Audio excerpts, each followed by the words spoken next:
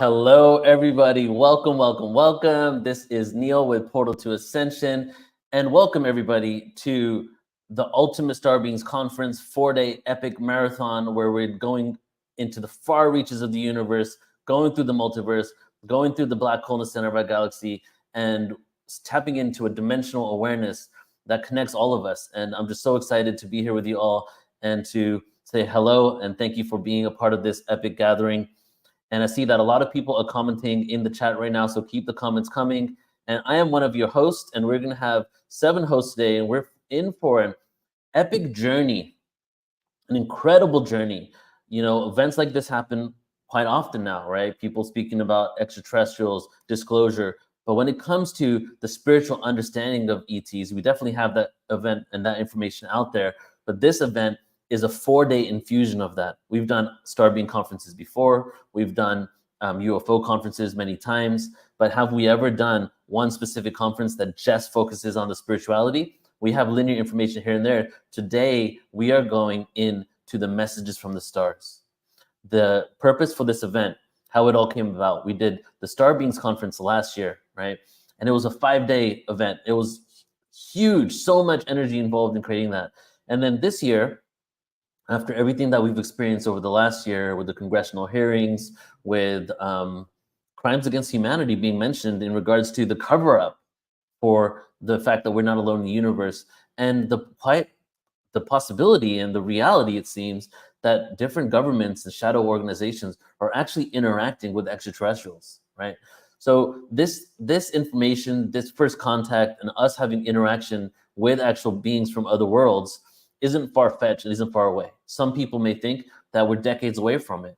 Well, I say if there's governments and different organizations interacting, communicating, trading, receiving technology from them now, why, as us, as the normal people in society, you know, the regular folk, why is it that we are not privy to this awareness, and why can't we have this connection? And the answer really is that we can. So this event is us sending a signal out into the cosmos, as we do for all of our events. But since this one specifically, Star Beings event, is sending a signal out to the cosmos that humanity is on the precipice. We're on the precipice of the next stage in our evolution. And that stage in our evolution is going to expand us into the possibility that we can now interact with our galactic family. But what really matters is not, are there lights in the skies? Are these weapons from a foreign adversary? But how long has this phenomenon been happening? Why is it occurring? And what does it have to do with society as a whole? What systems will have to be readdressed when we realize collectively that we're not alone in the universe? I know a lot of you guys, if not everybody tuning in now, believes that. But what's going to happen once this is just a common thing for every single person? You go to your regular job working at Juice It Up, and even that person even knows about it all. That's the world that we're moving into. So this event, we're paying reverence to not just the star beings, but to ourselves. And we're giving reverence to creation in itself and the variety of expressions and dimensional experiences that we've had ever since we fragmented from source. And just saying that, hey, we're ready for the next chapter. You know, chaos, struggle, strife, you know, that had its place. And now we can create harmony and peace on earth. And these 4 days, we're going to be tapping in to not just what these lights are, but what are the messages that we've been receiving. Because not only have a lot of these individuals that you're going to experience over the next 4 days receiving messages, but even government, CIA documents, all this stuff have actual responses from signals that we've been sent out in space. So let's take a deep dive over the next 4 days in this container, in this sacred ceremony, so that we can usher in first contact. And the first contact always starts with ourselves. So we're going to be making contact with ourselves, and through the infinite subatomic reality within us is how we're able to expand and connect to the cosmos. So I'm really excited to just be here with you all and to be introducing in a moment the MCs that are going to be a part of this event. We'll go over the schedule.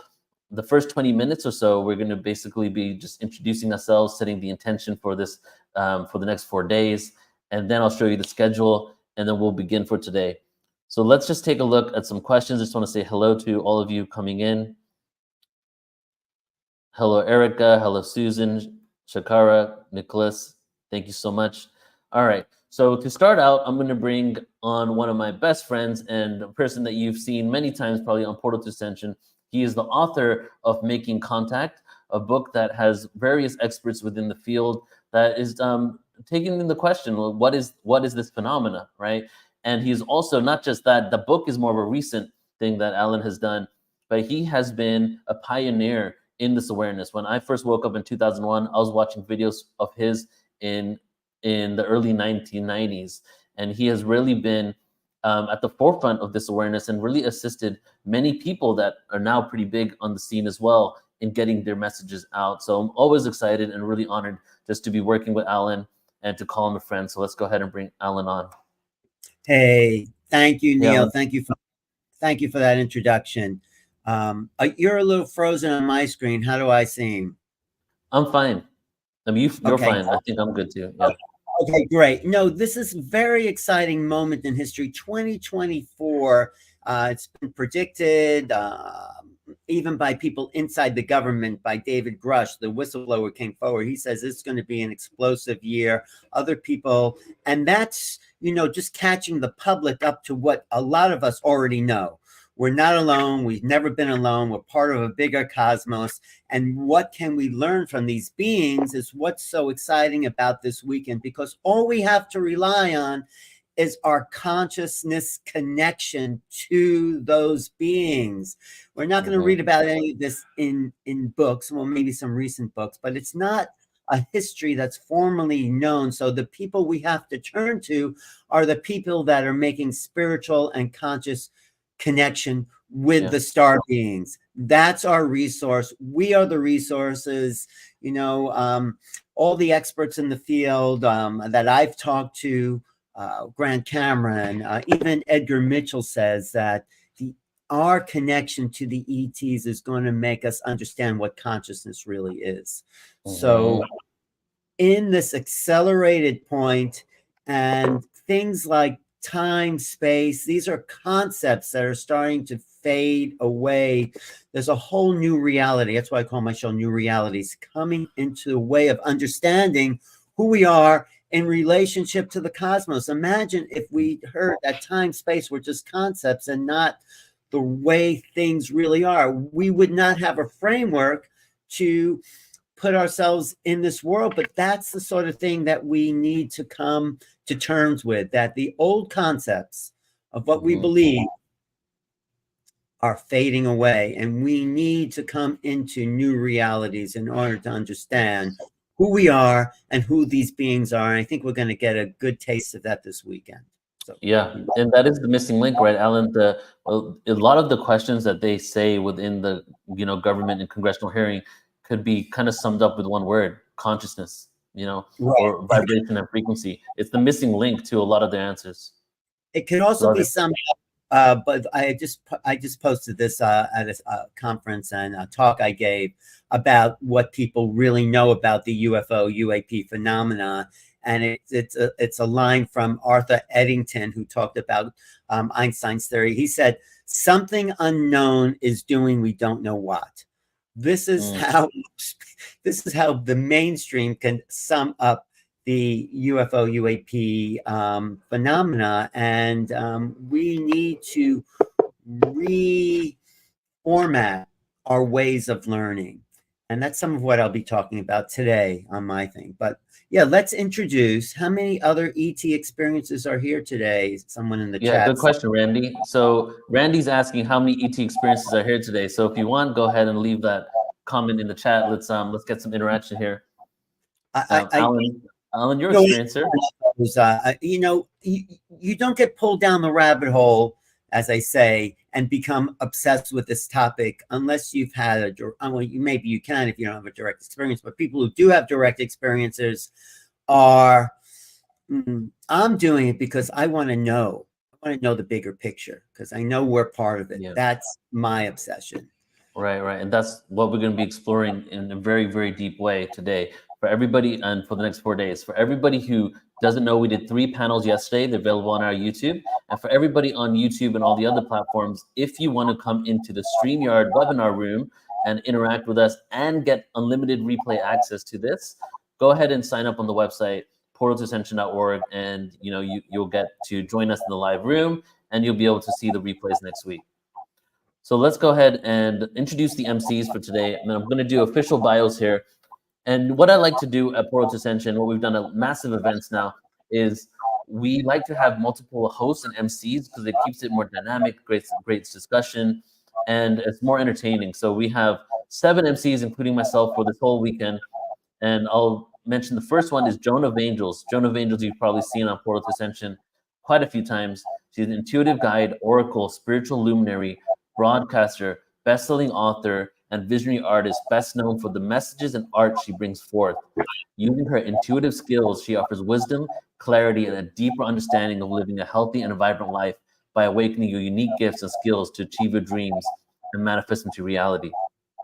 She was a chiropractor for over 40 years and she's a speaker, coach, and has inspired and counseled uplifted people from across the world to align their body, mind, and spirit as they remember their purpose and step into their destiny. So let's go ahead and welcome Joan. Hey, Joan. Hello, everyone. So Welcome. excited to be here and share all this energy. I'm thinking everyone who's come is a star seed or a star being of some kind, or a celestial, or they would not be on this chat. Right. No, I think we're all genetically actually too, right? I mean, we're all from the stars for sure. So some of us live there. Yeah. Some of us visit. Yes. Okay. Yes. So what I'll do is I'll introduce every MC, do a little bio, introduce them, and then we'll go around and we can all, share from the heart, set your intention. The next host I'm going to bring up is Anastara Maka. She's the mother of 1111 Unified and Ascension University, awakened leader, visionary pioneer, Ascension integration mentor, sacred portal priestess, ordained minister, executive director of transdimensional illumination, and steward of the Joy Oasis Retreat Center in Northern California. Her mission is weaving community together, co-creating multidimensional experiences for humanity's awakening. She's a lover of Mother Gaia and a steward of the new earth. She's an author, team leader, ceremonial curatrix, healer, passionate woman on a purpose. So let's all welcome Anastara. Hello, beloveds. Welcome. I'm so grateful to be here. And yes, we are all multidimensional beings of light. And I am remembering more and more of my past and my past lives and tuning into my star family more and more often. And the next host and MC we're going to bring up is Michelle Anderson. She has been facilitating gatherings for those seeking spiritual connection and conscious collaboration for over 10 years.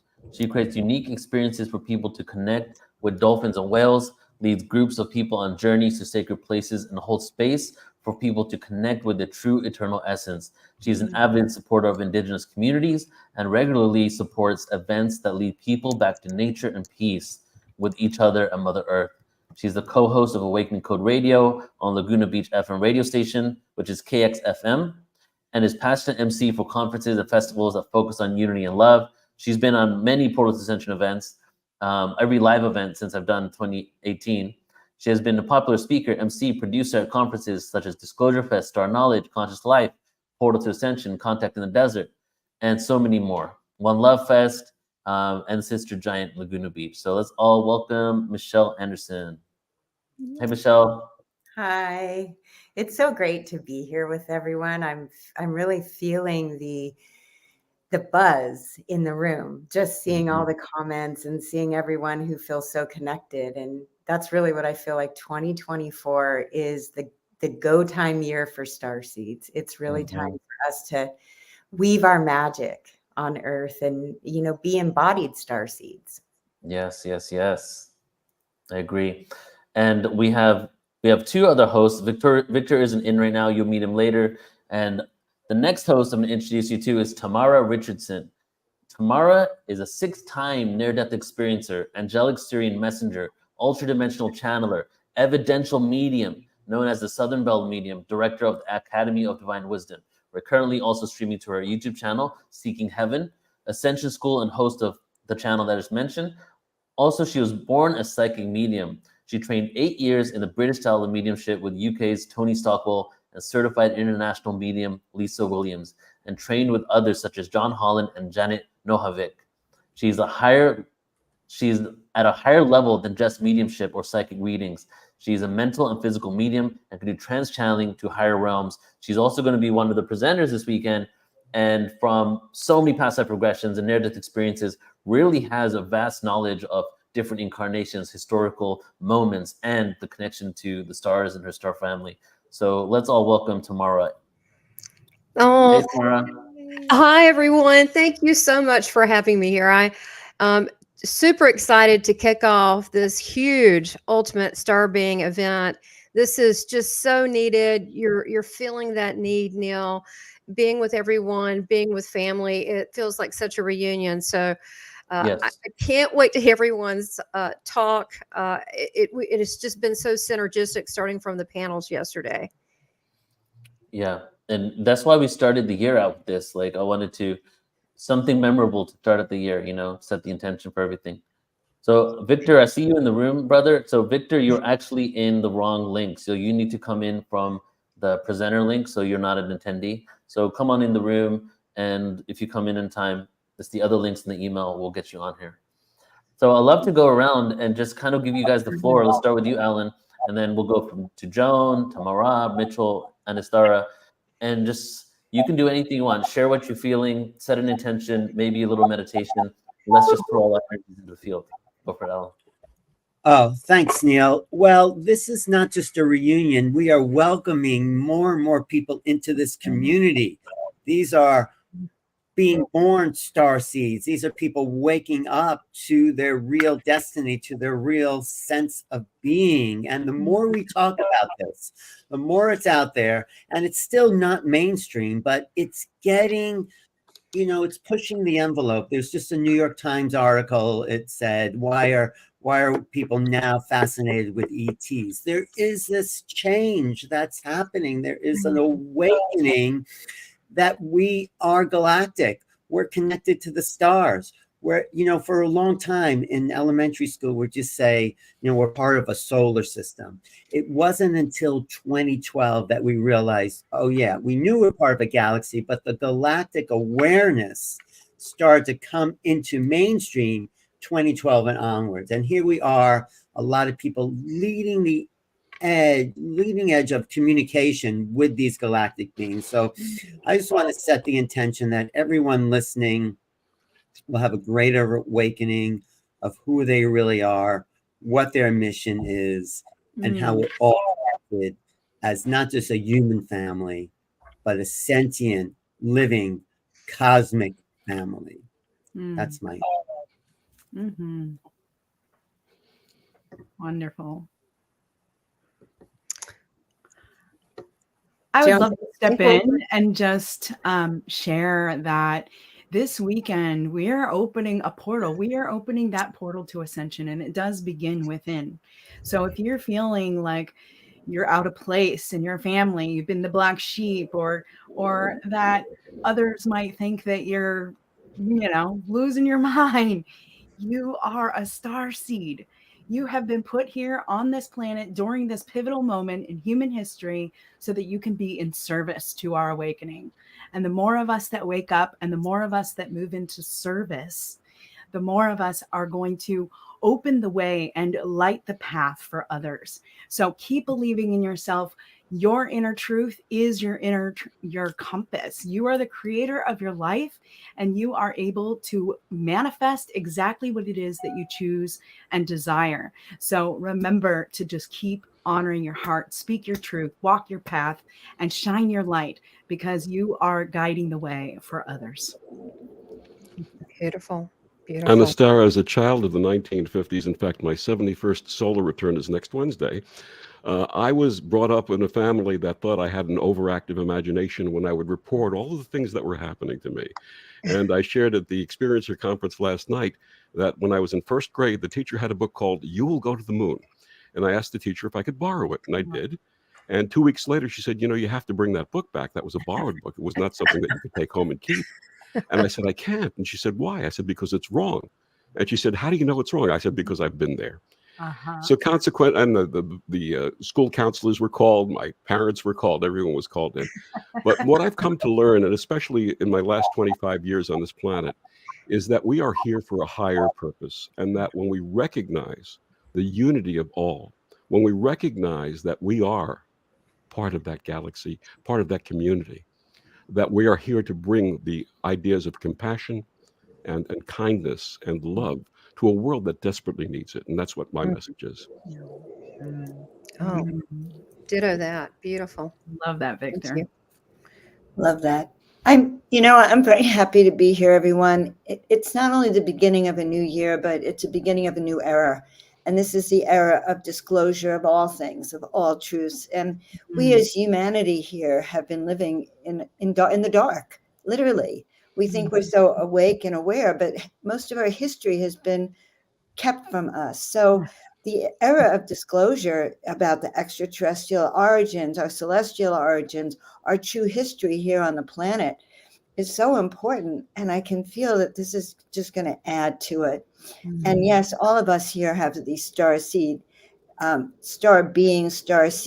seeds within us, because we are creators and we're here to help uplift humanity and live our fifth dimensional frequencies in these 3D bodies and teach people the way. So bring it on. We're going to have a great weekend. I'm going to talk on how to really embody the presence of yourself as a star being, as a fifth dimensional being here. And I know we're going to have a great time. Yeah. Yes. Beautiful. Tamara, over to you. Yeah. I was thinking about what I told you, Neil. So I'm going to kind of call you out and mention it because I think it's funny.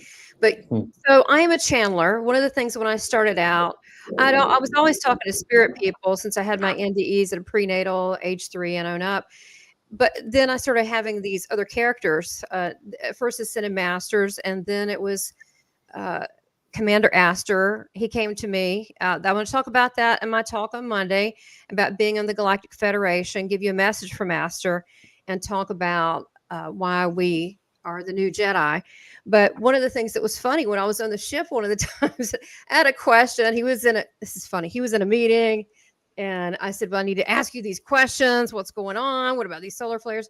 And what I noticed, they have this area it's like a solarium, kind of where you hang out. And they had these virtual screens hang down. And they're watching us like kind of like entertainment, but they were watching Portal to Ascension. And they were so excited seeing, they see what we're doing. And so one of the things I want to say, this is real time. We were having some technical issues on from my end on the panel thing. And then I froze a few times. That's happened when I start talking about these things. And I'll get transmissions. And if it starts going beep, beep, beep, beep, beep, beep, that's not an error. Okay. So this is real time. They are watching us. They're part of us. They're excited that we finally are getting this, that we're waking up. And it's not too late. I mean, if you're hearing this, you're perfect timing. It's not too late. This isn't a race. So I'm just excited to be here. Yeah. Thank you, Tamara. Michelle? Neil, I have witnessed you for so many years, and I have such a depth of gratitude for how you bring this family together. Every person in this room, no matter if you're new to this subject or if you feel like you don't belong on this planet, this is the space where you're totally accepted. And that's what I love that you do, Neil. You bring us all together in the space of love. There's no judgment. There's no hierarchy. You know, one person may have a set of skills and another person may have another set of skills. And that's what makes us human. In the human suit, where each one of us is unique and each one of us matters. We're all the pieces of this grand puzzle that we're piecing together right now. And this feels like 2024 is the year. It is the year that the star seeds awaken and embody their gifts and who they are, and really step into what their mission is and what their purpose is, what our mission and purpose are. And it feels really good to know that this is just day one. This is just the beginning. This is the kickoff point. And get comfortable. Grab your popcorn if you need popcorn, and just, sit Yeah. back. Of course, I use coconut oil when I make my popcorn. I love it with coconut oil. But this is a time to really feel the vibration of each speaker. A lot of speakers may do similar things. They may channel and they may do past life regressions, have different experiences, but each person has their own unique frequency. And so I feel that every person here is going to feel that vibration of where they connect, and the invitation for all of us is to move forward within that. And I'm just thrilled to be here with all of you. Thank you, Michelle. 5 years ago, I had the courage to change my little promo or my little title on Facebook. And from what I had put down there, I changed it to Visitor from a Small Planet, Staying Here to Make a Difference. And I think that's what this is about. It's That's time awesome. for all of us to bring that difference. And Neil, I am grateful to you for bringing this message to so many. Thank you, sir. Thank you. Thank you. You know, just to kind of speak on what you were saying, Michelle, about this being the year, you know, I was once into dates. I was like December 21st, 2012, December 22nd, Ascended Planet. We're good. You know, I wasn't even I stopped creating events 5 months before December 21st, 2012, because I didn't know what was going to happen the next day. That's how much I was into the date of Ascension, right? What I noticed after that has been a process of embodiment. Last year, to me, the theme was embodiment. But to be quite honest, I had some traumatic experiences that create more disassociation. But I realized that contrast was needed for me to really get a deep understanding this year, right? And really have it. But after 2012, I started realizing, like, even many of the speakers, many of my good friends, some that wouldn't even mind me saying their name, like Peter Sterling, you know, like he went down to Chichen Itza waiting for the UFOs to land, you know, he was ready to go. And then after that, it seemed like instead of waiting for a date, it became more about the present moment and being embodied in it, waiting to be saved. That saving energy is now shifting for presence energy. Many people over the years, since this is my 16th year doing Portal to Ascension events, so this is the anniversary. Another reason why we're doing this event is the 16th anniversary. And so I used to have people really upset at me, not that many, but every now and then, because I used the word ascension, and they thought it was escapism, right? And like, oh, you're trying to ascend, you're trying to leave. Like, what about like all the chaos in the world? What about the starving people in Africa? All those kind of things were thrown at me. And but the word ascension is paradoxical in my eyes, right? Ascension, the only way we can create an ascended world is by seeing the beauty in the moment, right? The more we look for something to change in the future, the more the unconditional Xerox machine known as the universe gives us exactly the exact same thing that we've just put out there. Oh, is something going to change later? Is something going to change later? We're just going to have something that we're always chasing towards. So it's like, how do we stop and be present in the moment? And that's the paradox. The universe is built on a paradox. And I'll speak about it in my presentation today. Everything's paradoxical. We're solid beings, but we're also vibrating energy. The universe is infinite, but it's also finite. If we can just stop resisting the paradox and embrace that reality and start becoming more present, then the reality that we want to live in will change and shift. And that's why this event and all the events we do, but this event for connecting with star beings, what does meditation have to do with UFOs? What does consciousness have to do with connecting to star beings? Well, without coming to a place of non-reaction, inner peace, acceptance, love, we won't be at the vibratory frequency to even interact with these beings, right? So that's what this process is. It's just the beginning of this process. And we're in store for some magical things. The destination has already been chosen. We know where we're going. It's the journey that counts. And as we're going through that journey, it's up to us on how long it'll take us to get there. So, and that's why we're doing this event, because we have the opportunity right now to put in the energy, put in the time to really create that world. And that's why I do the work I do. And Neil, don't you think that today, not only are we giving people, not that you need permission, but to say, hey, if you did need permission, it's okay to speak about these things. And you certainly have been Papa Arcturus to definitely to me, and Joan of Angels has been so supportive of me coming out, which has helped. And I can tell you that this whole community has been. But as we are here today, and we gather together, we are creating this new earth. It's not like an outside thing. It's us. So we have to put it through our intention of what do we want? It's kind of like when you're a little kid, people say, what do you want to do when you grow up? Well, you really need to think about it, because the world will do it for you if you don't do it yourself. So what we are grown up. Okay. We are grown up. So what do we want? I know what we don't want. We don't want any more of this duality.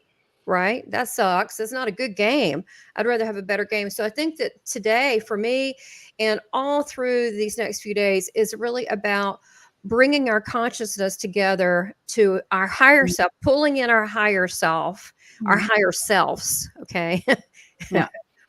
And say, okay, what are we going to do to make this world better? And I think that that's the exciting part to me, because we're all gathering together to see what would that look like. That's what we really, I think, should be talking about. What is this new earth going to look like? Yes, I like that. That is what we're Joe, talking you're about. muted. I love It's looking so- at all the comments on the chat too, because Yeah. they're all so into all this. I mean, these are our people, and we're definitely gaining more traction in the world. So I'm real Yeah. excited. All the speakers. I'm but- excited too, Tamara. You were really accurate in what you're saying. All of you are. Like, we are waking up, and it is our job when we're awake. We turn around and we help wake everyone else up. And this is palpable. So this weekend is actually a personal experience of transformation for you guys. It's not about absorbing all this information. It's really about how does it impact you in your Yes, life, yes. in your world, and who you are and how you're acting. And Neil said it all. It's about embodying the presence. And this is the presence. This is the power we all have as fifth dimensional and higher star beings. We are activating that new template within us. And that is another side effect, if you want to say, of this conference, is that each of us is going to have an inner transformation. Our template, our DNA is going to be activated to a higher level. And that's Yeah. what's really exciting. Yeah. Yes. Mhm. I think talking about this activates new neural nets of awareness. And that's the idea. Our minds are expanding, new neuron connections are making more ideas possible just by hearing what's going to be presented here. And I think all the really active chats, everyone commenting, it adds to a synergy of a something unknown that's taking place. I'm really excited about that. Yeah. I love that, Ellen, because what fires together, wires together, right? And as we expand our comfort zone, and the next time we expand it again, and the next time we expand it again. And so our comfort zone grows, and we learn and expand even more in our consciousness. Mhm. It does feel like a weaving of soul family remembering each other. When we see a name on the screen, we feel a vibration, and we connect soul to soul. And this chat, that's why I think the chats are so important as well. So every person can feel seen and heard and know that you're not alone. You're not alone. We are all in this together, and we have to do this together. It's an individual process. Like I think each of you was mentioning, when we come into ourselves and really feel like we're embodying these gifts that we came in with, even if we don't know how to use them. We're fine tuning right now, but it is something that's happening on a global level, that it's important that we realize that healing the divide gets us through. That is raising our consciousness and our frequency by not letting our differences divide us. And that we're unique. We're not robots. We are human beings with free will, and our free will brought us all here. Mhm. Mhm. So well said. I'm going to suggest that everyone, all of us, speakers, and all of you guys, set your intentions. By the end of this week, by Monday night, what is it you really want to know and open up to and be awakened to and receive from this conference? It's like, what are you going to put in? What do you want to receive? Because you are all actively part of how this unfolds. Your consciousness is already even the speakers are feeling it. And so the whole conference is going to be attuned to all of you. Yes, we're all a part of the grid work that we're going to create over these 4 days. So what I want to do now is I want to show the schedule, and then we're going to take a moment of silence, just like a minute of just before we get into all the conversations and topics and presentations. Let's take 1 minute of silence, and then I'm going to set a little intention, a little invocation, and then we'll begin. And Alan Steinfeld is going to be the first speaker for today, and I see Desiree is with him as well. And Joan is asking the question I was going to follow up with as well. So if you have your intentions, go ahead and leave them in the chat room. This is the perfect place to actualize it with all these people, all these frequency beams. We'll throw some of them up on the screen as share the comments, and we'll speak some out. And let's create that. What is your intention for yourself? What is intention for the universe? What is your intention for the world? What are you here for? What brought you here? Any of that you want to share. So let's go ahead and share the schedule. And in the emails that all of you got, if you're tuning in on any of the other platforms on social media, you did not get the email, but I did post the link. So, but you can go to portaltoascension.org, upcoming events, first event, sign up, join us in the StreamYard room. And here is the schedule and the links. You have a different link per day. Okay, so it's important for you guys to know. I said it a few times, but in the email, but just remember, it's a different link to join per day. Again, for the presenters, we've got a different link as well. And then here we are, Friday today. We'll just do just today's schedule and tomorrow. So today we have Alan Steinfeld coming up. We have Marissa Starseeded. Then we have a small speaker discussion where we're just going to tune in more to this energies, maybe read some of your comments. Coach Monarch, and then Rebecca Hardcastle. And the last speaker for today is Elsa Dillon. And then tomorrow on Saturday, Stone Hobbit, Sandra Walter, and Tribune's not going to make it. Zoe Davenport, Bridget Rennie Holiday, Vox is going to be blessing us with some Elohim soundscapes, Phil Gruber, and then Craig Campobasso. So those are for the next 2 days. I'll post the link again in the chat in just a second. So before we get started, everybody, I want to invite you all just to get comfortable wherever you are, laying down, standing. And when two or more are together, it's always good to meditate together, because we can create true change and true ripples in consciousness just by synchronizing our breath, synchronizing and synergizing our intentions, and just taking a moment to breathe together. So close your eyes, get comfortable, and begin taking just regular, normal breaths in and out.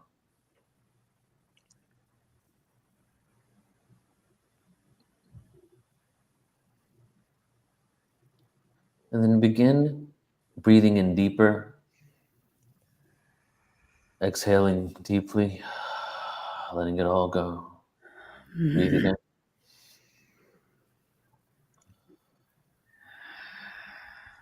Now continue that for about 30 seconds in silence. Just continue breathing deeply.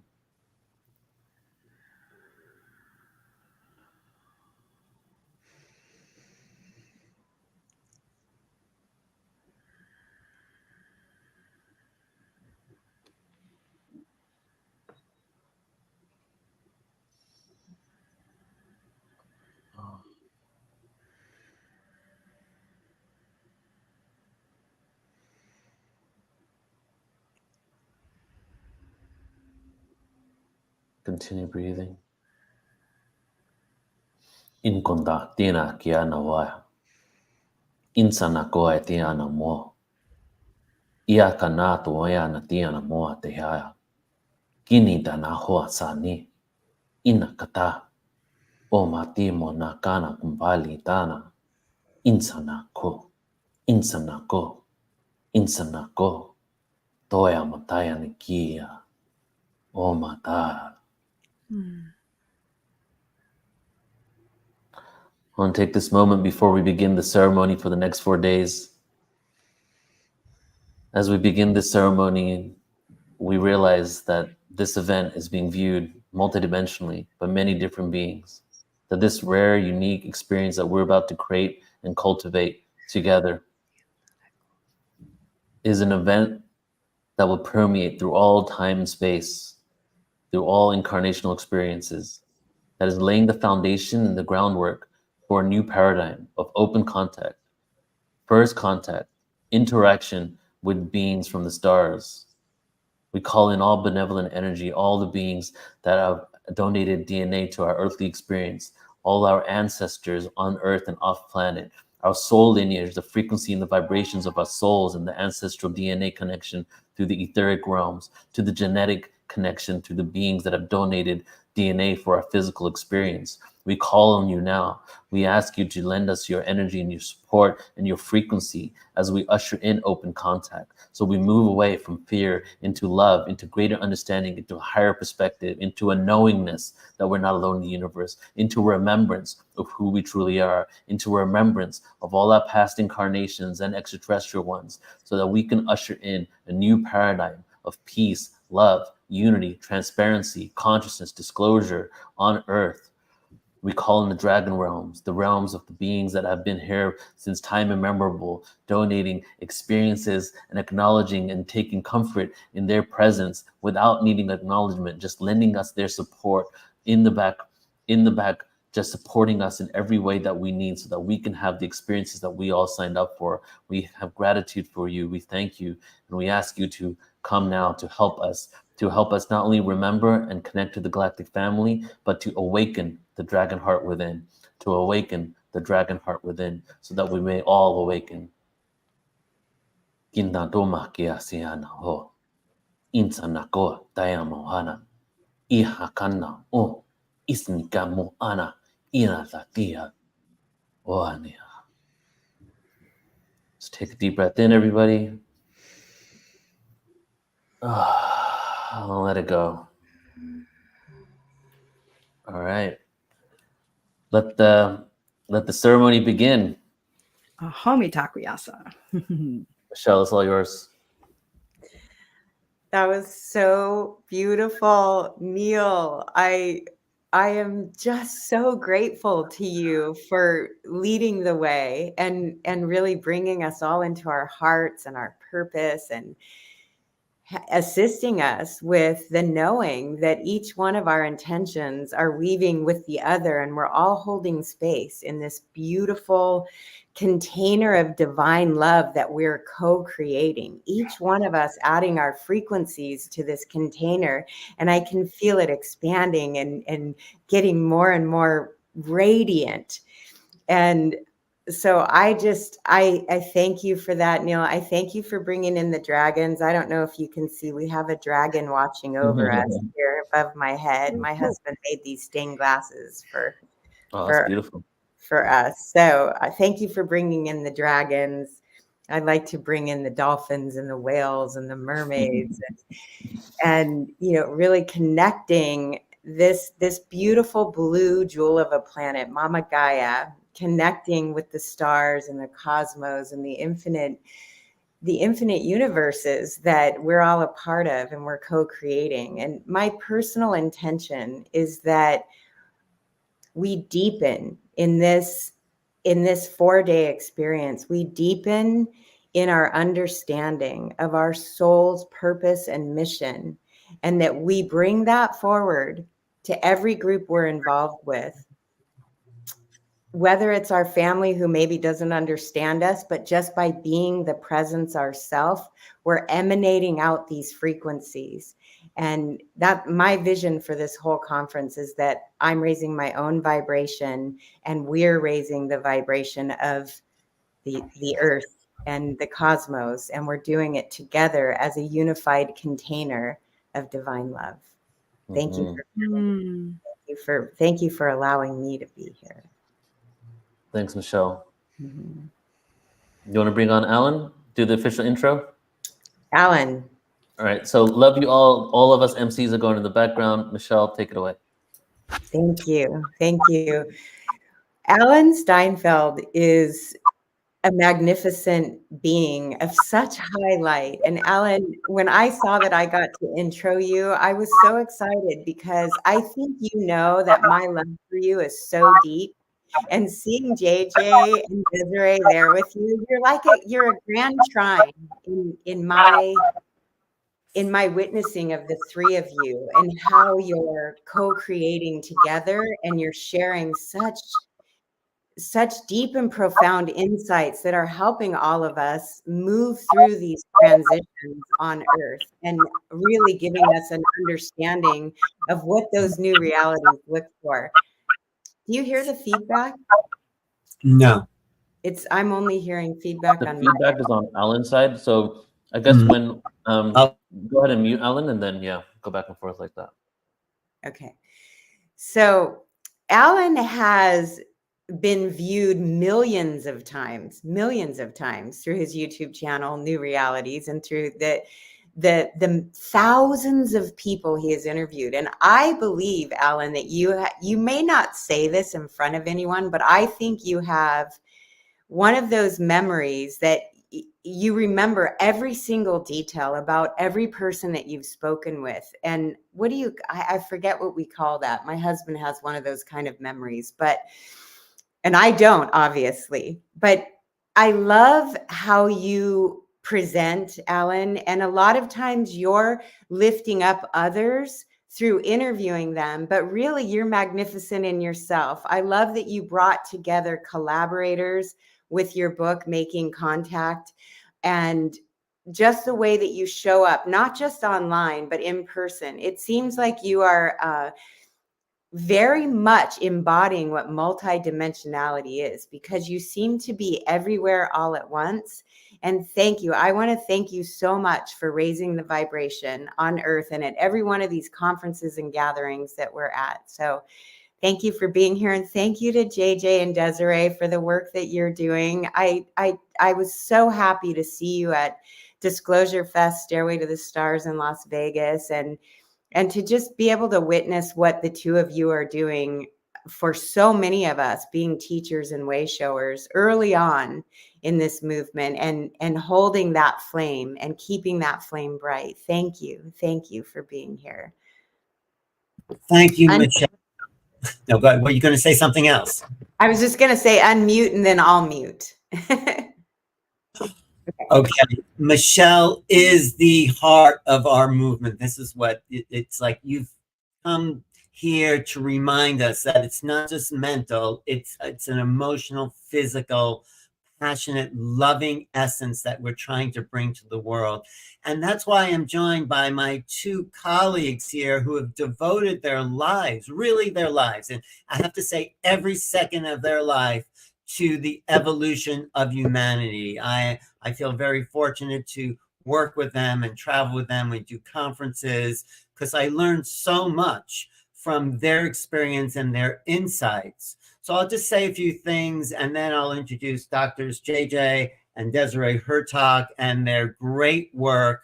But the reason that we're all here today is because people like JJ and Desiree have laid the groundwork for others to come forward and trust their intuition, trust their higher knowledge. When Dr. Hurtak had an experience in 1973 where he was taken off planet and shown the higher realms, he brought back a body of wisdom that we're still deciphering and interpreting and learning from. And so the Book of Knowledge, Keys of Enoch, is a treasure for the star seeds as a kind of manual for their awakening. And I've learned from that. And I feel this is such a momentous time on the planet. And we've been tracking this. We've been tracking the whistleblowers. We've been tracking the work of Danny Sheehan and Jim Garrison inside Washington, Steve Bassett. There are people at the forefront working for us, and we are here behind the scenes, in a sense, doing the research, connecting the dots so other people can come forward and say, you know what? I think I've had a download. I think I'm a starseed. I think I'm connected to the stars. And imagine the moment, and these guys have done it, where we're all wake up to our true divinity, our true essence. So with that, and I'll be commenting too, I want to bring in Drs. JJ and Dr. Desiree Hurtak to comment on their starseed galactic research over the past 50 years. Would you say? Thank you very much. We are futurists, social scientists, anthropologists, musicologists. If you look at the ancient documents and paintings of China, Tibet, even the ancient Near East, you'll see the many colors, the many eyes, the many arms of this cosmic reality. And this is the perplexed situation our governments have had to face. There's so many different levels of knowledge, but it comes together through divine love and divine service. Yes, I want to say, we talk about the governments, but in actuality, the reason why there is starseed people coming in right now is because we don't have to wait for the governments. We can go straight to understanding who we are. I had an experience in my teens also of an extraterrestrial vehicle. And then Dr. Hurtak in the early 70s had a unique experience where he's taken beyond the local heavens, beyond the extraterrestrial, as we say in Alan Hynek's book, Alan Steinfeld's book, Making Contact. You know both of them. Yeah, actually into the higher realm. So he was told that the extraterrestrials that are watching this planet are the ones that are bringing forth a lot of the information, a lot of the people as well, like the starseeds,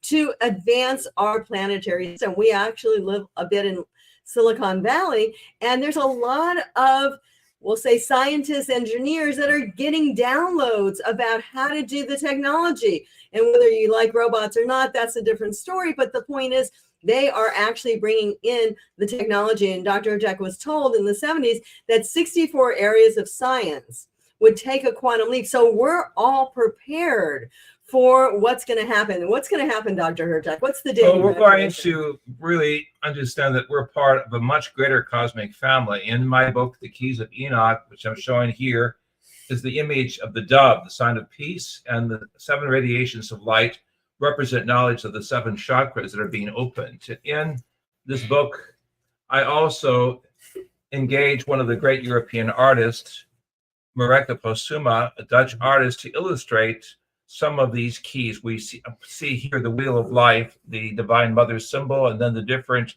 extraterrestrial and extracelestial life forms, which means we are being prepared to join a family of nations as a galactic humanity.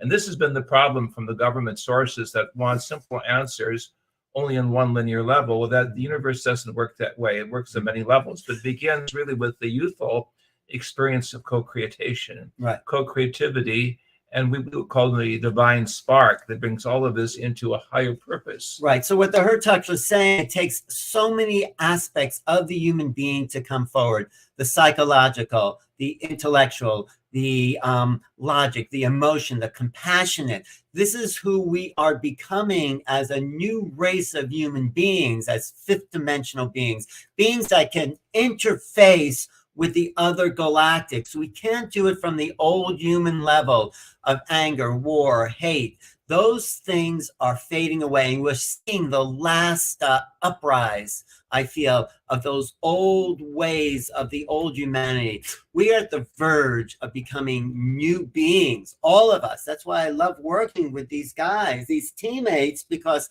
they live that truth, their lives. And I think everyone here is realizing who we really are. So we are coming together and forming a great synergy of awareness. This is a term Bruce Lipton uses, and we're here in San Diego to kind of work with Bruce this weekend. Bruce says the synergy of awareness is when all the cells, let's say, in your body come together, focus on one thought, one consciousness. So we are cells in the body of humanity. And when we come together and have a united thought, that's the synergy of awareness that brings together our community. And when we come together as one being, one greater humanity, that lets us speak to the other worlds, to connect with them, to become an even greater super organism. Right, because even quantum physics says, we're entangled with the universe, but ultimately our thoughts really have to be received and enjoyed by the other alien races. They don't want someone that's angry all the time. They don't want someone who's negative all the time. What do they want us in space like that? What does Stan Freeman say? Who wants to be friends with a bunch of apes whose favorite pastime is tribal warfare, which has been our history. We have to rise up at it. There are no divisions of humanity. There are no countries, no religions, all the things John Lennon talked about. We can live that because we are coming into a new time of a united humanity, right, JJ? Absolutely. And the reason the Keys of Enoch are so important is they predicted, and this is 1973, and it's written in the book, 2004 would be the time of initiation on the gut level.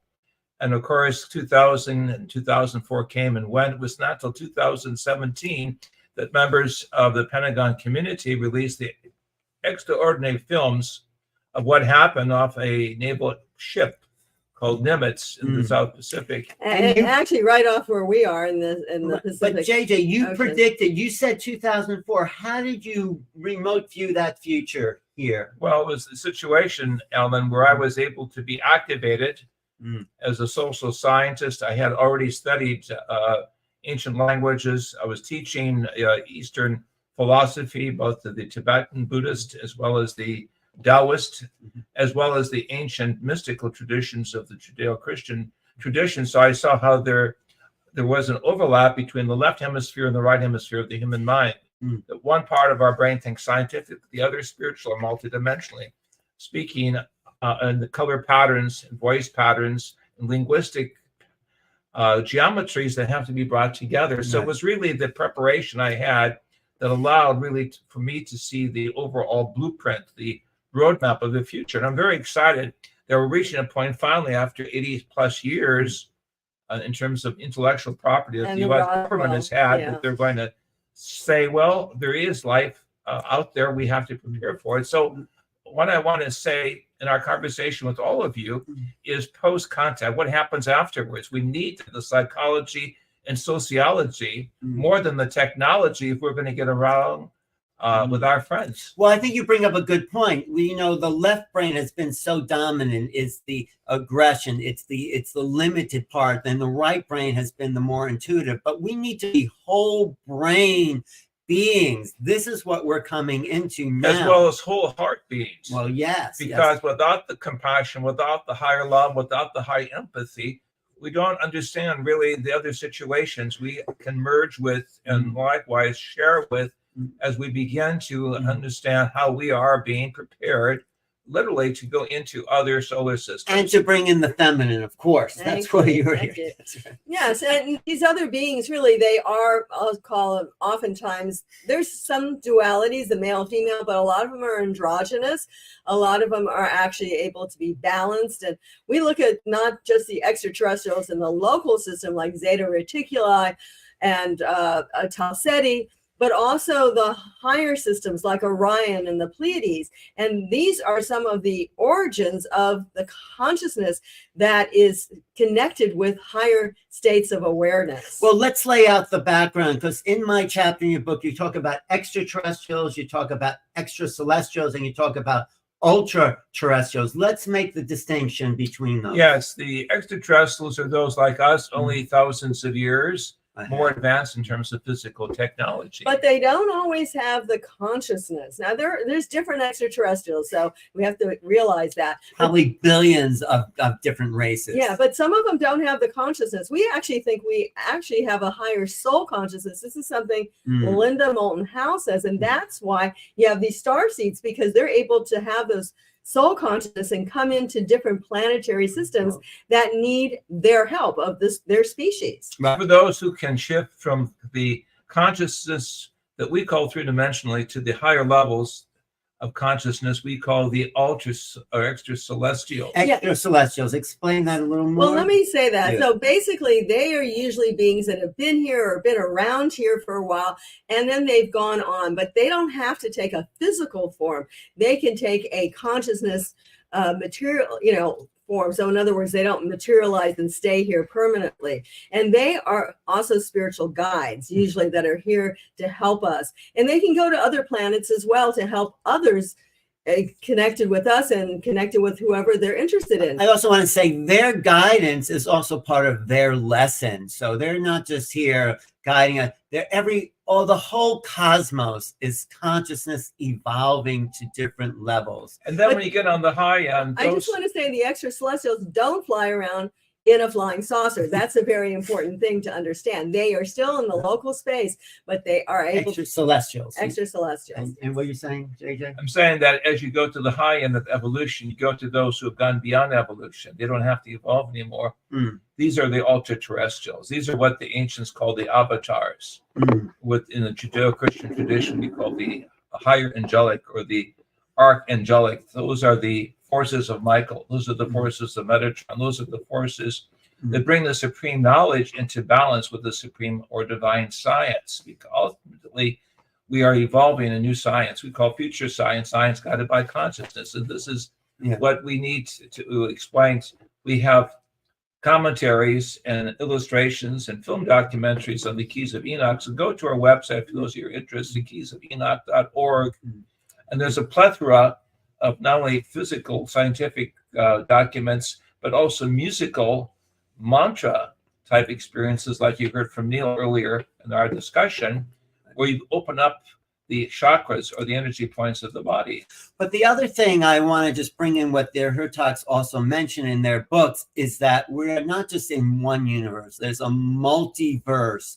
They talk about the Son, Father, and Mother universes. So what is the different fields of universes and the differences in these beings from these universes? Well, in essence, what we call the spiritual universe really deals with the subatomic, the interdimensional side. We don't see, we can make on a hypothesis on, but really the breakthroughs that are now taking place in terms of consciousness science shows that everything we have has already been shaped to some degree by cosmic forces, oscillations. That would be the spiritual universe that is giving us the ground structure for the physical forms and all of the varieties. Right. And so this is the kind of hollow movement understanding. And ultimately, the idea of David Bohm, if anyone's interested in the science side of this, look at what he said. He said that there's all this energy behind, and we call that the mother universe or the Shekinah universe, and that those codes, those energies are what goes into the manifestation of our universe. And our universe is not just 3/4th or 5th dimensional. Dr. Jack was shown it goes up to the 24 dimensions of just our universe. So in addition to that, but it's not a big bang. It's not like, oh, well, let's see how it goes and whatever happens, happens. No, there's these codes of light and energy and balance and mathematics that go into the universe that we're part of.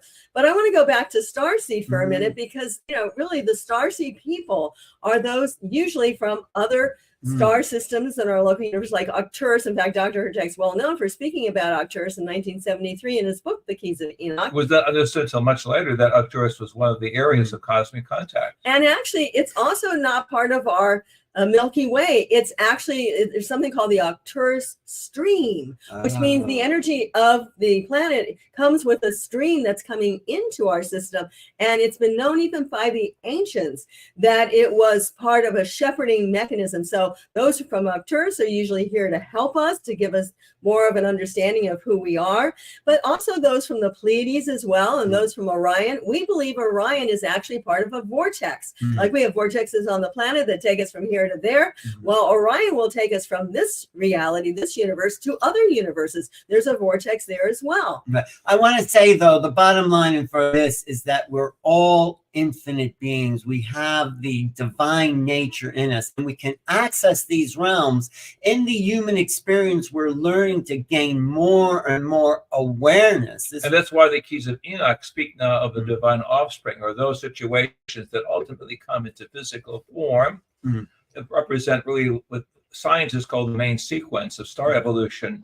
That we are sons and daughters in that sense of the Christed energies, that is to say, that of the higher light, the higher purpose, the higher love that gives purpose and inspiration and direction to come out of the infinite way into physical form for a momentary expression of three-dimensional reality. The one thing I want to kind of conclude with as we wrap up is that we are coming into a new time, a new vibrational sphere is unfolding. So Desiree, what does the future look like?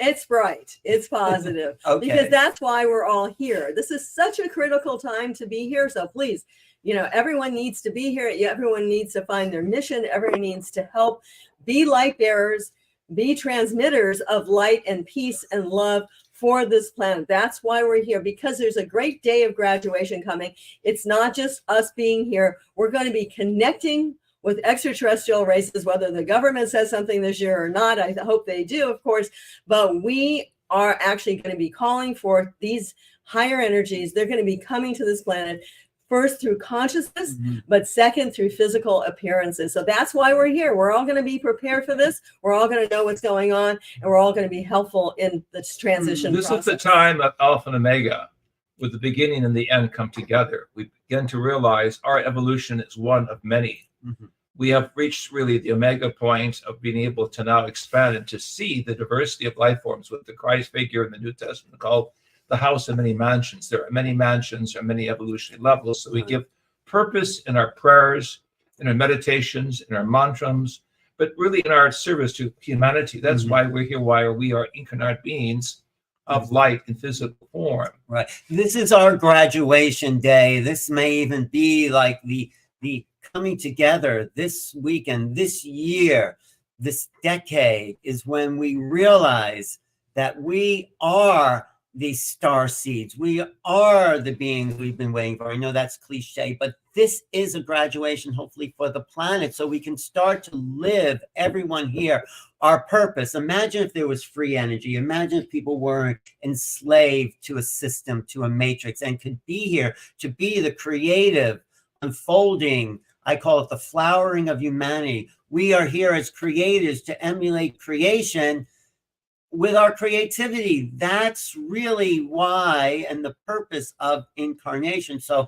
this is our destiny, I feel, as human beings, as star seeds, as those way showers, to be the creative essence of your divine being and spread this genius that is inside all of us to make us happier, more expanded, more joyful, more feeling. That is our ultimate destiny, I feel.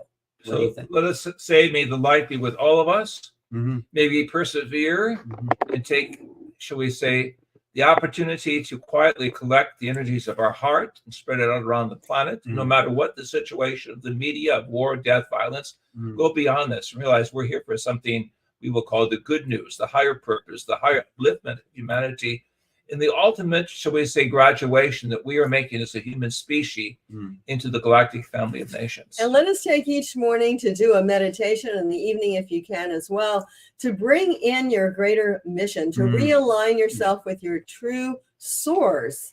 Oftentimes the source can be of the highest level, but also then why are you here? You can answer that question right now to realize where you're from, what star system you're connected with, and where that consciousness is leading you, whether it's in jobs, whether it's in your life, fellowship or relationships. We are now also finding our cosmic family. Right. And so feel the divine spark. Cultivate that wondrous energy of an everlasting process of evolution. We will call it the higher evolution, something that is beyond just the physical form, that will take us into a whole transformation, and understand that we can make a difference. No matter how few we are ultimately thinking of multiple millions of people collectively who will be the critical mass for this change. Right. But this is not just about words. It's what JJ and Desiree talk about: frequency, music, sound. So JJ, Neil spoke a little light language, but you're an ancient linguist. I mean, you understand ancient language. You want to give us a sound vibration from one of these ancient from the Hebrew Aramaic. Again, we're speaking now of the Aramaic, also connecting all of the languages of the Middle East as we celebrate a peaceful solution to this tragedy in the Middle East. Adonai Shema. Let me intone it 3 times. Adonai Shema. Adonai Shema. Adonai Shema. May this light protect the children, the poor children of this horrendous struggle in the Middle East. May the light and the vibrations allow us to reach out to Africa, to Asia, to all parts, to ennoble those who are destitute, those who are in need of food. Let us be the spiritual food. Let us be the touch of love and compassion. Let us be the eyes of the future. Let us go beyond the boundaries of those who want war into those who want peace. And let us realize that all of us are star seeds in some way. And we are also empowered to do something, to send our consciousness energy to places of struggle and to give our love, our help, and our compassion. Even if we're not physically there, we can be consciously there and we can help humanity around the world. And we're all connected. We are all one consciousness, one being. All of us have to wake up together. All of us have to be responsible for peace, for love, creativity. This is the mission of the Starseeds. That's why they're here. This is why we are talking about the Ultimate Galactic Conference this weekend, because we're all part of this. There's no separation. So this is our message. This is our love and thanks to the Hurtaks. And there's no better way to lead off this conference, right, Michelle, with people who have devoted 50, 60, before most people were born. These guys were at it, bringing in the message. So thank you. Yes, leading the way. Thank you, thank you, thank you. I feel our entire audience is going off right now with just how powerful and activating. The three of you together are pure magic. And I thank you for everything that you brought through. What a great way to kick us off. Thank you. I know that you're in San Diego and you're at another conference with other beings that are raising the frequency. And this is the time and we are the ones. And thank you for igniting each one of us here. We really appreciate you so much. Thank you, Michelle. Thank you, Neil. Thank you, everyone. Looking forward to a great, fantastic next couple of days. Pay attention, everyone listening. Every little piece of information expands us. It just expanded me. So we will be in touch. We'll see you soon. Talk to you. Thank you. Thank you. Thank you. Thank you. Wow. I am just blown away and so grateful, really, truly grateful for the information that's coming through and how smoothly and seamlessly it's flowing. Thank you to each one of you for being here. Neil, I don't know if you're backstage and you're gonna, there we are. There's Marissa, Starseeded. I am so excited to meet you. And I haven't been in your presence yet, but I have a sense the reason why Neil wanted me to introduce you is because I was supposed to know you. And, you know, I was watching a little bit of your, you did an interview with Neil not too long ago, and Neil was talking about your authenticity. And Marissa, just thank you for the work that you're doing on the world, in the world, and the way that you're bringing so many people into their hearts and being so in service to Mother Earth and our ancestors.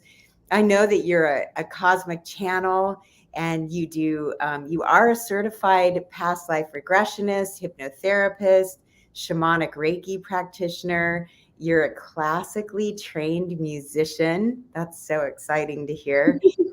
And that you're weaving your education and spiritual wisdom to create portals of healing and transcendence and remembrance. It's really, I can really feel from your essence, Marissa, that you are, as your bio says, you are dedicated to assisting others in embodying their fullest and highest potential. Through heart-centered awareness, you guide all to be embodied in their highest truth and dharma. I know you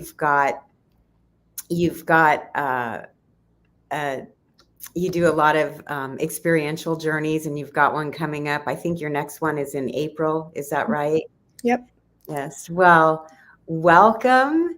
Thank you so much. I can't wait to listen to your presentation, your talk, and I don't want to take up too much more time. I want people to really feel you and hear what you're going to present. So thank you for being here. Much love, much gratitude, and take it away. Such an honor and such a gift to meet you. Thank you for that beautiful introduction. And hello, family. How's everyone feeling? I'd love to, what did I just do? I'd love to just hear you guys in the chat. Just amplify this chat with a frequency that you're anchoring into this sacred co-creation. It's such a gift to have so many conscious beings all over the globe tune in at the same time to elevate the consciousness of the collective and the cosmos as a whole. We're not only doing it for the earth, we're doing it for all of the cosmos. So yeah, everyone beam the chat. I'd love to just connect with you all here and create this grid. And I'd love to start my portion of this with a meditation to connect with the galactic self. And my intention is to assist this connection to create and amplify the grid that we are co-creating in these 4 days, to ground this energy, to ground the magic that is about to come into the physical. So what meditation, spiritual practices, all of this works in the quantum, and we use our bodies and we use embodiment as a way to anchor these vibrations into the earth. So it's one thing to sit in meditation and it's one thing to set an intention, but through that embodiment is the momentum and the physical inertia that sends ripples into the collective and into the earth plane. So, hello, we got Romania in the house. We're all over the globe. Okay. So also, for those who don't know me, Marissa, I go by star.seated on Instagram. My website, starseated.com. You can find me there. I have a retreat in April under the Great American Eclipse, and it's a cosmic shamanic retreat. We'll be doing a lot of cosmic contact. We'll be going into ancient Egyptian remembrance. It is going to be a very potent, high magical retreat. So that's available. But with further ado, I'd love to just drop in and ground in together. There's going to be so much magic, so much activation in the next 4 days. I just really want to be here now with you all. Okay. Can you guys hear the music? I'm not familiar with this platform, so we're experimenting. I'm going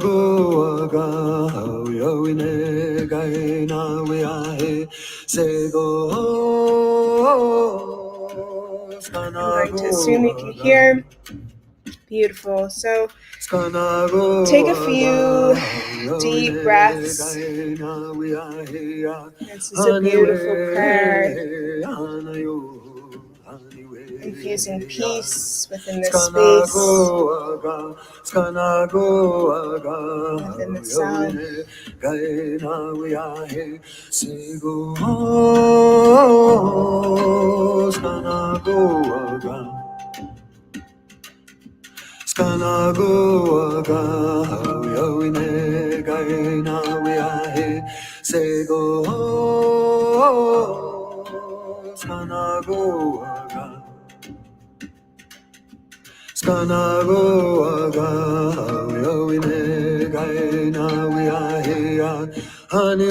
Taking a deep breath in, exhale, release. Begin to feel all your star siblings here, tuning into this music, tuning into this meditation. It's one consciousness.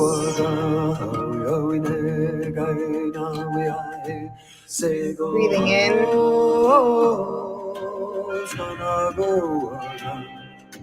Exhale out.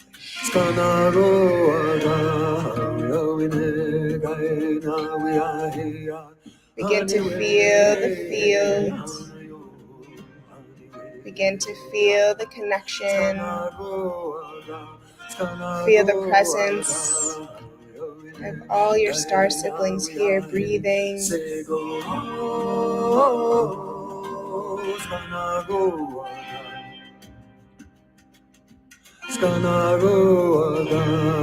Just take in the frequency of this prayer.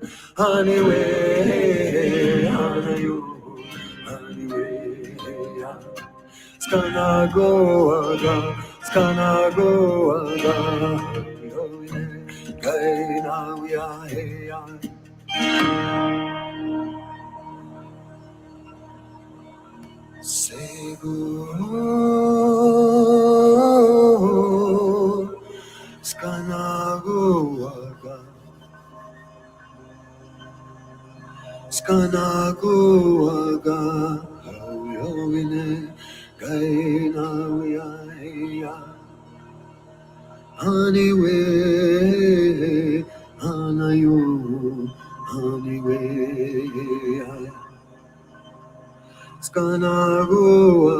Taking a deep breath into your heart, feeling the chest expand.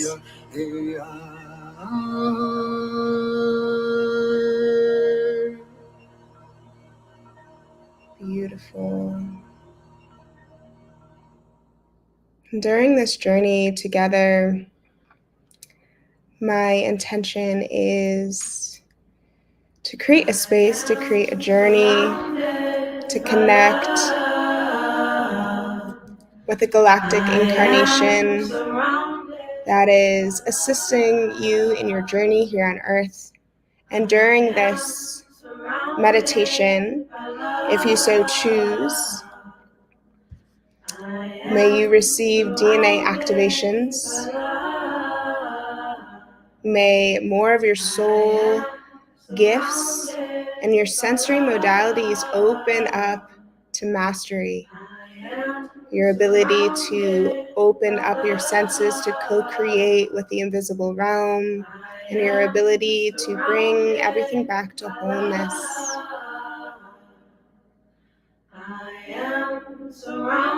Taking a deep breath into the heart. Exhale, release. And begin to visualize all of these beautiful lights around the globe begin to illuminate. Seeing the illumination of light begin to emanate out of your heart. And begin to see all your brothers and sisters and siblings that are here in this now moment, turning on their light, creating a grid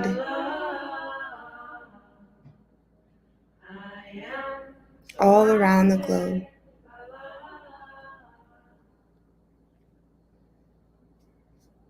So taking another deep breath into the heart, amplifying that light.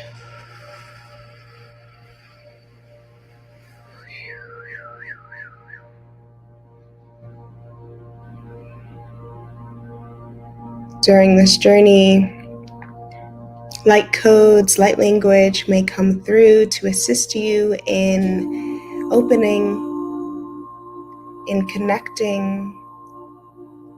Trust in your experience. Let go of any expectations. And know that how you're experiencing this journey is exactly and divinely guided for your soul's evolution. Taking another breath in from the heart. Exhale, amplifying that light, feeling it beam up from the heart through the throat, activating these higher chakras of expression, of truth, of communication. Tuning into the third eye, opening this center of intuition, of psychic vision, of the ability to see beyond the veil, the ability to see truth.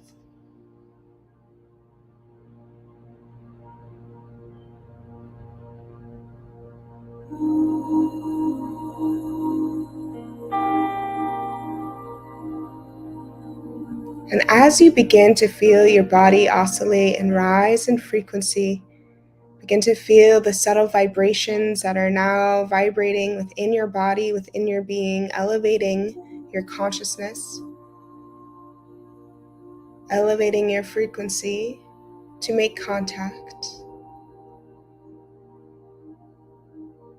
And as you feel that expansion, tune into the root.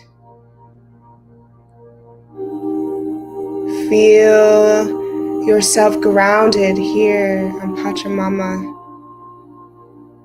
Feel her hold you. Feel her gratitude for you.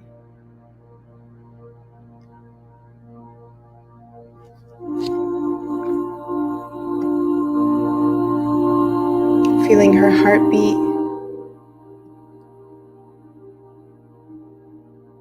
Feeling how it connects all sentient life together on this beautiful globe.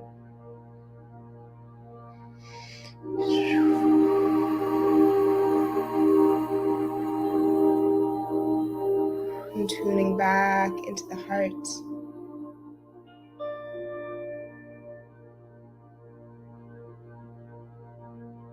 Breathing in, feeling the chest expand. Feeling your capacity to love unconditionally expand with every breath you take within this meditation and after. May the frequencies that you experience in this meditation become a new baseline.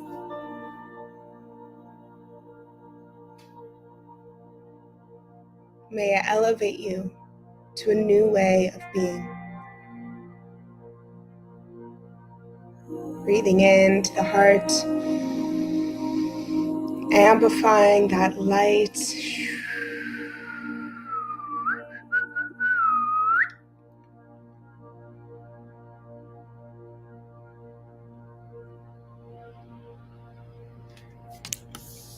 Breathing into the throat. Feeling this throat chakra, the center of expression, of truth, begin to open. Usnaki ariti kikoi ayanoya shiai koya neakareyasi. Akarit nanana koi mui ui ui ui ui. Breathing in.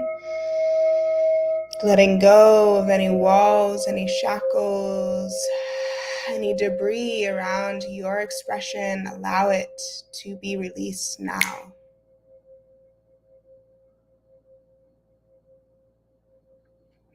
Tuning into your third eye again. Breathing in, and as you exhale, begin to envision this energy center, this eye begin to open, gifting you the ability to see beyond the veils.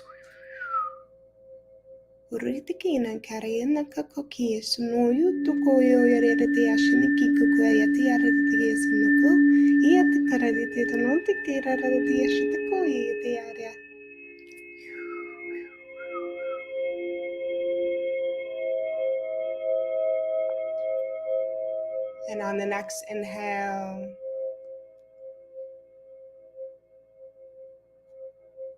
we will hold at the top and we will open up our crown. But before we do that, let's exhale all the stale and stagnant energy out of our body.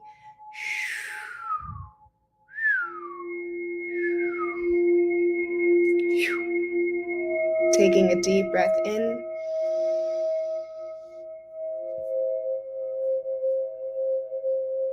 Holding at the top, sipping in a little extra air.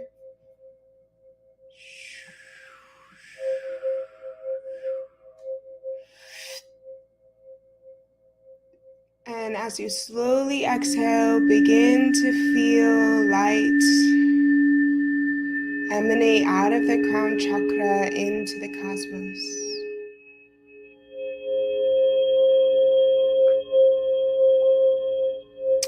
Now, as this beacon and pillar of light illuminates within you, begin to elevate.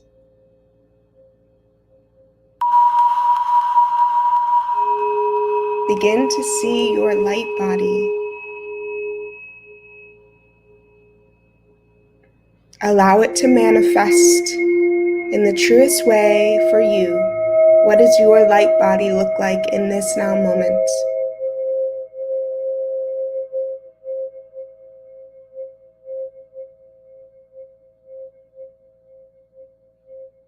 Beautiful. Allow that image, allow that sensation to come through.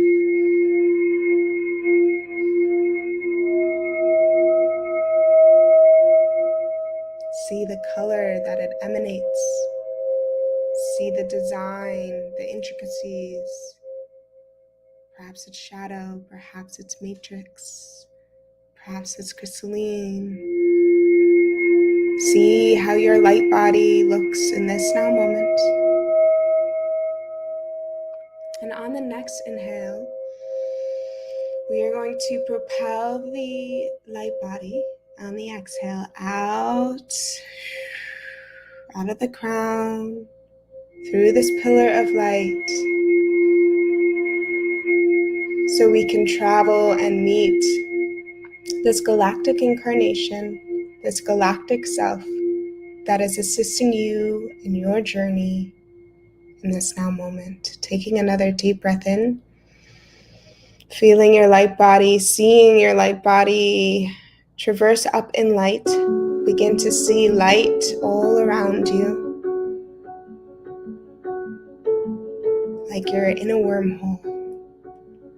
Seeing all the crystalline light from the cosmos whiz around you, healing and accelerating any part of your process that needs acceleration in this now moment. Feel this light whiz past you. And in the distance, begin to see a white with a tint of blue light. See it in your mind's eye. And as your light body continues to traverse, feel the magnetic pull getting closer and closer to this blue light.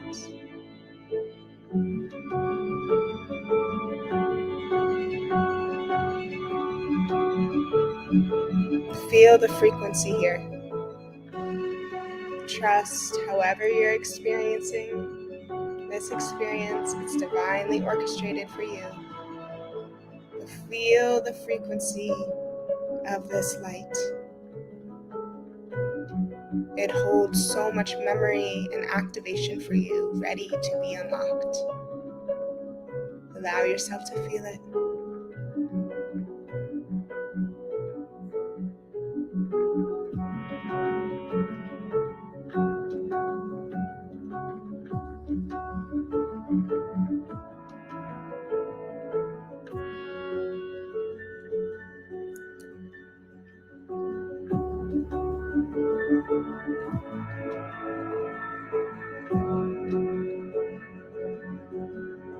Breathing in, bringing the heart into this experience, feeling the emotions, this coming home frequency of reigniting this remembrance. And as you get closer and closer to this blue and white light, see it right before you. Feel the light emanating from it. Allow your light body to receive this light. And even see the light body begin to activate its different nodes and nodules, its different streams of energy as it starts co-creating and merging with the energy of this star.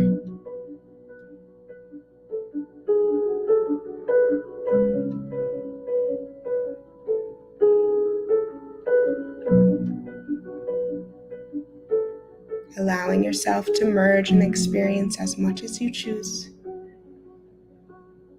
Turning up the dial if you so choose.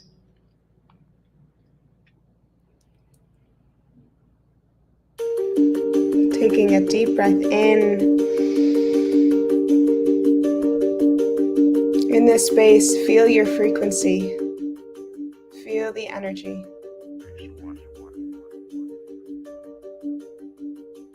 Take note of this feeling.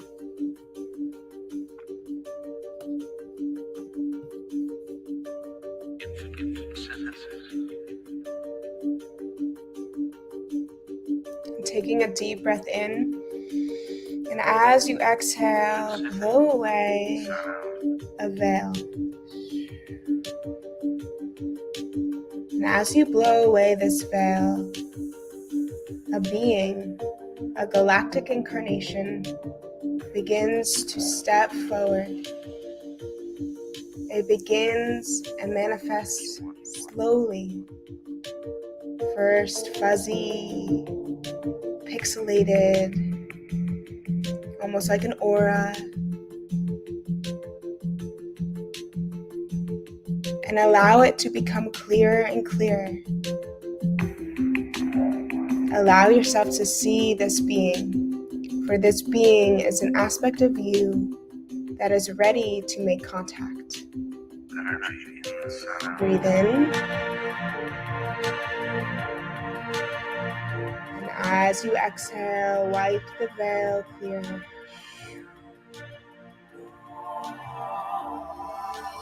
Now seeing the being standing right before you, begin to eye gaze with this being.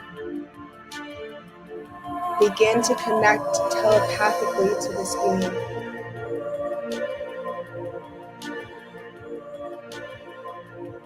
Allow a message that is necessary for your evolutionary and ascension process to come through now.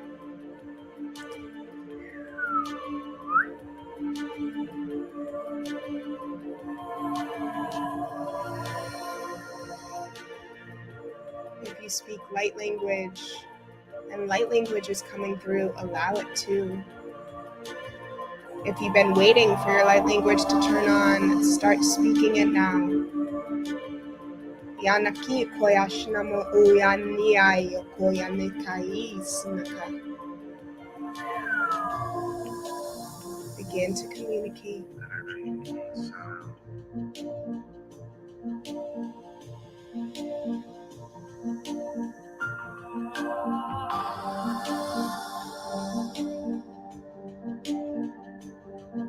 Begin to mirror this being's movements, merging more intimately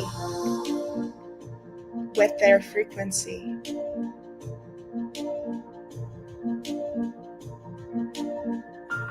Yasiniki shoya inakoya moya teasi, uanaki shinoya inayakia. Ayanaka koya samoiti kikuyi nariti ashu. Osanaka kianatea. Somoro tokoya de ashi.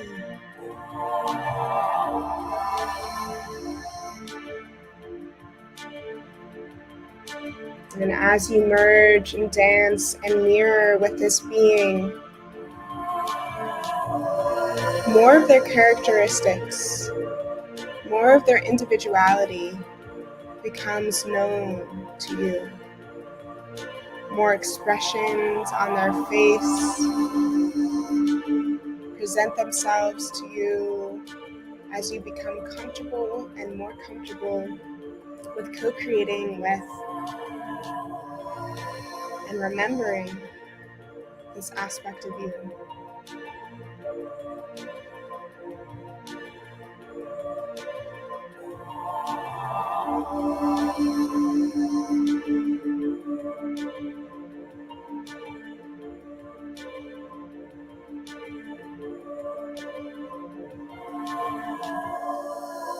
Taking a moment, connecting with this being, if you so choose, would like to place their hands upon your head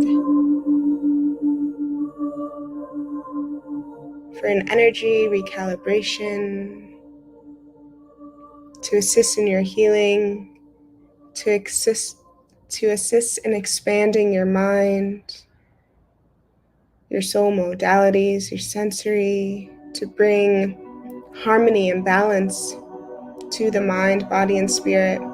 So if you so choose, saying a telepathic yes to this being and allow yourself to feel this being place their hands upon you. this aspect of you, sending soothing, nourishing vibrations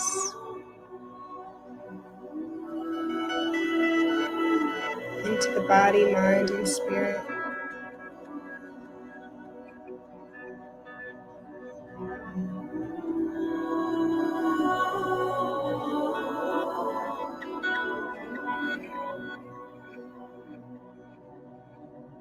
Taking a deep breath in.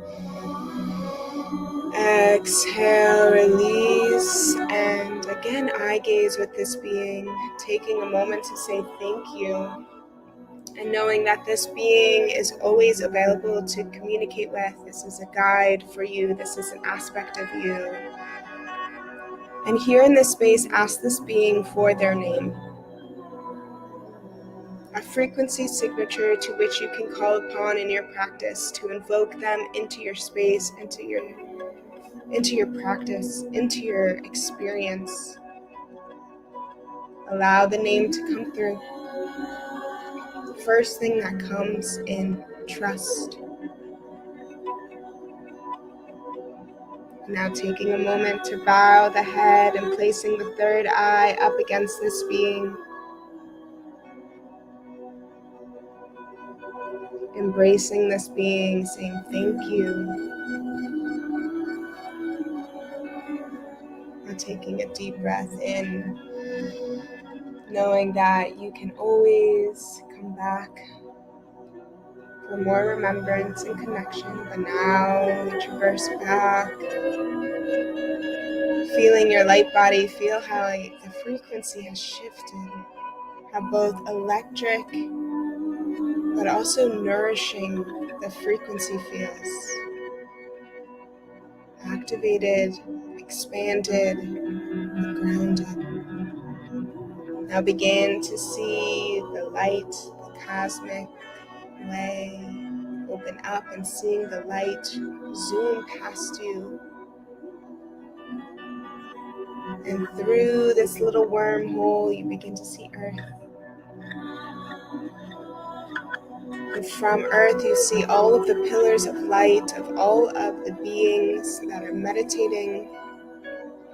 This beautiful family, this co-creation. And you then see your light and you allow your light body to magnetically connect. Begin to feel your light body slip back into your physical body. Connecting your root to your roots, your sacral to your sacral, your solar plexus to your solar plexus, your heart to your heart, your throat to your throat, your third eye to your third eye, and your crown to your crown. Taking a deep breath in, feeling connected to Pachamama, feeling grounded, feeling her hold you.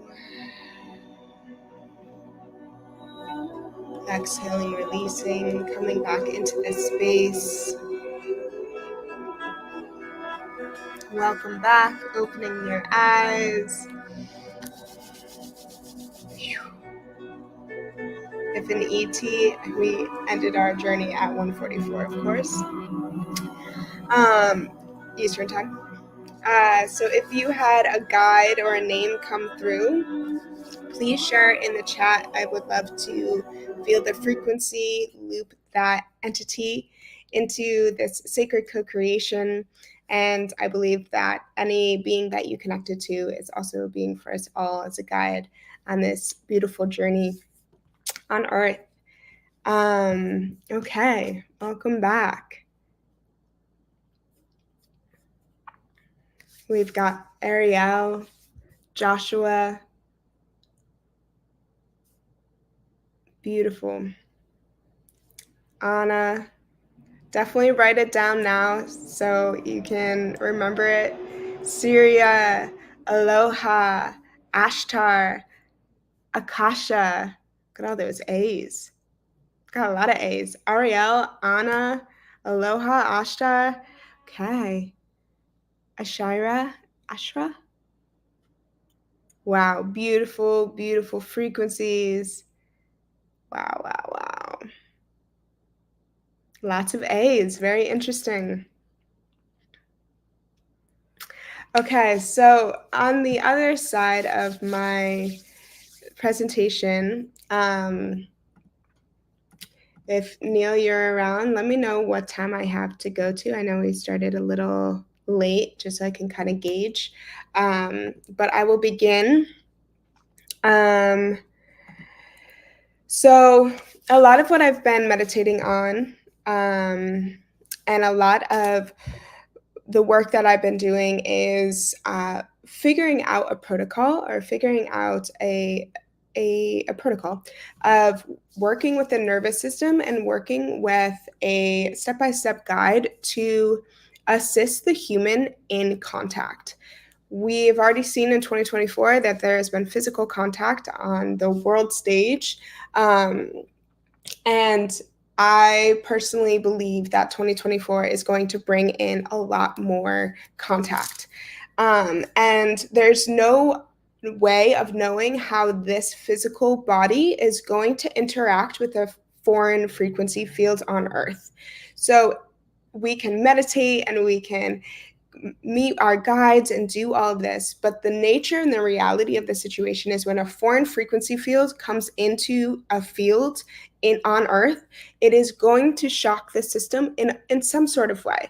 So we can prepare our nervous system, and we can prepare our body for that interaction.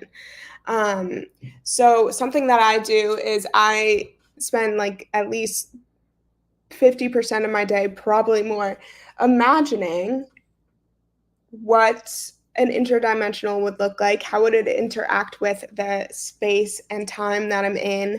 And I prepare my body, mind, and spirit to be a co-creator and interactive participant when an interdimensional manifests. And if you don't want to have contact with the interdimensional, you can speak those prayers to the universe now. And if you do want contact with the interdimensional, this is for you. These messages are for you. So in getting into a state of deep relaxation, working in the trance states and working just like what we did with meditation, doing some sort of out-of-body experience expands your capacity to work with foreign frequency fields and foreign beings. And by foreign, I mean just long-lost siblings. So first things first, nervous system regulation. How to stay sovereign in a space where, like, let's take the Miami Mall situation for, like, I think that is a great, I'm so happy that happened in the beginning of 2024 because it initiated me into doing a deep look within myself of how I would have reacted if I were in that mall. And I would like to think that I would like go right up to the ET and be like, hey, what's up? Like, what you doing here? Like, can I help you? Can you take me with you? But the reality of the situation, and I have no problem saying that, is I would have especially in like a public area, when you're feeling the collective field of the other humans around you, there is going to be like a holy shit moment. And so I think it's important to have those moments of reflection of how you're gonna react in a state of the unknown, and a way to expand your capacity to working and staying grounded and allowing your nervous system to be really smooth, calm, and cool and collected during those experiences is expanding your comfort zone. So this can be ET related or not. I mean, I think there's a lot of uncomfortable scenarios on Earth that we avoid, speaking from personal experience. So something that I've been doing and is a big practice of mine it's going past those limitations, going past those experiences that I think, oh, that's like, I don't want to do that. Like, that's not the right frequency, or like whatever sort of limitation I make up. If it's an ice bath, whatever it may be, if it's trying a foreign food, if it's trying something that you've never done before, putting yourself in scenarios where you can expand your comfort zone is going to expand your ability to hold your sovereign vibration in a field or in an experience that is different or new. So I think this is so important. I think we can sit and meditate and idolize and think of the most beautiful, peaceful, magical experiences, but we also have to balance that with a little discomfort if we want to stay in that magical, beautiful space in the discomfort, because there's no way of knowing how the human body and how this individual Marissa consciousness is going to react when a huge entire portal just opens up on Fifth Avenue and I'm walking and I'm seeing everyone freak out and I'm like, guys, I got this. I'm gonna go talk to this alien. Like, I can think that's how I'm going to react, but I don't know how I'm going to react. So I think that's really, really important as more and more sightings and more of these experiences happen. And being honest with yourself, like, it's okay to be afraid. The moment of like getting over and expanding your comfort zone and healing and evolving is first being like, I am not perfect. Oh, I am afraid. Oh, this may happen, and it's humbling, but now I have this awareness and now I can alchemize it. So yeah, I mean, the first time I've been reflecting a lot with my sisters because I've been doing a lot of research and case studies and reading about abductees, and I could read it all day. But I expanded my comfort zone and watched like some Discovery reenactment of the abduction. Even though I've watched them so many times and I know what they do to these stories and like they make them so fear-based, and it's just okay, it's Hollywood. But I was like, this is uncomfortable. I'm gonna do this. Did it, was so uncomfortable.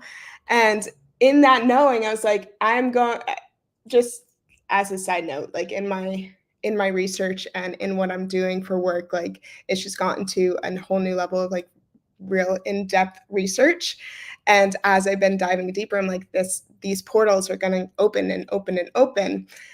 And I got so spooked after watching the reenactment. And I was like, this is so important for me to feel, because I had been so high and mighty and being like, oh my God, if I was in Miami Mall, like I totally would have, like, I would have stayed cool, collected, like it would have gone so differently, like for me. But then I watched that and I was like, oh yeah, there's no way of knowing how I would react. So, so I don't know. I'm just sharing that because it's important to regulate your nervous system when you're in a state of discomfort. And for us starseeds, like I don't need any proof. I don't need any logic. I don't need any of these things about ETs. Like, I know it in my soul. I feel them. I connect with them. But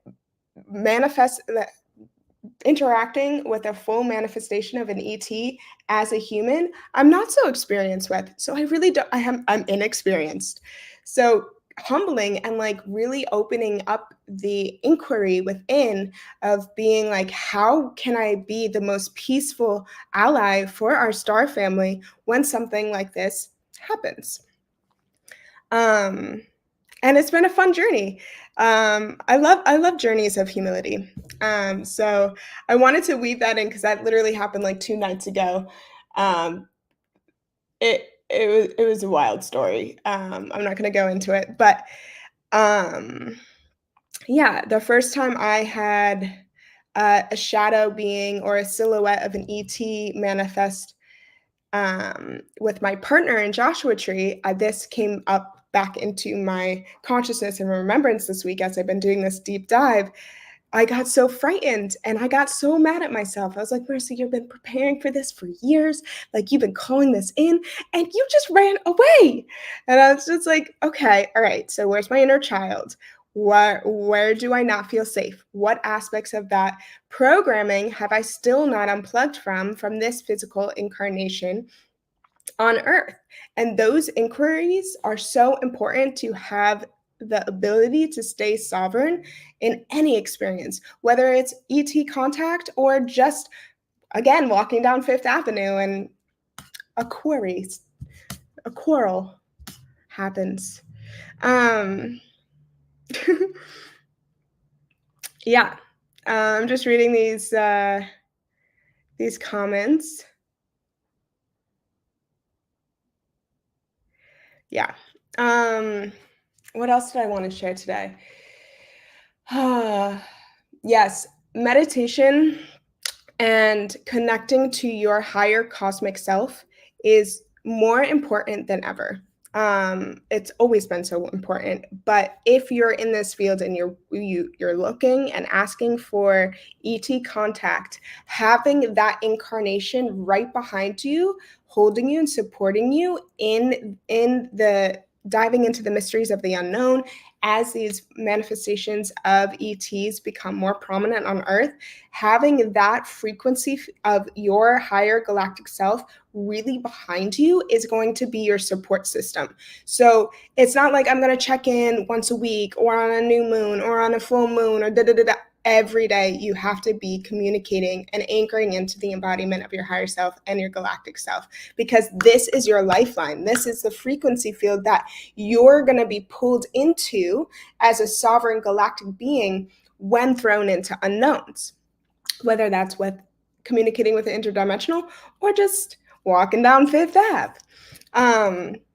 So it's very important to have that very, like, what does your higher galactic self feel like viscerally? Like how does it manifest in your field? Where do you feel it anchor into your body to support you as a human? Where in your body can you do a little cleaning so that connection is stronger? If you're not feeling the connection to your higher self through your sacral chakra, where's that blockage? Where's that rupture in connection? So bringing in the higher self and the cosmic self, just like what we just did as a journey, is so important in activating your ability to be multidimensional. And the more you're multidimensional on a day-to-day basis, with interdimensionals roaming around, not fully manifested in physical form, the more phenomena will happen. It's just a frequency thing. Yeah. I'm still waiting to see how much time I have to fill, because I'm in the unknown right now. You have 15 minutes. 15 minutes. Okay. What wants to come through? We'll just talk about starseeds. So who here resonates with being a starseed? Let me see in the comments. I think everyone, right? So I'll just throw this question out there too, Marissa. Ooh, maybe you can speak about star seeds and earth seeds and what the difference is. Okay. Earth seeds. So honestly, I don't know much about earth seeds. It's the first time I'm hearing the term, so this is fun. I'm just going to come with a full feeling of what I feel an earth seed is. And it may not align with other theories, but this is just my take. It's the first time I'm hearing about it. So I feel that an earth seed is very similar to a starseed, comes to Earth. That with a starseed feels very aligned, but an earth seed really feels connected to maybe environmental science, to the animals, very much feels like their mission is to be deeply, deeply, deeply, deeply in service to Mother Earth. And I feel that Earth Seeds, their connection to spirituality isn't as inherent, isn't as like heady and cosmic and psychedelic as a starseed, because they're so grounded, and like their spirituality, their ritual and their connection to Earth is their spirituality. So it's a much more grounded seed. She planted in the earth. She's a whole redwood forest. But the difference is, the way I'm seeing it is two souls, a star seed. Wait, I'm sorry, an earth seed and a star seed. And an earth, then as they descend from source, an earth seed is more planted, the soul energetically is more planted in the soil, in the infrastructure of Earth, may work more, works with the earth, and may even work more in the matrix, in the infrastructure of the earth grid, and is working more with Gaia as a consciousness, whereas star seeds are very ethereal, kind of just, I don't even know if their feet touch the earth. Sometimes I feel that way. And they're more ethereal. That's where their consciousness resides. And their role is more of infusing change and evolution into the ether, into prayer, through spirituality, into the quantum mechanics. And so it's, is that landing? That's kind of how I'm seeing, but they're both very similar in the way they came here, and both have that streamline of being in service to humanity. It's just the avenue to which that service comes through, whether it's in earth or whether it's through the ether. I love that, earth seed. That's the first time I've heard of it. I kind of feel like an earth seed too. I feel like an earth seed too. I like where you're going with it. And, you know, Marissa, one of the things that I want to share with you is that I appreciate so much how authentic and real you are about, I've never heard that term before, you know, like, let me feel into that right now. I did see there are a few people. Do you see some of these comments coming in? They're really flying in.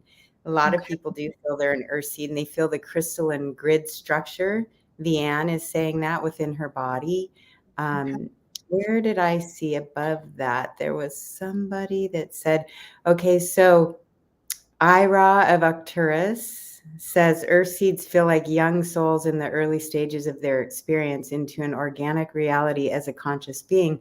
Interesting perception, because I almost feel like I feel the ancientness of the earth, and, you know, the many different turns around the earth that so many souls are incarnating in over and over and over again. And right now, what it feels like is that we're all here for the grand reveal of the next level, you know, of consciousness. So when we play in the stars so much, sometimes I think we forget that we're actually a body. We have this human suit. Woohoo!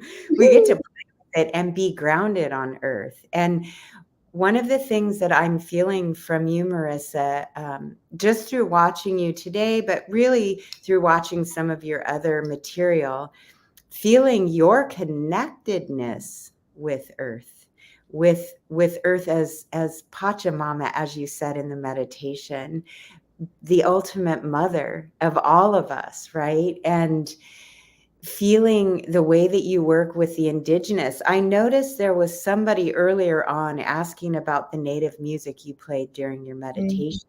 Do you have a name for the native music there? It's by Lawrence Laughing.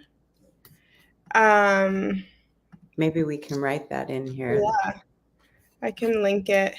Yeah, we'll link that. And it was just delivered to me one day on a walk, and it's just been one of the prayer songs that I have just infused in a lot of my ceremonies because it just resonates so deeply with me. But yeah, I'm going to copy link to the artist, and then people can find their own medicine song.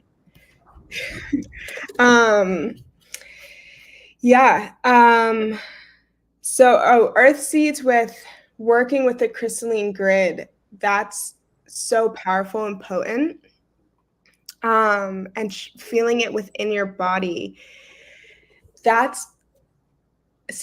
like to me feels like such a merge of a star seed and an earth seed, because the ability to feel the intricacies of energy within your body, within and without, is so cosmic.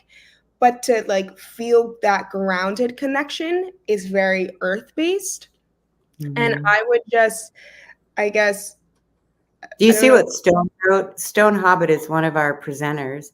And she says, I feel I'm an ancient one. And the longer I'm here, the more I become aware of all the beings I've interacted with. What about the stones, the rocks? The rocks, you know, you were talking about Joshua Tree. And when you go to Joshua Tree, talk about feeling earth seeds meet star seeds, right?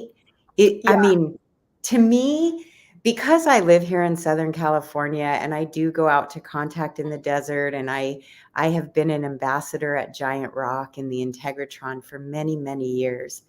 And Giant Rock was originally the being who called to me to go out to the desert. I didn't even know about the Integratron. I don't know how many people here know about the Integratron, but it's an incredible, I believe the building is a being itself. But the schematic was given to George Van Tassel to build this high frequency chamber and this healing chamber, this time travel chamber, through connecting with Star Family while at Giant Rock. And those rocks seem to carry codes of creation. How do you feel about that as far as the rock beings?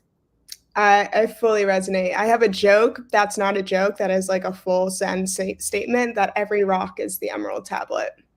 Oh my gosh, I love that. Yeah. Right? Place your forehead up against a rock and be there for at least 20 minutes. Takes at least 20 minutes for the mind to settle out of the monkey mind and out of the I am consciousness into the greater I am consciousness. So if you give 20 minutes to just merging with a rock or a tree, like the veil will fall, and the entity, the consciousness, the multidimensionality of that physical manifestation will begin to talk to you.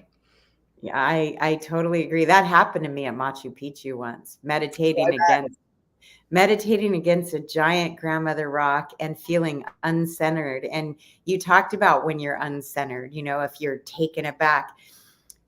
Interesting that you would bring up the Miami connection, because there are a lot of people talking about it might have been a hologram, whatever. But when you mentioned, I loved how authentic you were. Like, I may have a holy shit moment if that happened. And that happened to me with the praying mantis being, where I was like, please don't, I know you're there, but I don't think my physical vessel can handle seeing you right in front of me.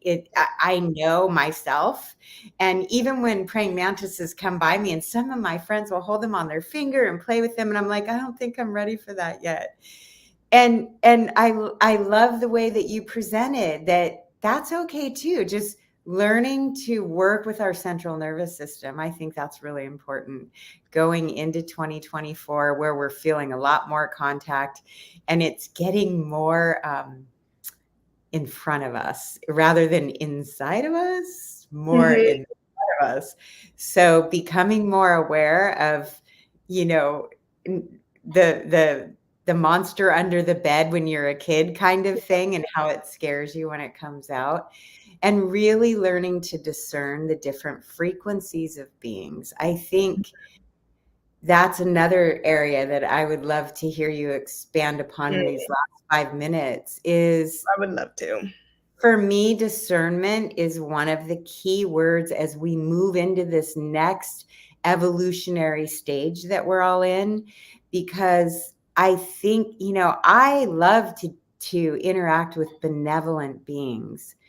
And I would like any starseed here to understand the difference in frequency and vibration so that you're not just calling in just anybody that's coming through. Can you talk a little bit about that?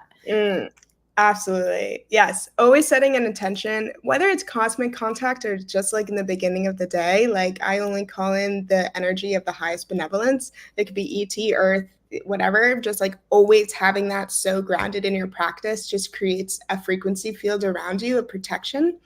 And the main thing that I want to say is to not discern through visuals. Because I think there's a lot of programming that when things are ugly, foreign, dark, they're bad. And if I was an interdimensional little angel, sweet little thing that's like fluffy and like go into this cruel world, you know, I put some armor on, but like my soul's so cute, you know? So like seeing beyond the physical and feeling into the vibrational fingerprint of the being is key. And always knowing that even in the physical dimension, we could all do that better as humans, of like seeing a dilapidated building and being like, oh, that's that's beautiful. I'm spiraling a little bit, but that's my main thing, is how and develop a practice. This is very interesting practice of seeing beyond the veil of humans, seeing beyond like how beings present themselves physically, like how they like ornate themselves or whatever, and like allowing that veil to fall to see their soul and see their frequency field. Start there, because I swear like your whole world would shift. And the way that I can drop into feeling a frequency and a being is like either eye contact or just like I close my eyes and I deeply, deeply feel through my senses. And it takes a practice. Like I've been practicing this for the last 10 years and I'll get, you know, I'm a human. I got things to do. Sometimes I won't be like anchored into that practice, but when I anchor into that practice, like, and I have that tool in my tool belt, my discernment is so on point. Like I'll walk into any place and I'll be like, okay, I'm going that way. I think that you are so on point with this. And another area to discern is the words people, sometimes you're getting these words either in meditation or with people. There's a lot of humans, you know, that are on Earth, starseed people coming in, a lot of new beings coming online. And sometimes they're saying words that we resonate with. And yet with my senses, sometimes I'm like, wow, those words don't match what I'm feeling. I like to relate it to if we were all dolphins, because that's, you know, I'm partial. Me too, sister. We were all dolphins and whales, and we had the ability to speak telepathically. We wouldn't need the discernment as much when it comes to the words, because we're connected with the feeling. We're getting the essence of what's coming through. So I feel like that's our next evolution, a next cycle to hone in on, is really dialing in with our telepathic way of communicating. And that falls back in line with regulating our nervous system as well, so that we are presenting our authentic selves as well. Yeah. And I really, really appreciate where you went with all of it. Thank you. It looks like we're at the 11:15 mark, and I appreciate Bridget, thank you. She's a singer and loves dolphins and whales too. I can't ever not kind of like sneak in the dolphins and the whales, and they're all over. But I want to thank you for the meditation and connecting all of our starseeds here, all of our participants with their guides. So many people were connecting with. I love how all the A names came through and then more names came through, and you did a fantastic job. And thanks for all the music and putting the music in the link. It's hard to talk and read everything that's coming through, but there's a new article out about scientists understanding some vowels and consonants in whale language. Great to know, because we're seeing more and more activity with the dolphins and the whales right now on Earth. And I do believe they're the midwives and stewards of the earth, and Oh my gosh. Yes. here to really show us the way forward. Seriously, the animal kingdom is on fire right now, it seems like, with the way that they're communicating with us and showing us how to be in the world and showing us how to love unconditionally and use our senses. So I see there's a lot more chats coming in. And Neil, I know that we got a little bit behind. So I don't know if he wants to catch up and how we want to flow into our next segment. Yeah, we can get into our discussion now. Marissa, thank you so much for being here, for everything, and I appreciate you. You want to just, before you leave, just let everyone know where they can find more information about you. Awesome. Well, thank you, Neil, for putting this together. And Michelle, so beautiful to meet you. I feel like we were in Lemuria together, girl. For sure. And to everyone who joined, thank you. It's such a beautiful gathering. If you're looking for a amazing retreat, upstate New York, in the line of totality of the Great American Eclipse, you want to be with starseeds, you want to remember the truth of who you are, and just like get into literally our little spaceship of recalibration and activation. April retreat is, I will post a comment with the link to apply. And you can find me on Instagram at star.seated and my website, starseated.com. Beautiful. Thank you, Marissa. Awesome. Thank you. See you soon. Thank you. Amazing. Perfect way to begin. What a great start. We're often playing. We're running with the high frequency. Exactly, yes. So now what we're going to do, everybody, is we're segueing into a little discussion, and there's been a change in the schedule. Flo Karuna is going to go on Monday, so I'm going to take Flo's position, and in about 30 minutes, I'm going to do a presentation, and I'm going to have you guys vote on which one we're going to do. So have some interaction, have some fun. Great. But let's just open the discussion here. Let's go around. Joan, Victor, Tamara, what you've experienced so far, whatever you want to contribute to today. Go ahead, Joan.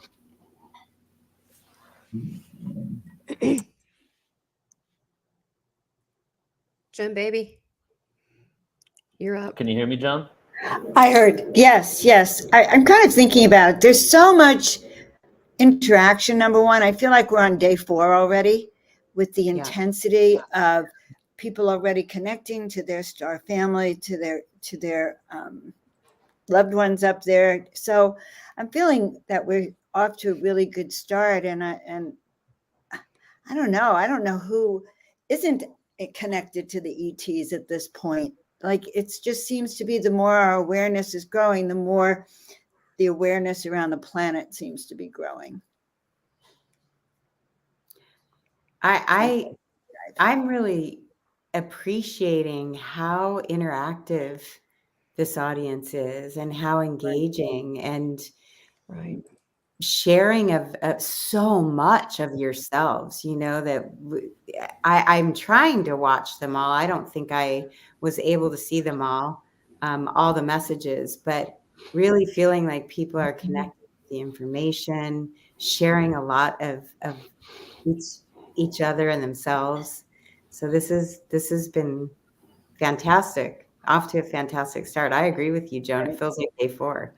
And this is a great format, this new streaming platform where we see everything coming in. We can all see it and comment on it. I just love this. And I just love the interaction that we're having. Me too. One of the things that Neil and the Hurtak shared was about this coming together, this unity that's about to take place, that is in the process of taking place. And in my late 30s, I was blessed with a series of retreats at a Zen monastery in upstate New York, where yoga students and Reiki masters all got together, and we had this sharing these wonderful weekends. And at that time, I started seeing these exponential numbers in my mind, the power of 1, the power of 10. And a poem came through me, and I'll share it really quickly with you. The energy flows from the love of the sun and charges a soul, the power of 1. That energy shared with a spirit that's new. A heart opens up, the power of 2. Ebbing and flowing from women to men, hearts on the wavelength, the power of 10. And when all of the millions with compassion run, the birth of the new mind, the power of 1. My gosh. Oh, fantastic. That brings tears to my eyes, Victor. That's really, really powerful. Wow. Thank you. I love a copy of that. You know what I noticed? It's interesting because you never know how things are impacting you and being a part of it on different levels. Is that some of the people I'm getting to know, some people I have known, and I'm just amazed just at watching certain people that I do know, like Neil. I'm impressed you're using your light language. And I didn't know that we have our light language is similar. So we must be from like a similar, Very place. interesting. So the language that came through me was dragon light language that came in my regression. So I wonder if you're connecting to It's the same. very similar to Atlantean because some people say that's harsh. There's a galactic linguist that I've had on my channel. Rhea Loveguard. Anyway, she said Galactic linguist. I love that. Yeah, you gotta have her on. We spoke all these different. She can speak different languages. You know a lot of languages too, but the Atlantean one is really very masculine, very much so like the dragon. Where like Lemurian and Elohim are much softer and sing-songy. But we need all these things because they're energetic vibes. And one of the things that you said, Neil, that about this dragon energy, and I really I've been called a white dragon. I'm not really sure what that means. Had a drawing done of me with a white dragon, but we do need that because it does take courage to step out and to speak these things, to speak our truth. Because if we speak our truth, then others can identify with that, whether they agree with or not. They can agree upon the sincerity of the message, but that's what it's taking to step forward. And what's beautiful to me is I'm seeing like you come out more, and then I've seen Joan come out this past year, like whoa, in her artwork, and it's so neat getting to know everybody because I'm seeing that people that are in the public eye are still taking that next level chance. They're not stopping; they're just putting it out there. So we're all growing together, and I just encourage everyone watching that. If you feel it in your heart, is your time to step out more, do it. You're going to be embraced with nothing but love from this community. I can tell you that. I have not met anyone so far that has been a naysayer. Everybody has been so supportive. And matter of fact, you'll get a me too, like, yeah, me too. And so this is such a validating conference on so many levels. It's so deeply rewarding to be with people that in your heart is your family. And like when Victor, I never met him. But when I met you the other day on our practice session or our get together with the StreamYard or whatever it was with Neil, and you said something about the dreams and about the schools you go to, and I have those all the time, and I knew exactly what you're talking about, and I was like, oh, he's one of us, and I was like, I gotta know more about this Victor fella. So it's just hearing everyone is just so beautiful. It's like a flower just opening up and seeing the petals of the different levels. And I just feel really, really grateful to see people shining. This is a reunion of soul family. Reunion of soul family. Yeah, it is. Absolutely. One of the things that you're talking about is reminding me of a story, because everyone here is drawn to the title Ultimate Starseeds, right? So we have a lot of people who are relating, and they're not the naysayers. But I feel the invitation this year is to step out. Like you said, more and more people are starting to not be so afraid to be who we are. And when I was going through walking my mother through her transition, I was dealing with a lot of doctors and hospitals. And this one doctor, he was helping my mom a lot. And I noticed his cell phone number was Ohio. And I said, wow, you're from Ohio. Are you from Ohio? And he said, yes. And I said, do you know about Serpent Mound?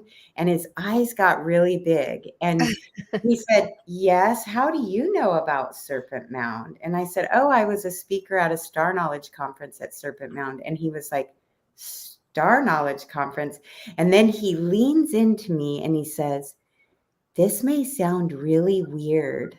And I'm like, nothing sounds weird to me. And he says, but I like this show. And I said, Ancient Aliens. And he said, how did you know? This is a doctor that's working with my mother in what I would call, the Muggle world, the normie world. And yet he wanted to share this other side of him with somebody he felt safe to share it with. So I do feel that by us doing these gatherings, that we're giving ourselves permission to be who we are out in the world, and that we're safe to do that. And there's a way to do it with grace, I think, rather than just spewing all this information about, do you know about praying mantis beings to somebody who's like, what? That we have the invitation is there to ask questions and be curious and see where people are at and place those little thought forms, those little packets, those seed packets of information that really give the person we're talking to the invitation to come out and become more curious about what we're talking about. This to me is real disclosure. I had a situation. I had a situation a few years ago. I've been in industrial business for 42 years. And I've had the other side of my life, the spiritual side of my life, including interfaith ministry and a lot of other things, and Reiki. And one of my coworkers said, who knew about that, said, how do you balance the fact that you have this day job in industrial technology and this other stuff that you do? And without even thinking about it, I said, the day job pays my salary. I said, the other work pays my soulary. And my first solo book, I've co-written before, but my first solo book coming out this year, hopefully, is Soulary, The Compensation of Spirit. I love it. Me too. I have goosebumps. Title. Oh, that gave me chills. Yes.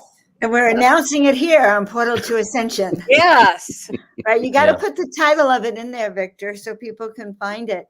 That's so true. It satisfies our soul.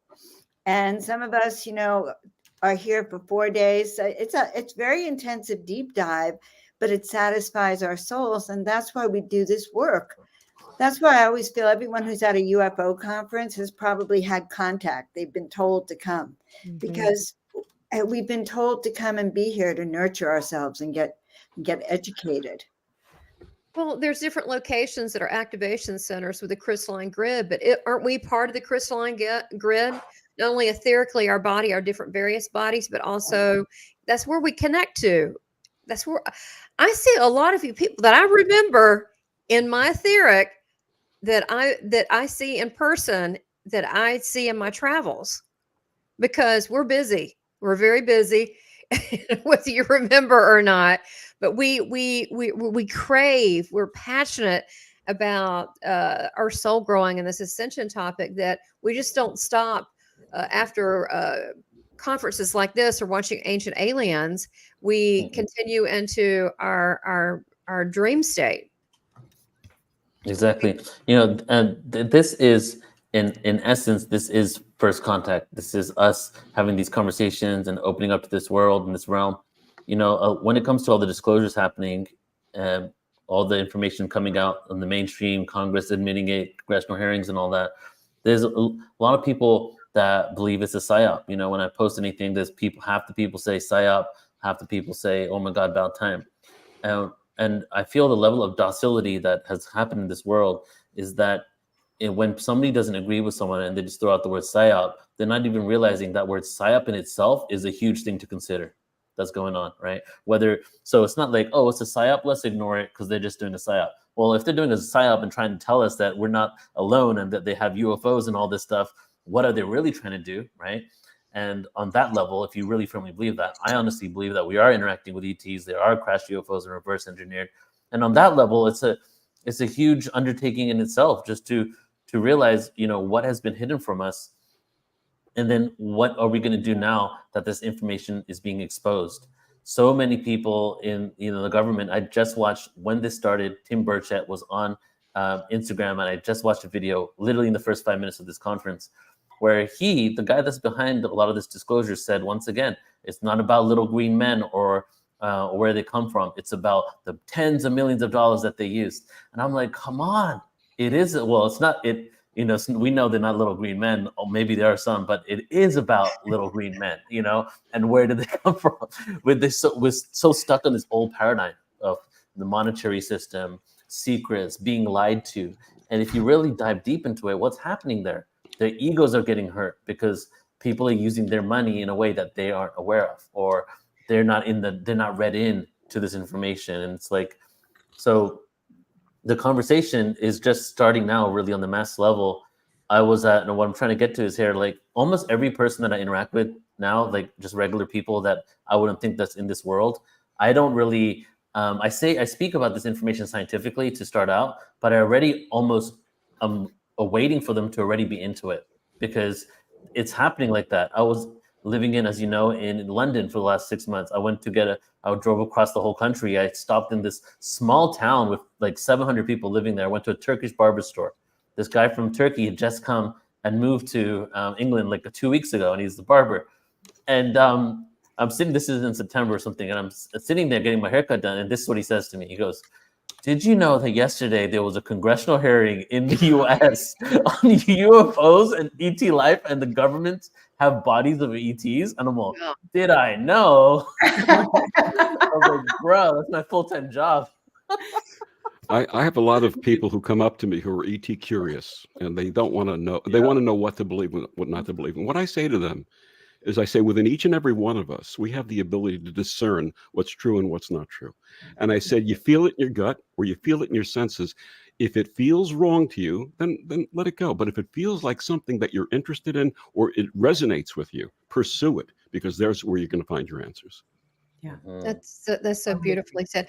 Okay, I just have to know. I'm such a kid. I'm curious.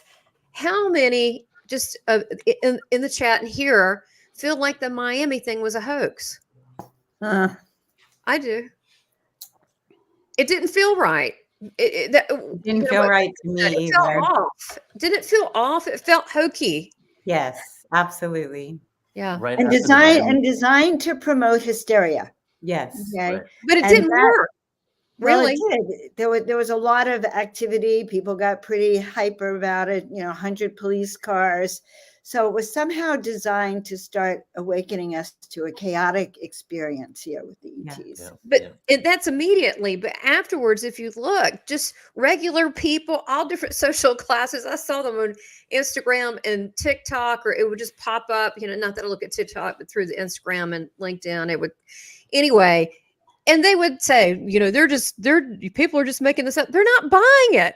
I mean, you have the regular person that's skeptical now. And so this is great. The power's going back into the people's hands. They have given away their power. Now they're taking it back. And now they're taking responsibility for their life and their spiritual growth. And I think it's great. And part of that, and I think not always light workers see this, but I think one of the first phase to awakening is anger, and this healthy. You just don't stay in it long. Just don't stay in that anger. But I think a lot of people are waking up because they didn't fall for it. Yeah, initially they got that achieved desired result, but it was very short-lived. And the other aspect is, as we grow, let's not lose our sense of humor. In fact, Michelle, you'd like this. We were talking last night with Neil and a couple of other folks. And the marine scientists have found that dolphins actually have their own iteration of the Bible. In their book of Ecclesiastes, it says, "To everything there is a season and a time for every purpose under heaven."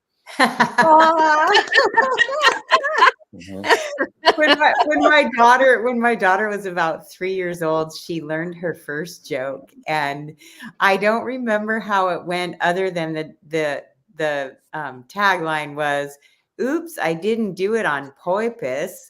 And when we laughed so hard, she just kept saying it over and over and over again. It became the whole dolphin humor of our year that year, you know, because she learned how to tell a joke about porpoises, really. But she got it. I love that, Victor. And I think it is really important for all of us to keep our sense of humor during this, because we can get indignant. I mean, my first reaction when I saw that was, are you kidding me? Really? Are people going to buy this?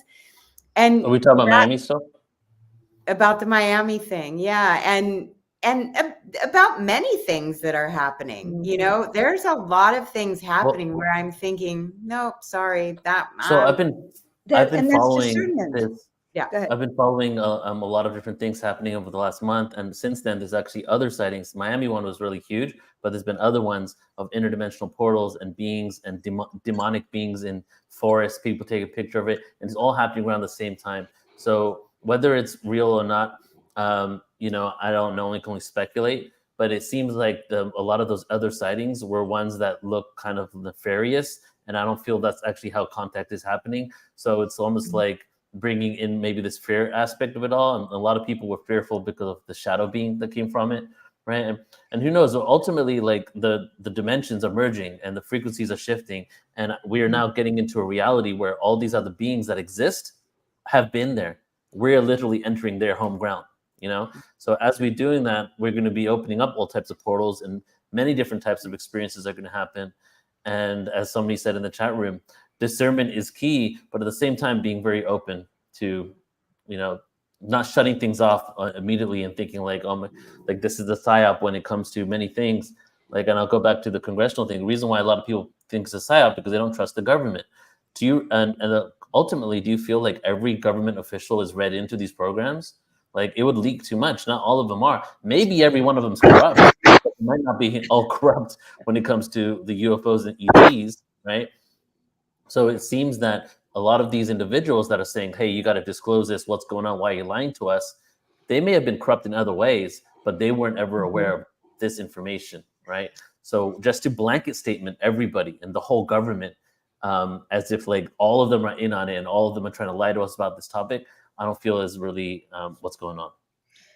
I think that's really well said, Neil. And you brought something that triggered for me. You know, we're really all aware of the portals, the dark, you know, right now, all these stargates and all these portals are open. The light portals are open and the dark portals are open.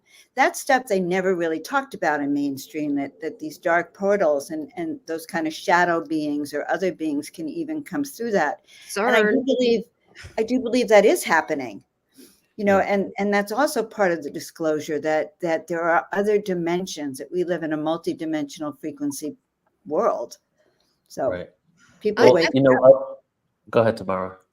I think what you mentioned, Neil, and also Joan, about this is, I think that it's really important to get away from duality. It's all light, it's all bad, it's everything. At this point, I've interviewed so many people. I mean, not maybe as many as you, Neil, on my Seeking Heaven channel, that from Bigfoot experts to dogmen to, I haven't seen a Bigfoot, but but at this point, they're all probably real. I've experienced fairies twice, and I had to laugh about it because I didn't expect that. That was interesting. I've experienced a cryptid, and so did my husband in my backyard. It was a rake. I didn't even know what they were. So I'm just saying that these things, there's moments and times that certain portals open, that people have seen things in trees. I think at this point, everything is possible, but it's what we want to attune to. And I think what Victor said about if it resonates and it doesn't feel too, hey, that's kind of dark or nefarious, go the other way, or hey, not for me. But I think all of these are possibilities that exist, all of them. Yeah. So what I want to do is, because we have 5 more minutes, I just want to make one more comment on this, and then I'd love if Marissa, I can see you. So put your thumb up if you want to come on for a minute and say something, and Coach Monarch as well. See, you're in the room if you guys want to come on for a second. And I was going to say what Marissa just said as well. Like somebody asked me about the shadow, and from what I've experienced and from a lot of experiencers, a lot of higher dimensional beings manifest as shadows in this reality. and because they're basically interdimensional and we're not seeing their full form, right? And something that I'm really loving lately is this explanation that there are, that basically we are the third dimensional selves. If you want to say fourth dimension is time, third, fourth dimensional selves of our shadows. We are the third, fourth dimensional shadows of our fifth dimensional self. Our fifth dimensional self is the shadow of our sixth dimensional self, right? And case in point is, what is our two-dimensional shadow? I think you can see it on the wall. Is our literal shadow. It's a two-dimensional version of ourselves. So our shadow, our two-dimensional shadow, is the shadow work of our third-dimensional body. Our third and fourth dimensional body is the shadow work of our fifth dimensional self. And we're continuously doing that. We're all shadows of a higher version of ourselves until we get ultimately to source. Some information I came across recently. I kind of like that analogy. So, all right, Marissa, do you want to come on? Thumbs up. You free? Okay. She has a lot to say. If she, I'll bring you on anyway. Here we go. Good job. Hey, go for it. I love this conversation. So something that I've been like really just kind of seeing every angle about Miami. And the one thing that like I saw that was decoded, bless TikTok, because now we get so many perspectives all the time. But someone reversed the coordinates of the Miami Mall, and it links to, if it's reversed, it's the center of Antarctica, which we know there's a lot of portals and a lot of interdimensional contact.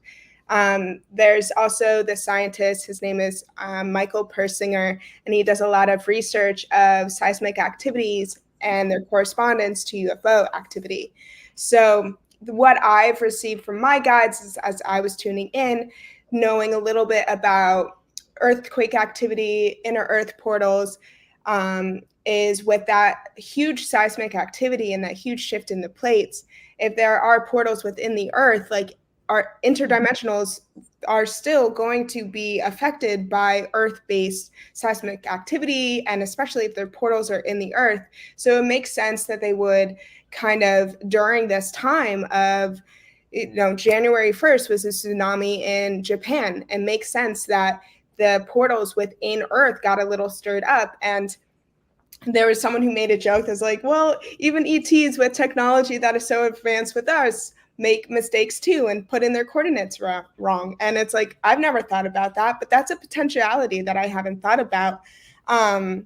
So linking those two of the possible coordinates of it being Antarctica with the seismic activity, it got my ears perked. And I've been really, something that I mentioned in the chat is the police activity was insane. Like, that's one avenue I could go down. But something that I want to touch upon is we have to take account of the consciousness of the people that are relaying their stories of the experience. And it being dark is their perception of the entity and of the energy.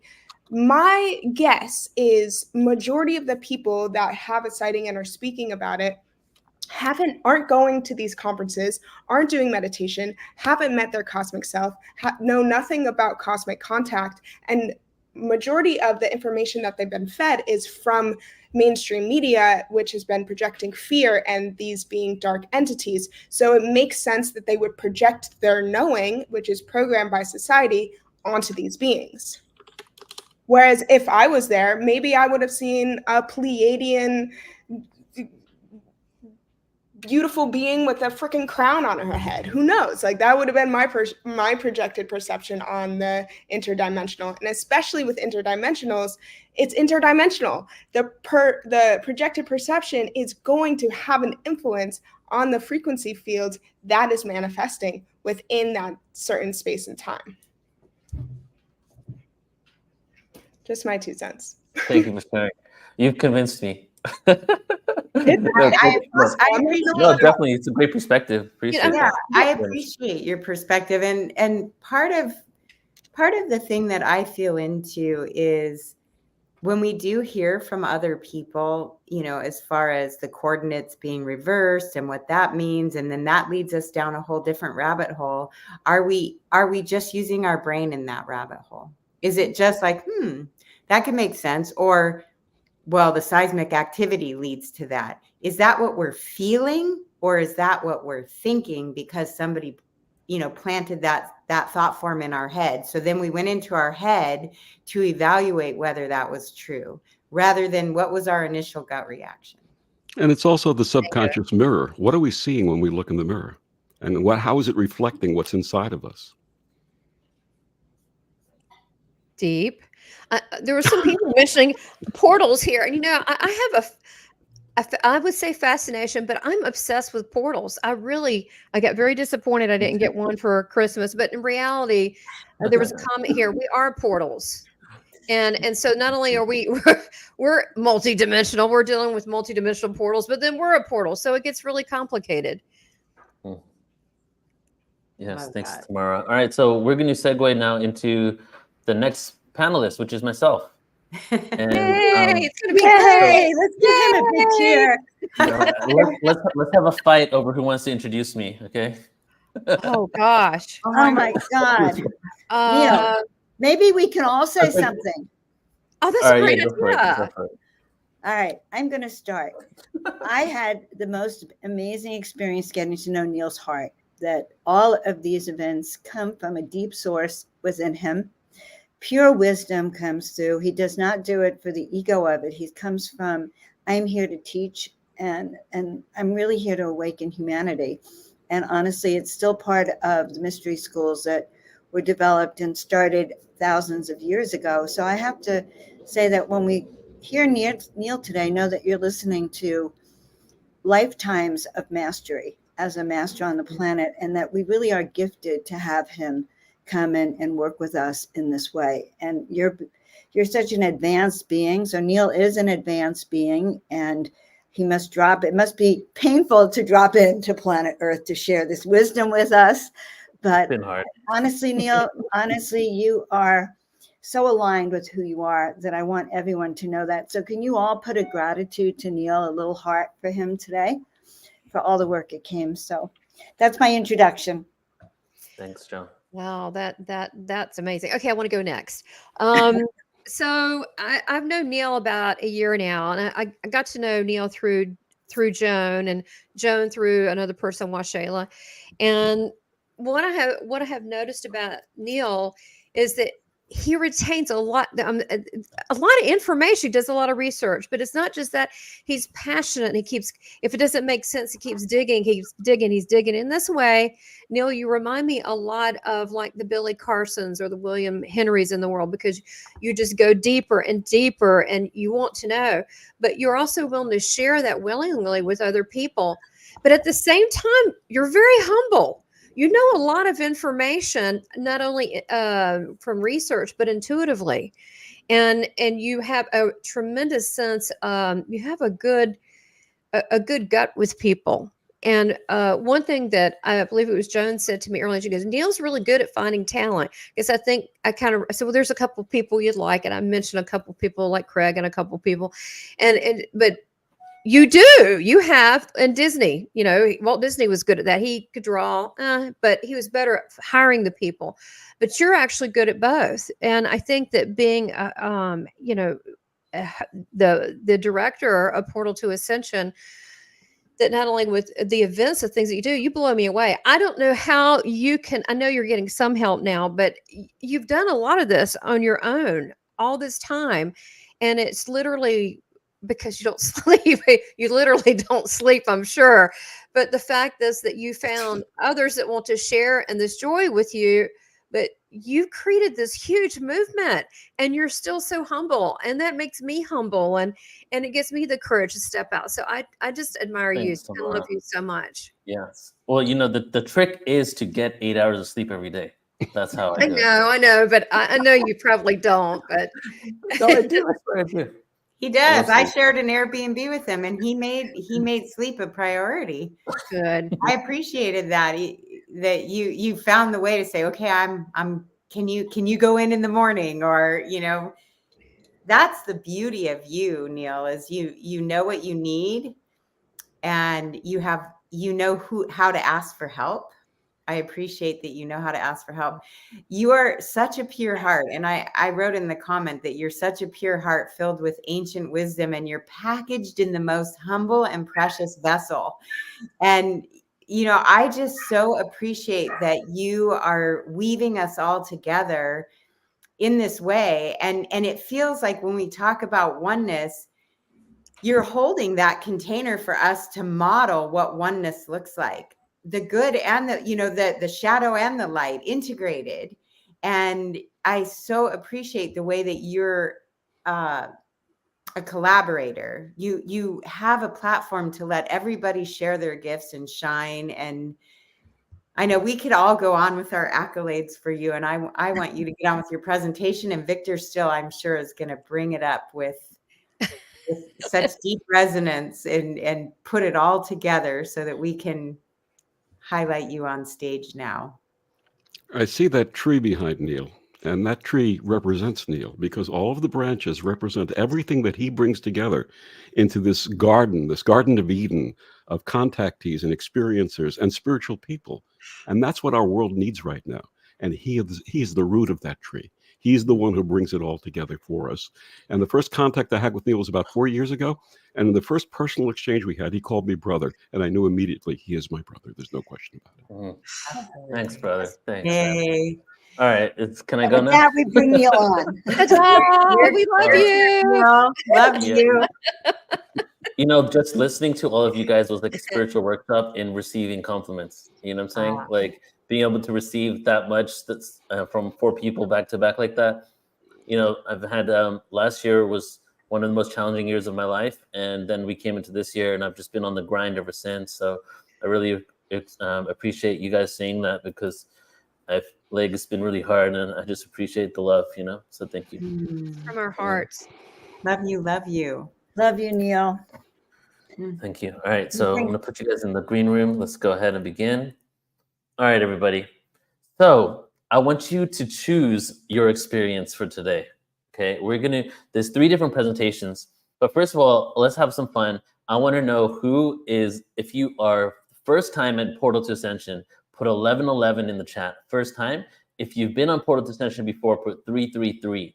So 1111 if it's your first time, 333 if you've been here before. Kind of want to just see how many new people we have, who's been connected with us before. Okay, a lot of 333s coming in. Welcome to all the newbies. Amazing. So as you're doing that, I'll just let you know, we do around 100 plus events a year, right? 80% of them are online. We have an archive of awareness. Everybody who signed up, if you haven't signed up, you don't have access to this, so go to the website, sign up. You get 3,000 hours of free presentations, okay? Our website is pretty epic with a lot of content that you can search for. And I'll show you real quick, actually. I'm just going to show you what it looks like. So our new website, our second new website, because we had a new one and we're only halfway in the launch of the next one, is this right here. So here, okay. So you should see my site. Yeah, you do. All right. So we're launching this soon. The homepage is being changed. You have upcoming online events. You have a Watch Now tab. And I just want to show you, look how the categories work. Upcoming online events, all the events coming up. We have register for replays, hundreds of events there you can register for. So many of them are for no charge. Some of them are paid. And then in-person events, we have, of course, our Glastonbury Conference, San Diego Conference, Tour to Egypt, Crystal Skulls. And this year, we're also going to go on a cruise at the end of the year, a Galactic Origins cruise. So there's some amazing things up. But you guys have the ability to search by category and to view all types of content by category too. Again, this isn't finalized. I was hoping to get it finalized by today, but it's not. See all these categories here: Awakening Consciousness, True World History, ETs and UFOs, Health and Wellness series. You can do this not only on this page where the events are, but also on the Watch Now page, which is also not completely done. But you can see here's all videos, and you can search. Since there's 3,000 hours of presentations you get for free on top of this, and then we're always releasing new content, you can go here, view it, check out the page, and really use this as a resource for yourself. and for everybody. We're not only here for people that are awake. We are here for people that are waking up. It's a one-stop shop for consciousness, okay? One-stop shop. So please use the resource of the platform, and we'll be showing you more amazing things along the way of these next 4 days. So I'm just checking here. Quite even, actually. A good amount of 333s and 111s. So we have about 50-50, I feel. So choose your experience. There's 3 different presentations I want to do that I want to put out there. And it all depends, because some of you have seen my presentations before. And one of them is going to be, so the galactic anomalies, so Milky Way anomalies, talking about just the way our galaxy is and differences and dimensions. That's one of them. So that's number 1, okay? Number 2 is, this will be the only linear presentation throughout the whole thing, even though ultimately none of this is linear information. But it will be the linear timeline of 150 years of UFO disclosure from then till now, from ridiculed to non-ridiculed, okay? So galactic anomalies, number 1, and then the linear timeline of 150 years of UFOs, number 2, and then the third one is dragons, okay? And this, if you want to know my past life regressions and my plant medicine experiences to the dragon worlds and how it connects to Orion, that's number 3. I know some of you have seen some of other ones, some of you haven't. So 1, 2, or 3. Go ahead and let me know in the chat right now, and then we will choose which one, and we'll get right into it.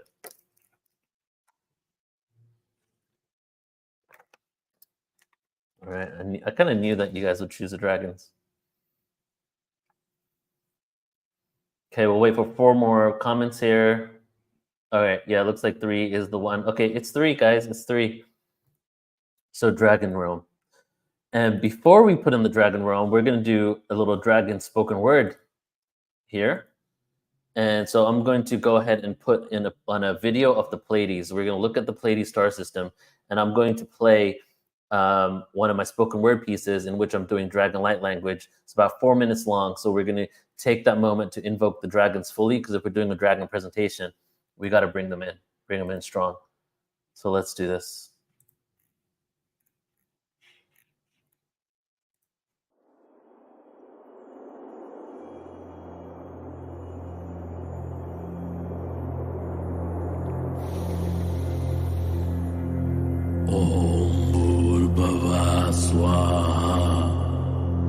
Tatsarvitarvarenyam Bhargo devasya dhimahi Diyo yo na prachodayat Intavo akatiyanoa Yamuna watina kiyamupa Ufani akatiyanoa tina O kampala kia kampalaya inamuha tina kaniya muwatatao ya katuwatiana ya makatu inze awakala kumpali atara kumpala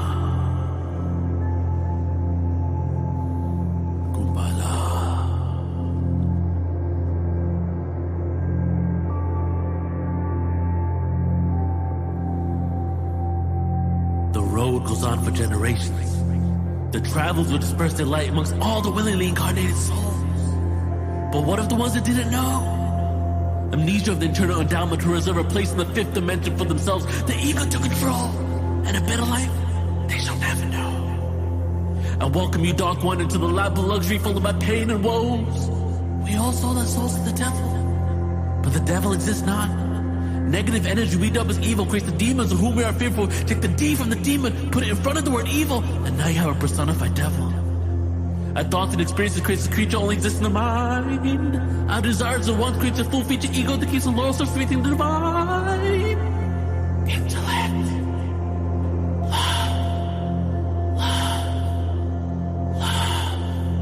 On a perfect understanding we will have of one another. I welcome you, my brother, my sister, my lover, to become one, to help me become one, before reality tears you for duality back in ether's imagination. I'm the ghost of lives past. Generations have descended just to gain these experiences. And I pray the human situation is critical, mind analytical, won't let me forget the fall of angels and demons into this third dimensional world. Is this planet yours?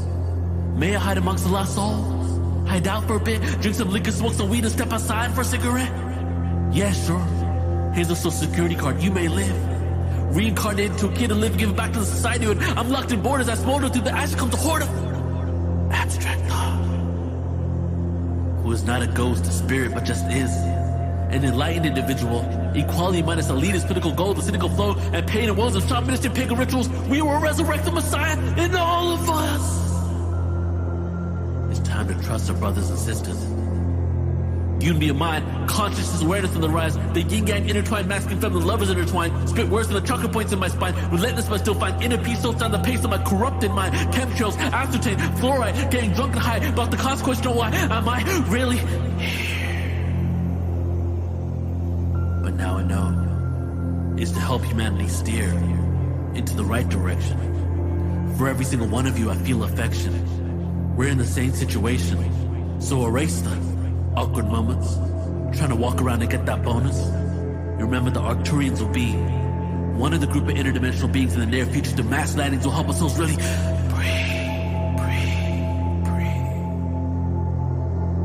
So raise your frequency if this is what you want to see. And don't try to break free from the shackles of captivity that we formed in our own mentality, because you and I, we are, and we've always been.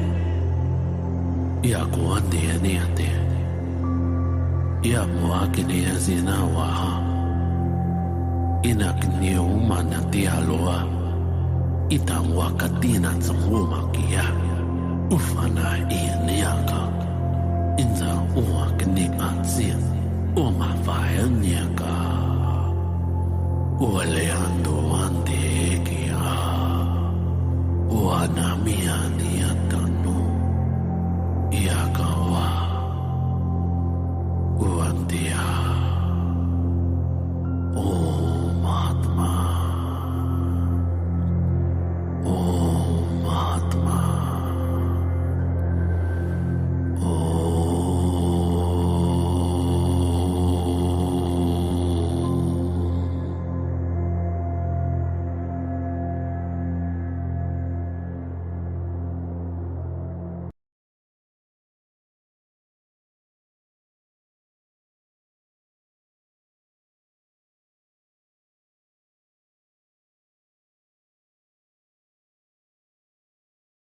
There we go.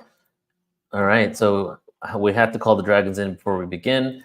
Ever since I've been connecting with the dragons, I've been really just tuning into their energy and really calling them in during any moment that I remember, including times when I'm down, I need some assistance, some guidance, or if I just want to awaken my dragon heart. And what we're going to be going through now, and I'm going to go through this a little fast so we can get through this, is the cosmic dragons and my regressions experiences with the dragons. So this one, there are many civilizations and tribes of dragons. And when I had the regressions where I first connected with them, I wasn't aware of that. But then afterwards, through conversations, the dragon energy coming strong, Year of the Dragon starts in February. So all of this information had been coming out and all these interactions occurring and people having conversations about dragons. Right now, we said the word dragon. And look at all the comments that's going on in the chat. Why is that happening? It's almost too magical, too synchronistic to ignore, right? That there is something going on right now with this whole concept of dragons. When I had my regression and I saw the red dragon tribe and the red dragon that I'm connected to, his name is Kumpala, is my cousin in the dragon realms. When I saw that, like funny things happen. Like I had no idea that the computer I'm having is an MSI computer, my laptop. The logo is a red dragon. I've had this for like 4 or 5 years. And I was with my friend recently and I was telling her the story of the dragon realms. And she was like, well, look at your computer. And it's a red dragon right there. Every time I open my computer, there's a red dragon, but I'm not even paying attention to it opening. So all these types of synchronicities are occurring. So we'll start with some background. East versus West dragon folklore. In Western mythology and folklore, dragons are often depicted as menacing creatures to be defeated. They're seen as symbols of chaos, evil, and destruction. Stories of knights or heroes slaying dragons, such as the famous legend of St. George, portray the triumph of good over evil. This narrative of conquering the dragon represents overcoming challenges or vanquishing malevolent forces. And then we see the Eastern cultures, of course, where dragons hold revered and benevolent status. They're associated with power, strength, wisdom, good fortune. In Chinese and Japanese and other East Asian traditions, they're considered divine creatures that bring rain for agriculture. So we see dragons a lot of times in a connection to agriculture and rain. They're guardians of important places. And like someone said recently, Mia Magic, when I interviewed her, she was saying last week that they are the guardians of treasures and represent imperial authority. They are symbolic of auspicious energy, prosperity, fertility, and longevity. And we have the Chinese dragon. The dragon is a symbol of power, strength, and fertility, also associated with good luck and abundance of crops. We have Quetzalcoatl, Aztec and Maya, feathered serpent deity in Mesoamerican cultures. As the god of wind, air, and learning, Quetzalcoatl was associated with fertility and the renewal of life. His connection to wind and rain made him bringer of prosperity and agricultural abundance. And of course, you have the Nagas in Indian mythology, the serpent beings. They're associated with water and fertility as well. And Ryu in Japanese folklore is a dragon-like beings associated with water, agriculture, and fertility. They were believed to reside in bodies of water and control rainfall, ensure good harvest, and overall well-being of the land.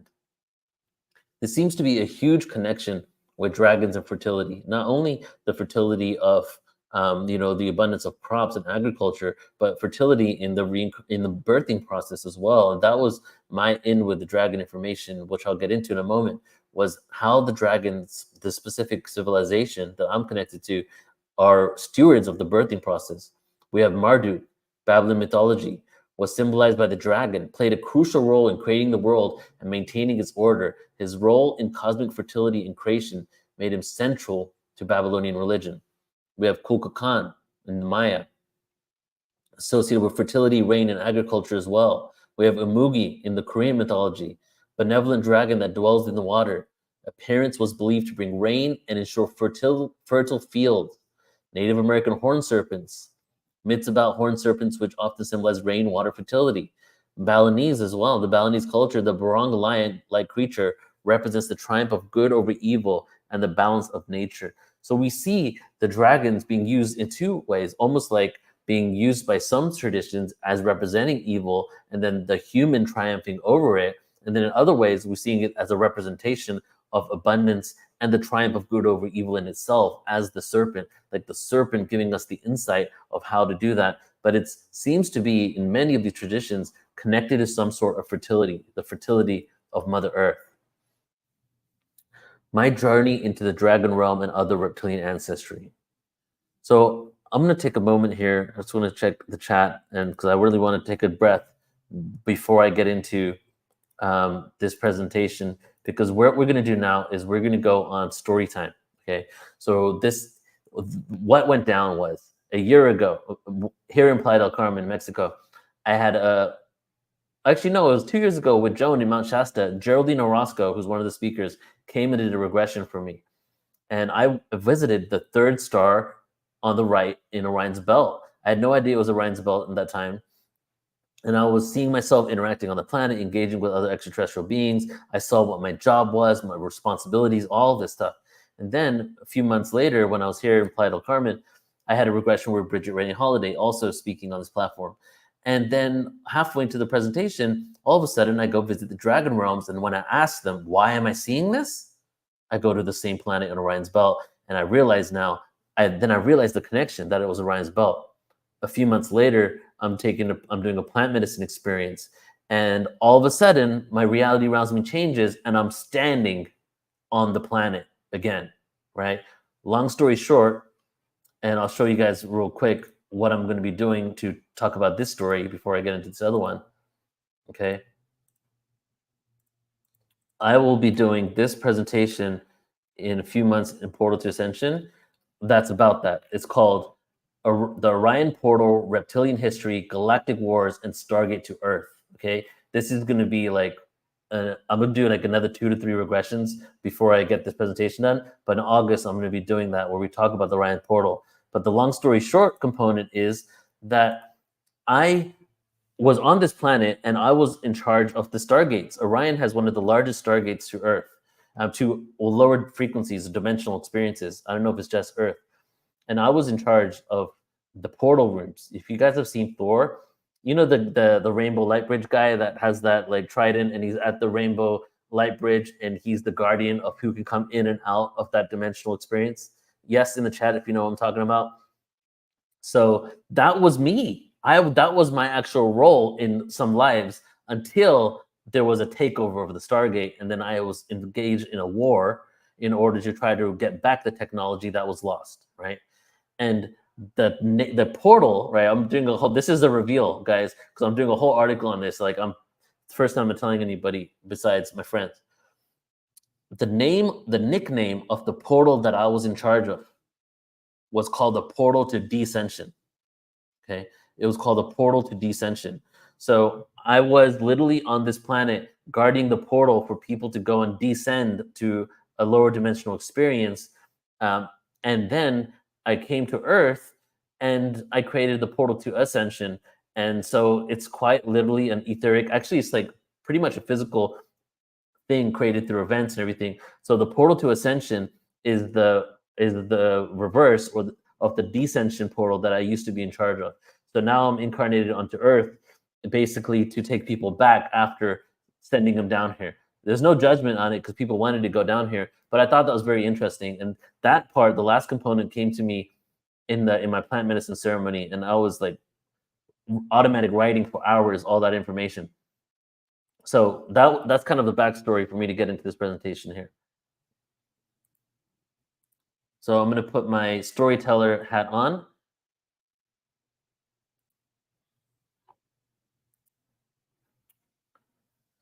As I'm being regressed, I'm asked by Bridget Renee Holiday, where am I? Right? This is how it started. All of a sudden, I see myself in the depths of space, in the darkness of space, and I look like a Native American man in his 20s from North America. I'm in this translucent bubble where I can see through it, and I'm looking right down at Earth. I'm looking down at Earth, and I can just see myself floating there. I'm asked, why am I there? What else do you see? And then all of a sudden, in that moment, behind me, behind the translucent bubble, I see infinite bubbles of myself in all different types of ways, different types of humans, all actually human experiences. And I saw every incarnation behind me that I've ever had on Earth. And when I tuned into what was I seeing, what incarnations, I got the download that I was actually seeing all parallel versions of myself as well. Not just versions of myself that existed on Earth, but also parallel versions of me that existed on other planets. Bridget says to me, can you go down to Earth? I'm trying to fly down to Earth, but I can't make it. I can't go through the ozone. It won't let me go through there. And I keep trying and flying towards Earth, but I can't get through. And I get this message that space is not outside, space is from within. And all of a sudden, I see myself from inside the Earth coming out from the planet, inner planet, to the outside Earth. I couldn't go from outside in the atmosphere because the planet was a holographic projection, and I couldn't enter like that. The only way to enter the hologram was to go inside the inner Earth and actually be incarnated into the experience through the inner Earth portal. And then now, so I'm flying to Earth. I see myself as a baby, as a fetus, right? And I'm also seeing myself flying to Earth and trying to get to Earth at the same time. And then in the next scene, I'm on the planet. And I look at my hands, I look up in the sky, and I'm taking a look, and I see that I'm a baby. I'm like a 2-3-year-old baby. I'm white, and I'm a little baby girl. And I'm playing with this red dragon, this paper red dragon, just playing with it in front of me, looking at it and giggling. And as I'm doing this, I'm seeing a spirit of a red dragon float all around me, go in, out, around, all over. And I'm giggling and laughing and having a good time with this dragon. And then Bridget says to me, are you connected with the dragons? And I say, yeah, the spirit of the dragons are with me. She asks me, do you want to dive deeper? I say, yes. I see different reptilians. And she goes, do you mean sauroids? So sauroids is another name for reptilians that don't like to be called and blanketed with the other reptilians that we hold with negative agendas. They're called sauroids. And then I say, yes. And this is what I see next. I see myself in portrait shapes, almost exactly like this, right? 3 portraits of myself as different reptilian beings. The first one, I have a fish head with a reptilian body. The second one that you see all the way to the right, I see myself as a duck head with a reptilian body. And then the last one, I see myself as this guy in the middle here. A royal scholar, a reptilian scholar from another world with this huge cape on top of a mountain. It's almost exactly like this image there. The only difference is in the portrait I saw, there was this huge mansion on top of the hill behind me. And I say to myself, why am I seeing this? You know, when I have regressions, it's like, it's a level of how much do you trust what you're seeing, right? And I did not expect to see dragons. I did not expect to see reptilians. Wasn't even in my consciousness, but I was taken there, which made me even believe it even more and trust and lean into the experience. And then the answer is, why am I seeing this? And the answer, dragons are the ancestors of these beings and all reptilians in our galaxies. These are all descendants of the dragon realms, of the dragon beings. And I get the awareness that the dragon beings, you know, when humans came into this galaxy, this was pretty much a serpentine galaxy and insectoids. But the rulers and the advanced technology were all serpentine reptilian races, including the dragons. The civilization I was connecting with in that moment seemed to have become etheric. So I think maybe at one point they were physical and now they're pure etheric beings. They've ascended.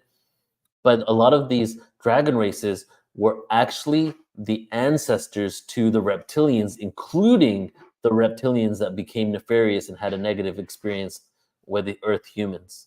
So they wanted me to know this. They wanted me to know that we are the ancestors and that we're genetically connected to them. The dragons, they're content, wise, passionate beings. This is what I was experiencing. And that teach children wisdom and harness abilities to provide protection. So when I was seeing myself as this 2 to 3 year old baby, white baby girl, and I was playing with this dragon would morph into different types of experiences and people. And I realized that this dragon was not only my friend, but also was my imaginary friend. So a lot of times when children have imaginary friends, from my experience over here, is they're actually real entities, and it could actually be a dragon spirit that manifests in different ways. The dragons seem to be beings that are actually here to support us in not only stewarding in the birth of the human, but also are here to give us a buffer, if you will, from this other reality we come to Earth. You know, it's kind of a shock being incarnated here, coming down to a womb, crying, where am I?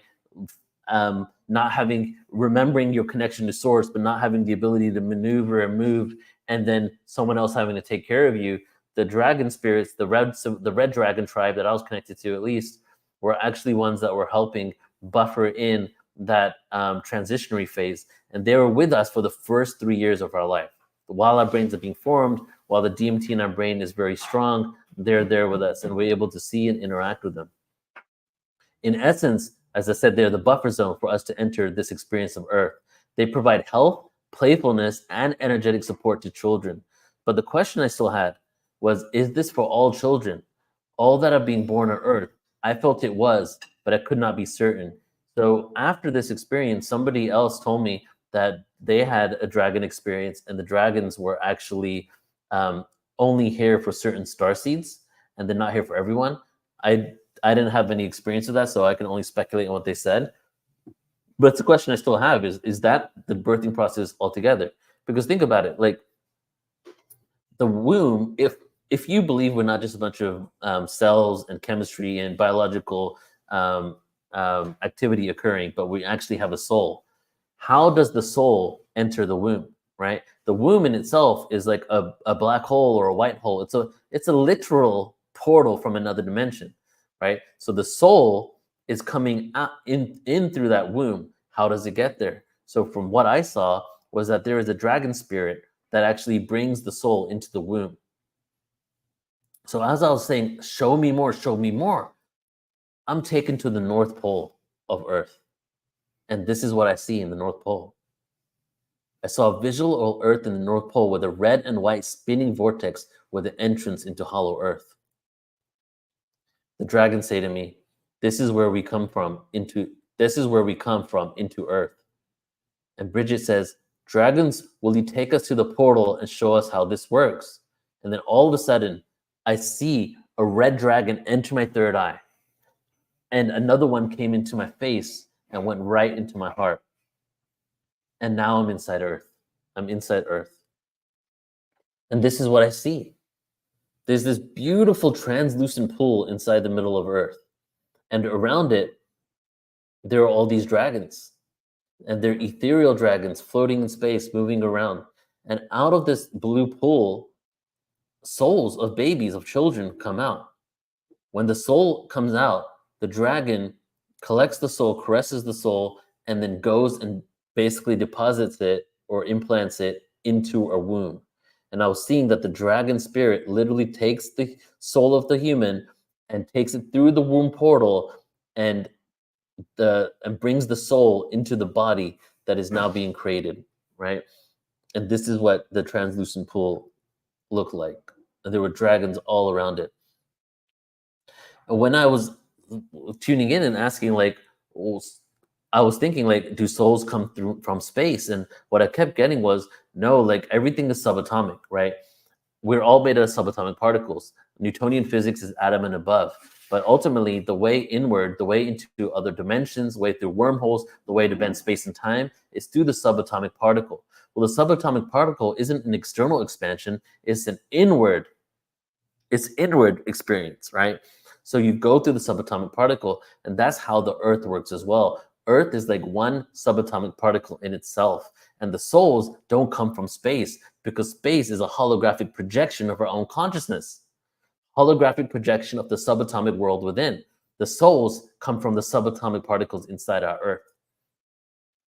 This area was the life force of Earth, the origination of souls. And as I said, souls do not come from outside, they come from within the planet and birthed by our planet. We're literally birthed by the Earth in this translucent pool in the middle of the planet. All physicality reflects the inner world. Dragon spirits are ready to go with you as your soul exits this incarnational system. So I saw dragons of different colors with a dragon face, but the bodies of serpents with no legs. They're all floating, like kind of like this. You can see they're all just floating. They had no legs. Again, why am I being shown this? Why am I being shown this? And I have an audio clip of my regression. So let me just make sure you guys can hear the audio.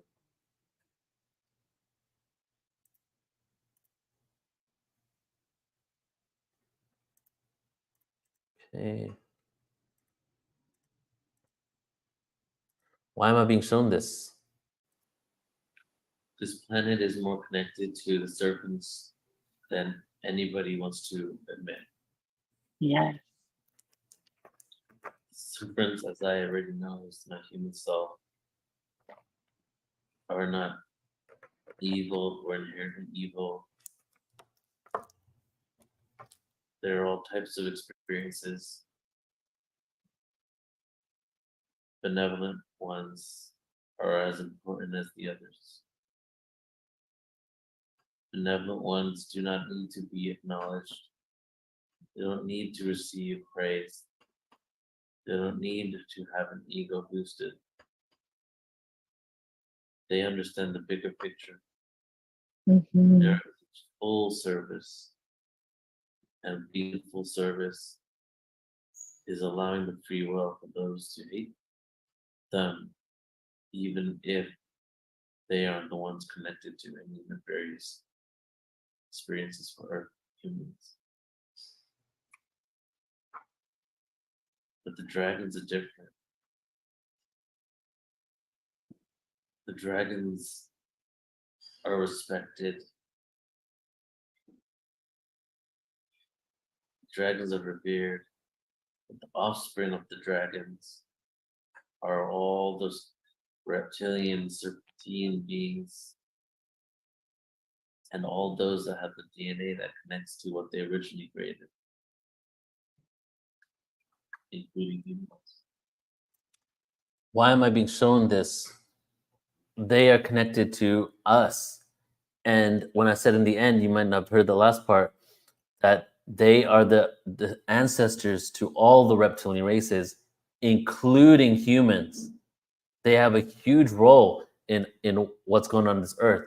And they're so unconditional and so non-egotistical and so benevolent that they have not been on the forefront. They've been in the back in basically lending us their support without needing to come in the forefront. But the reason why it's shifting, the reason why we're having all these dragon conversations now is because there is something called the dragon heart. What I saw, and I don't know if I'm sharing about this later, but on age 3, the dragon coils up in your heart. An actual etheric existing dragon coils up in the heart.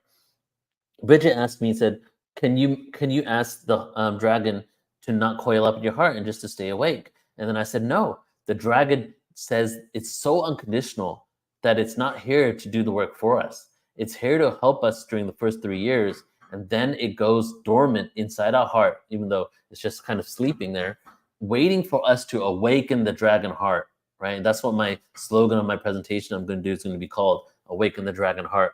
And it's waiting for us. And we go incarnation after incarnation of not waking it up. But right now, part of the evolution of humanity is to awaken the dragon heart within us.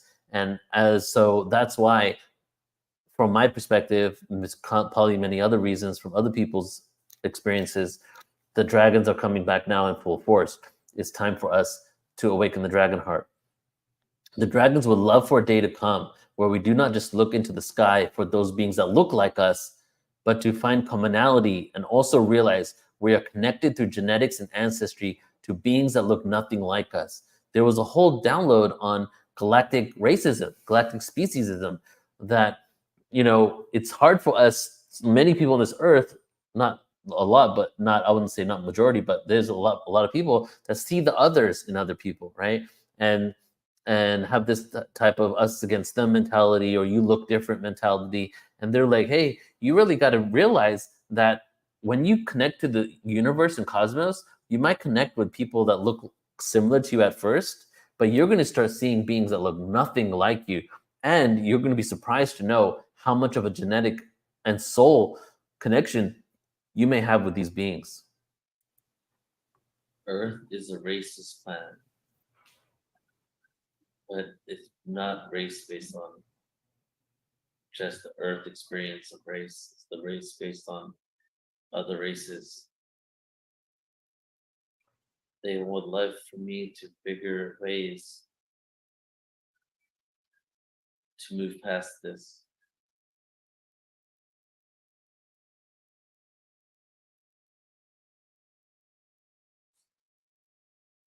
I asked them, why am I seeing this? I kept asking them over and over and over. And what I got was galactic racism. It's actually speciesism, really. Like, I'm just saying that racism because of the easier way of us understanding that term.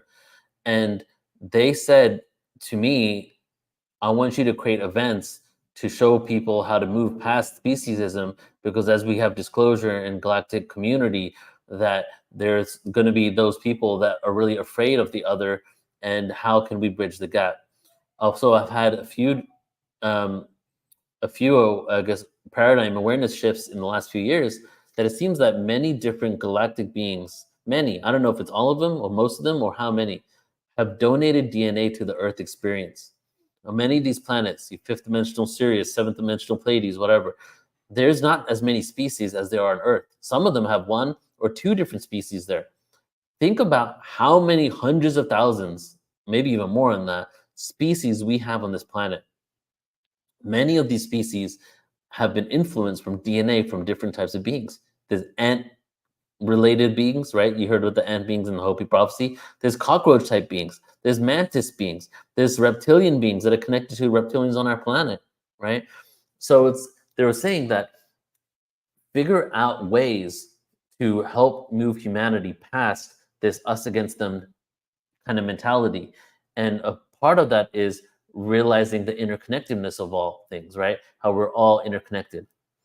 Yesterday on the panel we did, Matthew John, also speaker today, I think it was him, he mentioned how there's two different types of genetics. There's soul, like your spirit genetics, that have different types of ET incarnational experiences.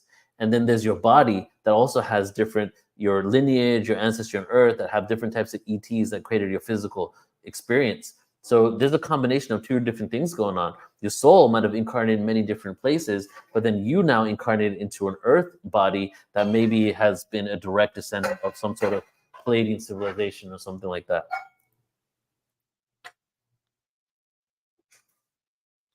So the name of my dragon counterpart that came to me, the one that brought me into this world from the center of our planet, when I asked the name is Kumpala. Kumpala from the Red Dragon tribe. And we asked Kumpala to blend with me, and I saw 2 or 3 dragons spin around, right? So spinning around me, and then Kumpala asked me if I would like to channel a message in dragon language for him. And you heard me do some dragon light language in my spoken word piece. That was the first time I ever recorded it. And this is the moment that this language came to me. Kumpala nasama soy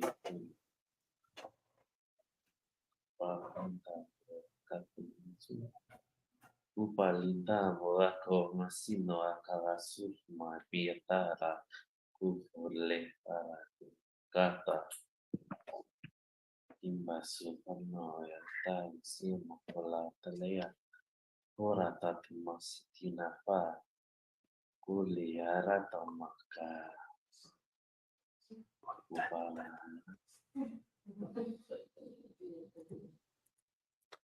And this is what it looked like, the 2 dragons spinning around me and the red dragon. So Kumpala is my counterpart in the dragon realm. So I saw myself in space as a red dragon floating with Kumpala. I don't know if it's what it was, but we're a family, we're twin flames, we're cousins. I kept getting that Kumpala was my cousin, and we would be floating in space as seeders of planets and worlds, floating together in synchronized sequence where we would go basically make the same maneuvers at the same time. And I saw us floating through space. And when I came down to Earth and I made the decision to come down to Earth, I asked Kumpala to come and wait for me. Will you be the steward of my birthing process? And Kumpala came and waited for me. And I saw Kumpala waiting on this rock inside the Earth, waiting for my soul to come out of the translucent pool there. And I saw the dragon actually take me and bring me into the womb. And then after 3 years after my 3rd year, I saw Kumpala coil up in my heart and go dormant. And after this moment, when the dragon light language came to me, and now every now and then when I have opportunity to remember this, I do a whole invocation where I awaken the dragon heart within myself. So after 3 years of actively interacting with us, the dragon spirit coils up in the heart, waiting for us to activate it. Many of us go lifetimes without doing this. Why do they not continue to interact with us throughout our lives?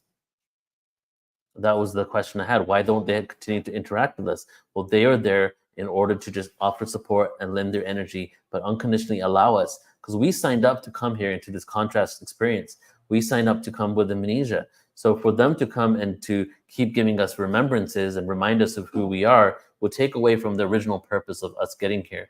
But as we remember, as we eventually wake up to, oh my God, this is who I am. This is why I incarnated. These are the lives that I had, right? And as we heal amnesia, then we also recreate that connection to our dragon counterparts. And then the next chapter, I think this is almost the end here. The next chapter is the journey to Orion and the portal world. So the one I just showed you the presentation of, we're going to be doing a whole presentation on that. I'm going to be doing one on the stargates of Orion, portal to descension, what happened on the planet. I remember moments from the war when I was protecting the stargate. I remember when I was the portal was taken over, and when they left. And when they left Orion, these people, these beings, they took a creator god technology, a technology that creates and feeds life. And they came to Earth and they began utilizing this technology.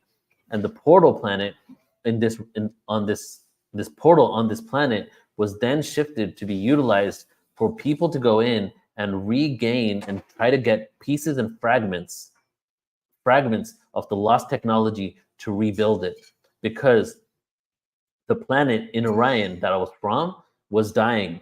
And it was dying because the technology was an organic technology that basically gave life and abundance to that planet. And the only way we could save that system, that whole system with the star and everything, was to regain the technology. So Bridget then took me into the future, into the now moment, from this moment to now. And we went and visited this planet. And this planet was a beautiful, lush oasis. It was vibrant with life, all types of experiences, all types of exotic animals. And it seems like that, the technology had been rebuilt and that planet was thriving. So they took me there. The dragons took me to Orion to show me what happened. They have a deep sorrow.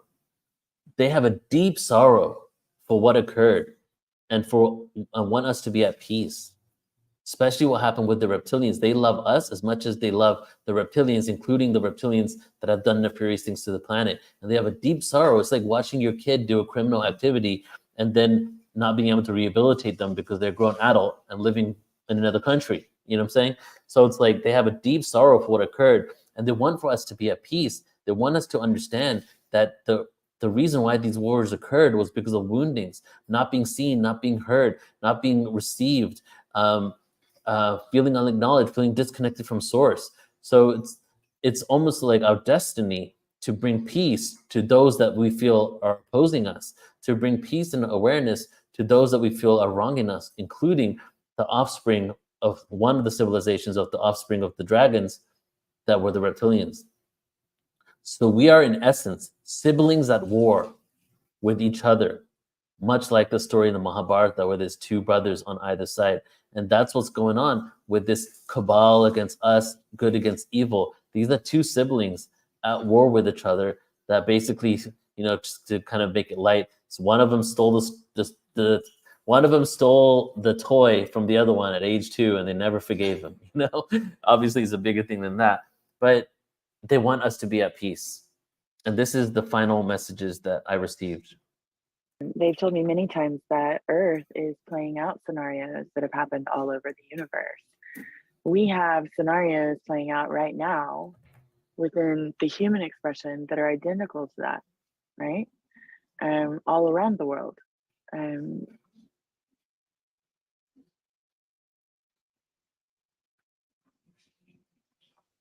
Love the ones you hate. Mm. Don't wait. Don't wait around for them to change. Don't wait around to be in their countries where they're imposing things that you don't want to be a part of. Don't wait around for them to wake up. Create the world that you want. Go where you want. Move forward with knowing and without fear, without the investment in someone having to change for you to be you. There will be a time they change. Love the ones you hate, because the ones you hate are bringing you the way that you need to see, the experiences you need to receive in order for you to be fully liberated beings.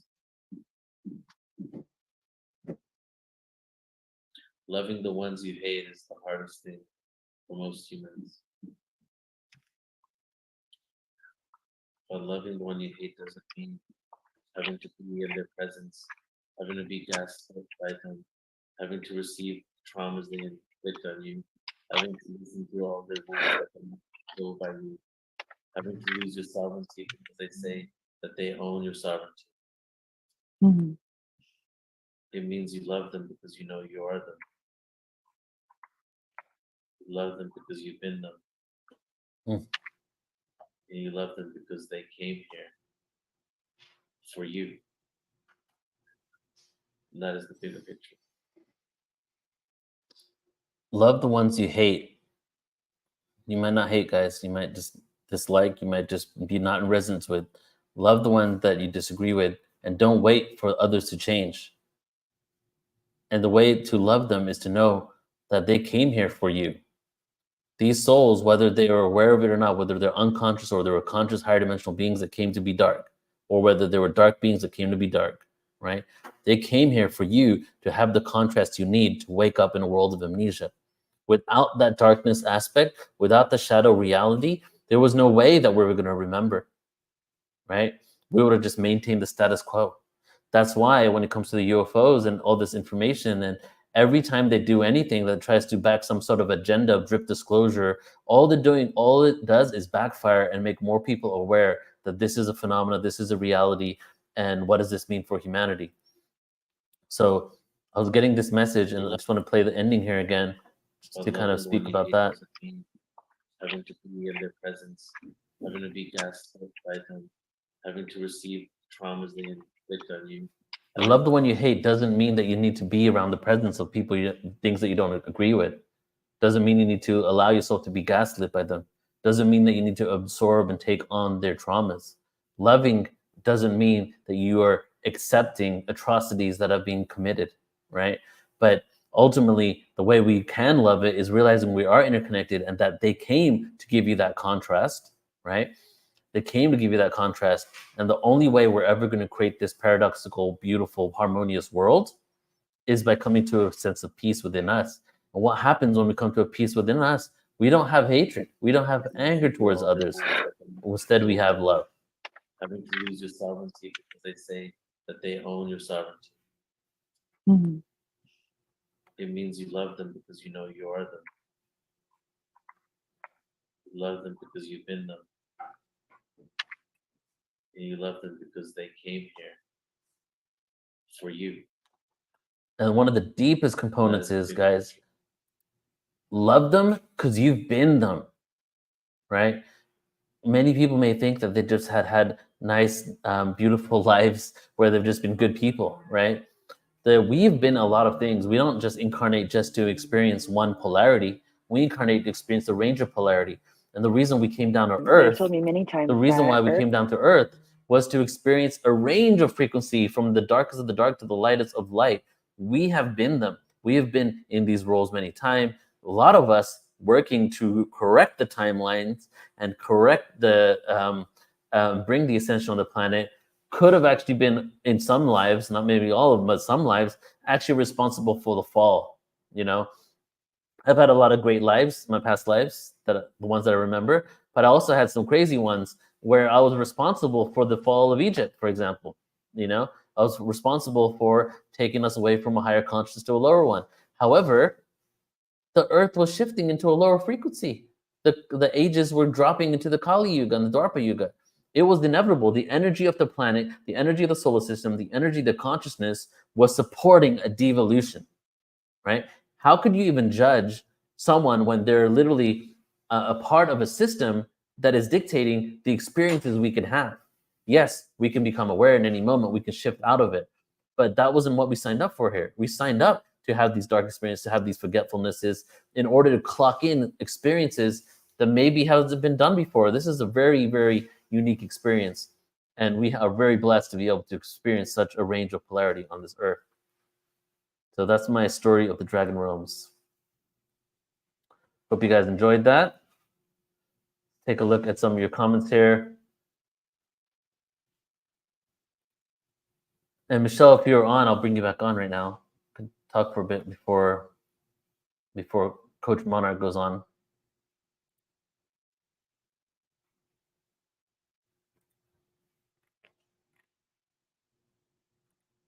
There you go. I'm in the backyard. I had to move. Backyard. The green yard. I'm in- Neil, I loved how you did the art to go with that presentation. That was, I was going to say great art and fantastic presentation. You nailed it. You knocked it just way out of the ballpark. I was so impressed. Thank you. Yeah, it took me a while to get all that artwork together because I wanted to take people on a visual journey of the experience, you know. And I've been in this work for so many years, but my first regression was in 2008, and then I never had a regression again until last year, right? And it really gets to the point of like, you know, trusting in what you're seeing, because I used to be like, oh, that's my mind getting in the way. But as soon as you trust what you're seeing, like all these other types of things come to you. So yeah, I would say it's been one of the most life-changing experiences, Michelle, is like connecting to the dragons. You know, I never thought I would even say that. Like it just feels like they have my back, you know, and have all humanity's back. You know, when I started doing the dolphin boats, and I had this meditation that came to me, and my guidance was to say the same meditation over and over again, and it creates momentum from each person that we bring on the boat with us to connect with the dolphins and the whales. I added in the dolphins, the unicorns, the fairies, and people here might not know my Awakening Code Radio podcast partner, Eric Rankin, who coined the phrase sonic geometry and the Factor 9 grid. When I did the meditation, he said, can you do that without the dragons and the fairies and the unicorns? And I looked at him and I said, why? And he said, because it's, you know, we're all adults. There's no kids there. And I was like, really? So you think that I'm addressing children because I'm talking about these beings? And so I spoke my truth and said, no, not taking them out. I didn't have a regression like you did, Neil, but in my heart of hearts, in my soul, my truth is my truth. And, you know, I felt it was important because the dragons to me, it didn't feel like they were getting enough exposure. And now a lot of people are really connecting with that dragon energy. So here's the story, quick story. Victor, I'd love to hear your opinion as well in a minute. So Joan and I, after this regression, we moved to Europe, right? And we're traveling through Europe for a whole month. And I just had this regression like a few weeks earlier. And so we're in Germany in this hotel eating breakfast in the morning. And a couple of people walk in and they just like see us talking. And there's a lot of people, and these two people, I don't know why they started talking to us, but we got into conversation. They're from the US, but they're like mainstream medical doctors that do like things in Africa, you know, like nonprofit, helping people that are sick and things like that. And they ask us what we do.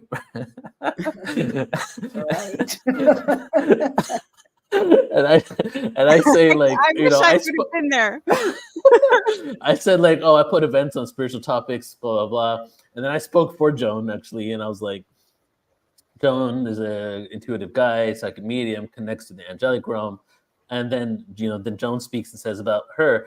And we hadn't said anything about dragons, okay? But we're just talking about these beings. And she goes, oh, that's very interesting. For the first 3 years of my daughter's life, she had an imaginary dragon friend. Oh my gosh.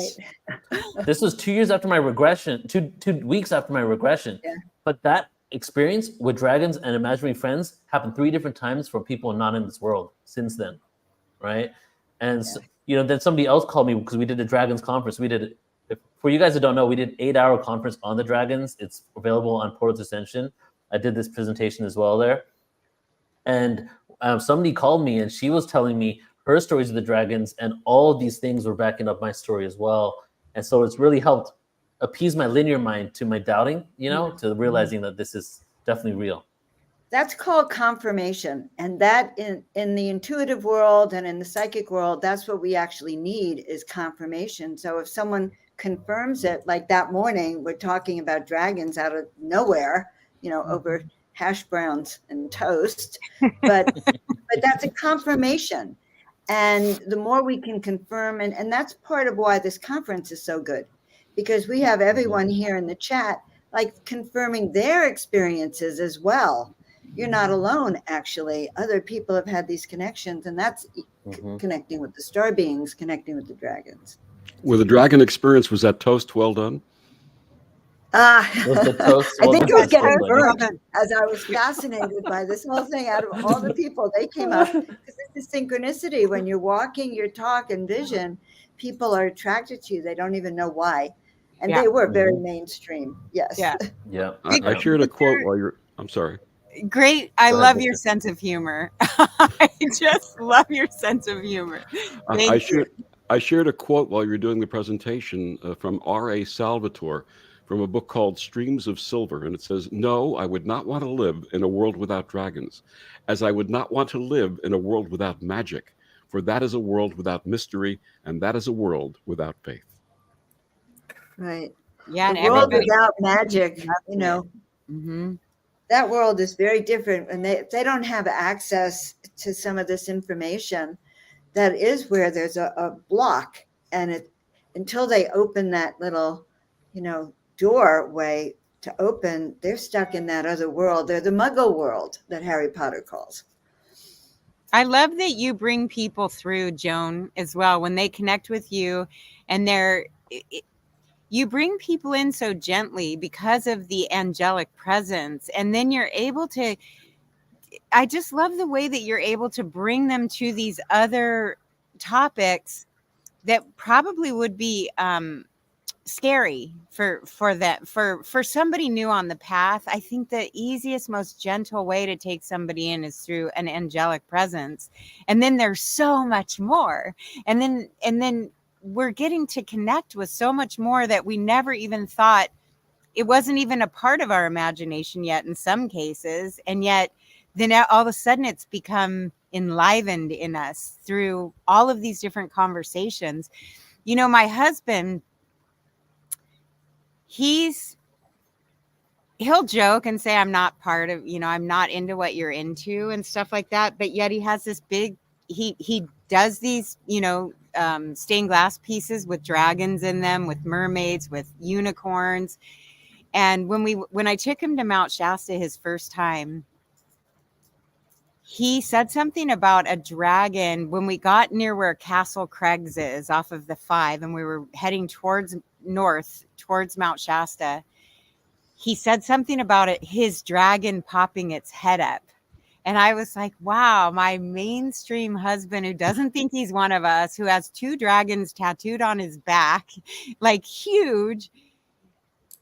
And in a way, I think that he still partially thinks it's a fantasy. And I believe that the fantasy is becoming our reality because it is real. And that's why it was placed in that fantasy world, because we weren't quite ready to embrace it yet, if that makes any sense at all. That's just, yeah. I just It's feel a big step. yeah. It's a big step for people to get that all these fairy tales, it's because all the fairy tales are true. Yeah. The dragons are true, the fairies are true, the giants are true. So all of that is true. And it's interesting because it's our planet, because we know that they're real. Mm-hmm. And that awakening for the quote Muggles, I mean, all I can say is thank God we're magical and miraculous, and we believe in limitless dimensions and possibilities. Neil, your presentation was very uplifting. People really got it from the very beginning. The dragons with us, we're not even talking about that. What does that mean, that they're with us when we're born, that they know our history, and we could probably be riding them if we saw them. There's something still missing that we need to know so we can see them. Yeah. Look at the movie How to Ride a Dragon. Have you watched that lately, Neil? Did you watch it after the experience? So it presents as a children's movie, and whenever my husband watches it, he cries. He gets so touched and emotional over this boy's connection with his dragon. It's really quite something. Amazing. So let's get into our next presenter now. Joan's going to introduce Coach Monarch in a second. I'll just close off the conversation on the dragons with, so the presentation I showed you guys is not till August. The Orion Portal, Reptilian History, Galactic Wars, and Stargate to Earth. So what I just showed you was part 1. Part 2 is going to be the portals to descension and the portal planets and what came down to Earth, and how we rebuilt Orion's belt after the DNA wars, which is going to be very interesting. So tune into that. You've got emails for it. And Joan, do you want to bring on Coach Monarch? Well, you bring her on. Oh, I'll introduce her as you do that. Yes. So his star connections after experiencing years of homelessness, Monarch has utilized his ability to coach himself through extreme dark nights of the soul. Now he walks as a professional coach, psychic, and a starseed, here to help other ancient beings remember who they are. Well, hello, Coach Monarch. Hello, hello. Thank you so much for that intro. I'm excited to meet you, to see you. I also experienced that. In fact, many people that come to Portal to Ascension have experienced some years of just distress and chaos and disintegration. So I feel like you come really highly qualified. Oh, thank you. Yeah, a lot of the trauma has made that qualifications met. So, And that's good for everyone here to know. All right. So I'll let you do your presentation and I'll come back after. awesome. I appreciate you. All righty, y'all. Thank you so much for tuning in. This is honestly my first ever presentation in front of an audience that truly receives me in this space.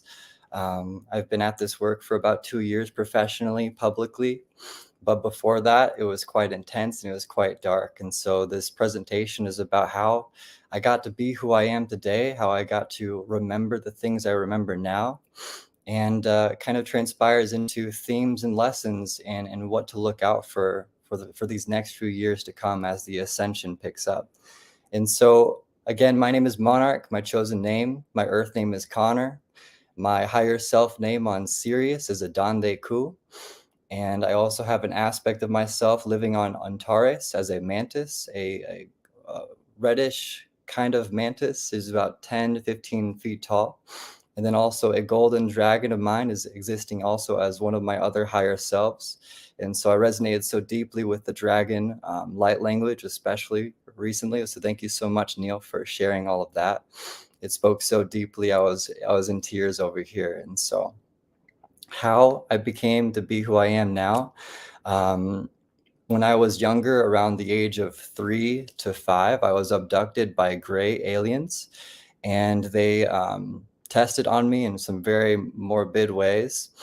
And then transpiring up a few years, around the age of 7 to 8, I had my first encounter with the team that I could now call the Council of Light, the Council of Five, where Adande Ku also resides. And they came through, one in a physical abduction where I wasn't conscious, but my body was there. They were helping work on my crown and my sacral, as those were the most tormented in my life. And then an energetic experience where I started to lose my hair right around the age of 10. And then I lost all of my hair right around the age of 13 due to a autoimmune disorder known as alopecia. And I like to say that kind of revealed my starseed form. And at the time, I didn't like being called an alien.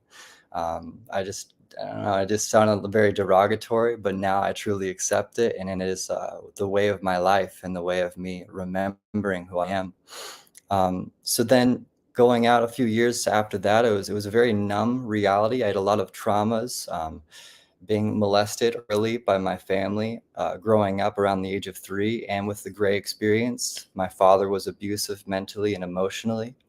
And so there was just a lot of weight carrying on my energy. And so right after I went through the rat race and I kind of graduated with a bachelor's degree in chemistry, and I did it because my parents wanted me to. And so then I realized that it's just not for me. There's no passion for it. And so after graduating with a degree in chemistry, I completely took a left field turn and started traveling homeless, sold all my belongings. I told my parents I won't accept their job applications. They were trying to subtly slide my way.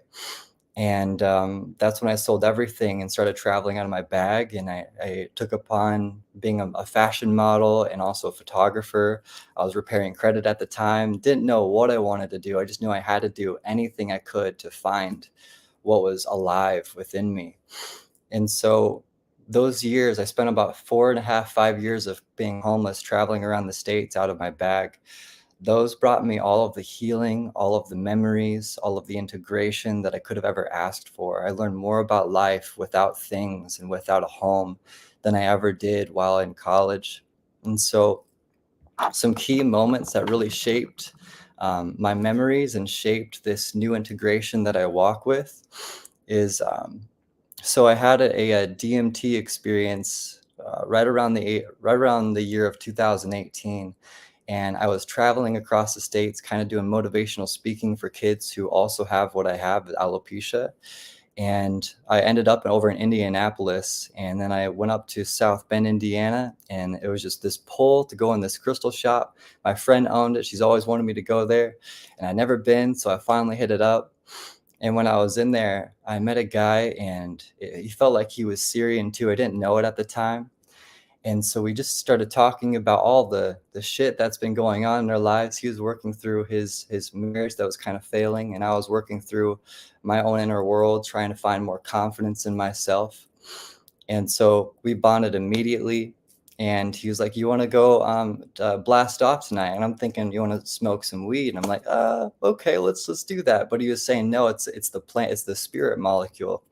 It's not what you think." And so I'm like, I've only heard about it on YouTube videos, but I've heard that DMT, you can never like go out and request it. It always finds you. And so that was my moment for that first experience.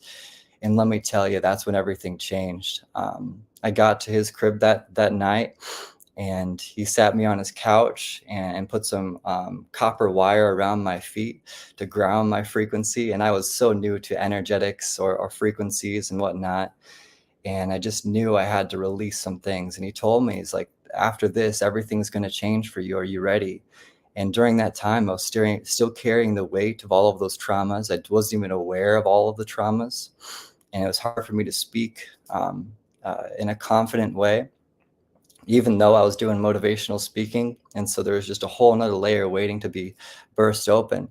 So that first DMT journey, I blasted through this golden portal of light.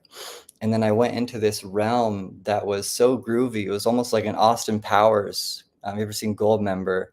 That type of setting is very vibrant. The colors I've never seen before. But sitting next to me were these 5 blue beings. They were so tall, so long. 2 on my right, 2 on my left, and 1 right in front of me. And they welcomed me, and they said, this is how they spoke. It was so beautiful. They were like, "Welcome back. You're home. You made it." They're very drawn out, almost monotone, but super happy and super vibrant. And then one of them gave me the book of my life and my lives.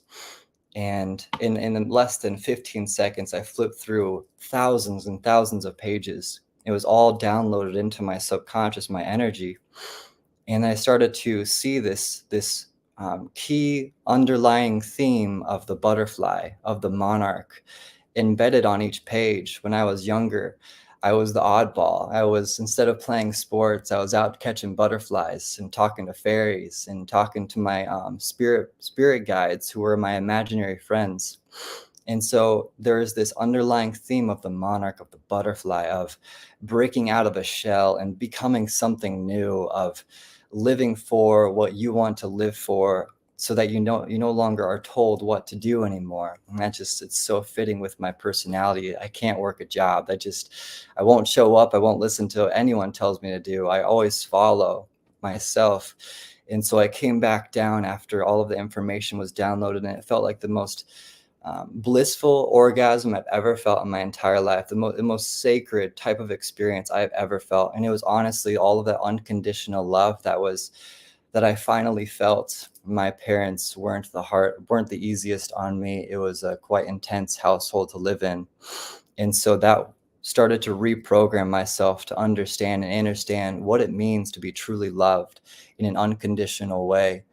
And then when I came back down, everything really started changing. I went out to Houston, Texas, and there's this one experience I want to share too. I took a lot of plant medicines and acid during that time to just shake up all of the shit that was clouding my subconscious. And so one of these times I took acid, and this is the first time I climbed a tree and realized the energy flowing through a tree. And I was just huddled next to this tree, just holding on to it. It had the most safe energy ever. And then it told me, it's like, if you want to, I will guide you on how to climb up the tree.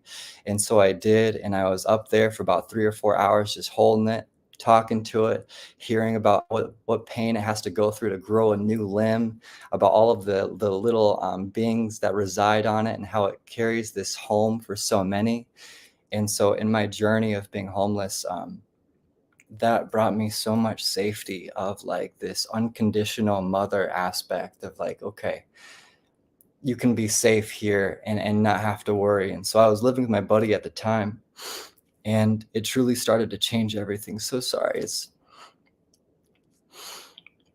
And so after that, started feeling energy more. I stopped taking as much acid and mushrooms and whatnot. And I started to feel all of this energetic haze that was clouding my perception and my communication and my relationships. And through that experience, oh, so sorry, it's so deep. And so traveling around, I started to be more alive, more in the moment, more at peace, but also still had this filth that was put on me early on. And so fast forward a couple of years, I went through my first ayahuasca experience, and that was absolutely riveting in the most profound way. This is when I realized that I was a Sirian starseed. I got there and everybody was like kind of staring at me, and not in the way that I've normally got with me not having hair, but in this very auspicious, magical sense. And I've never had that type of energy just, I don't know, drawn to me. And I always felt like I needed to be in the background, not in the foreground. And so everyone was like, do you realize you're not from here? And I was like, well, yeah, I kind of felt that, but I don't know where, you know. And this one guy came up and he's like, I want you to watch the movie Aquaman. And then I want you to tune into Atlantis at some point, because you reside in Sirius. You're a Sirian starseed. And then it all clicked. It all started to click about how those blue beings were my brothers and sisters from Sirius. And they came to me in that moment of my heart chakra expanding, and I was able to receive their guidance and information. And so ayahuasca, what that taught me was, one, it helped root my energy to unconditional compassion, as I heard Mother Aya speaking to me in the most calm, eloquent, and caring manner. She was helping me get through this old, lingering energy. I started to purge all of it all. And the next day, I felt so clear. I felt so connected to myself. And then this is when I started to be aware of the underlying theme of energetic attachments on those that are unconscious. I had an entity, a dark entity on my sacral from what happened to me during my childhood.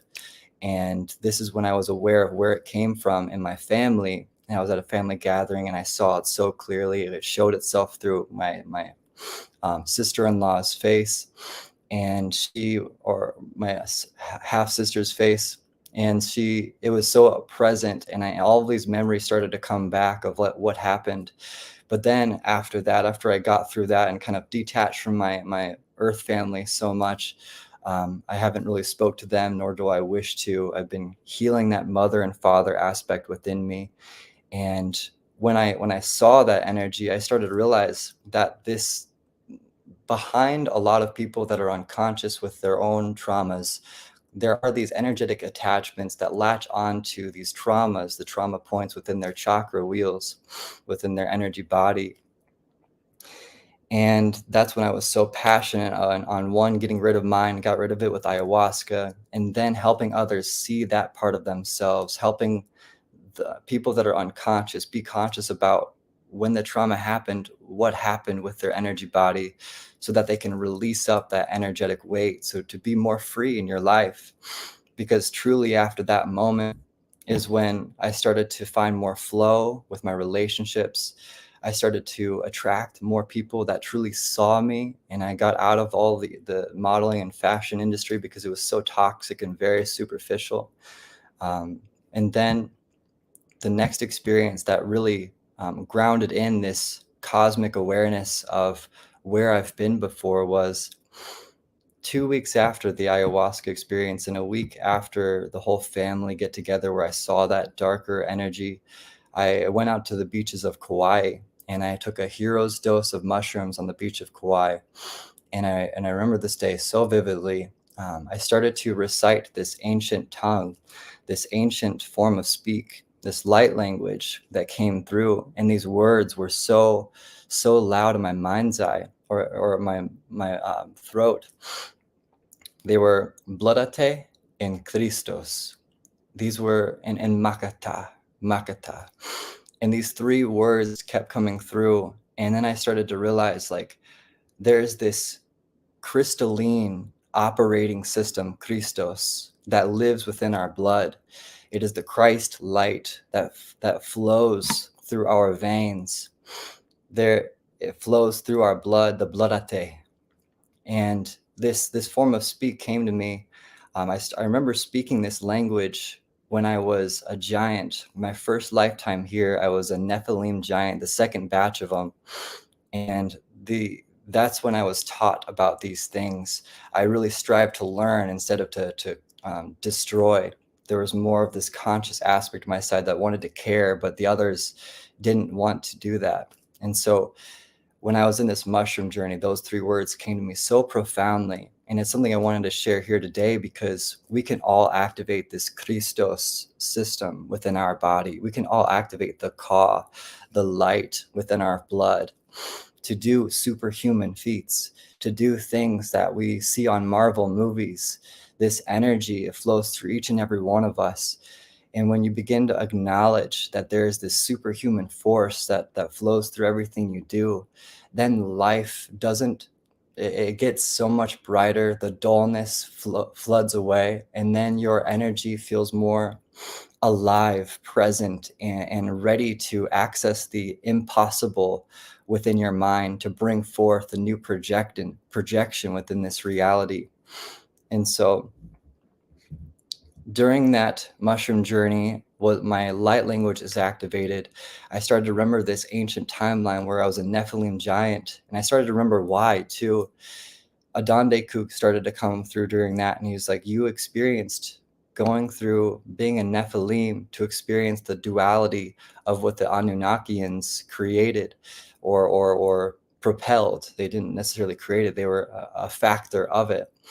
These Anunnakians, they were the fallen, and they created these Nephilim. And so the Syrians created the Anunnakians.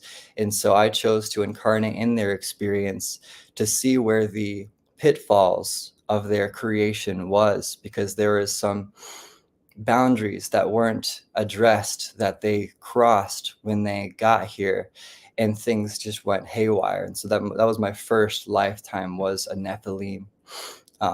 But in that mushroom journey, I also realized that while swimming in the water, it was so beautiful. Oh my God, it felt like Sirius again.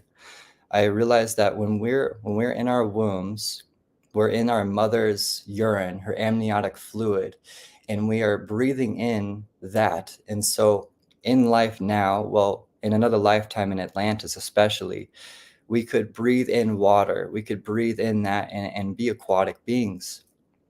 And so during my ayahuasca journey, I realized that the urine we express and expel is not bad. There's nothing that needs to be expelled, but we can actually drink it in. And so I started to drink my own urine to heal those inner wounds, those inner worlds within me. And then in my experience over in Kauai, the download came through that this is going to sound totally wild, left field, when you bring it in through your nose, one, you activate and clear your crown and your third eye. But two, your cellular memory activates and you can transition into being an aquatic being again. It is in fact possible, especially with the fluid that we express, the light.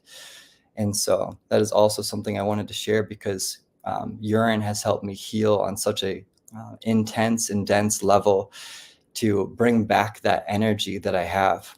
And so the practice, if you're curious about it, is Shivambu Kalpa. The ancient Egyptians used to ingest their own urine to sustain their lives thousands of years.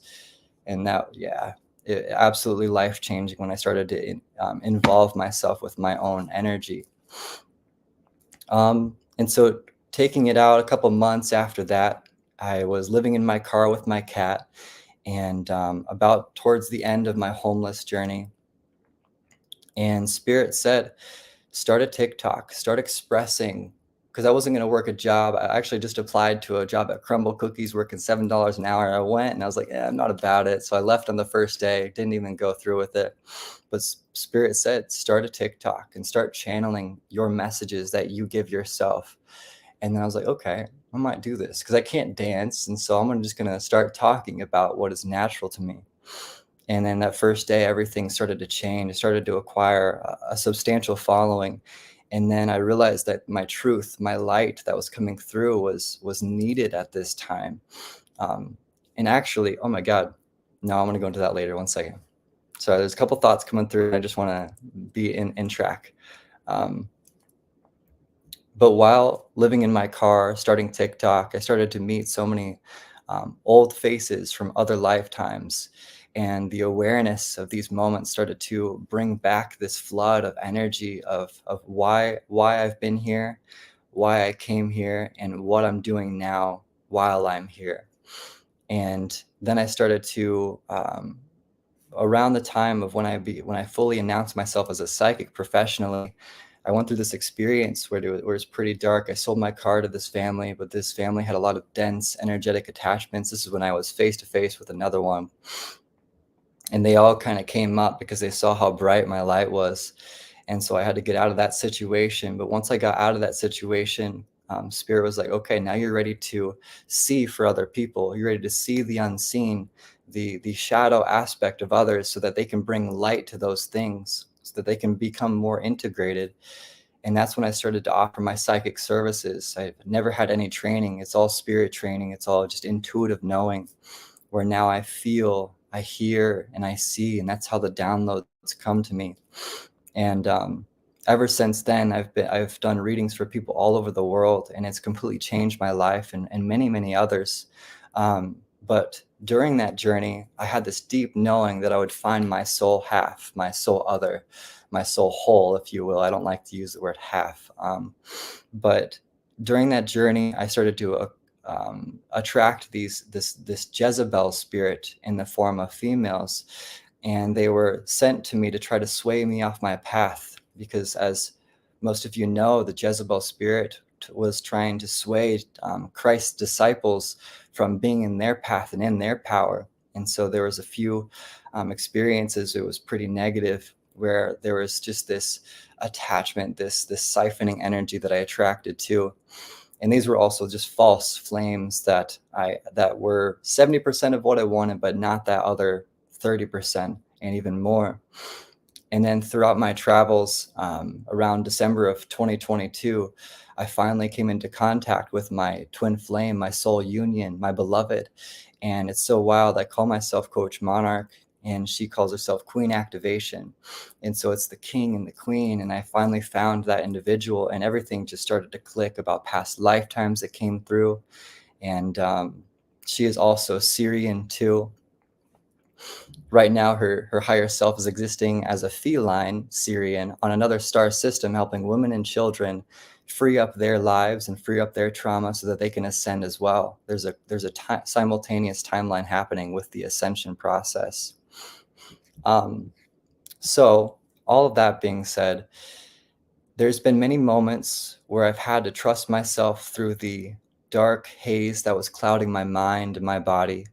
But every single time that I did, I made it through. Those 5 years of being homeless brought me into the awareness of my celestial origins, why I'm here with the earth family that I chose to be incarnated with, and how to bring forth keys of codes that will help unlock that awareness for everyone else too.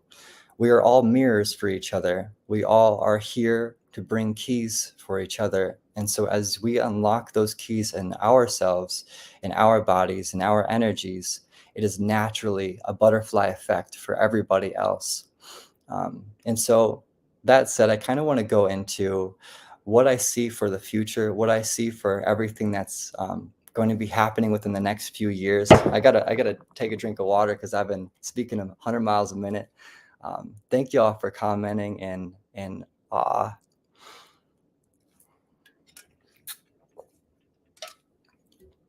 So as y'all know, it's getting wild out there. There's a lot of craziness happening, a lot of deception too.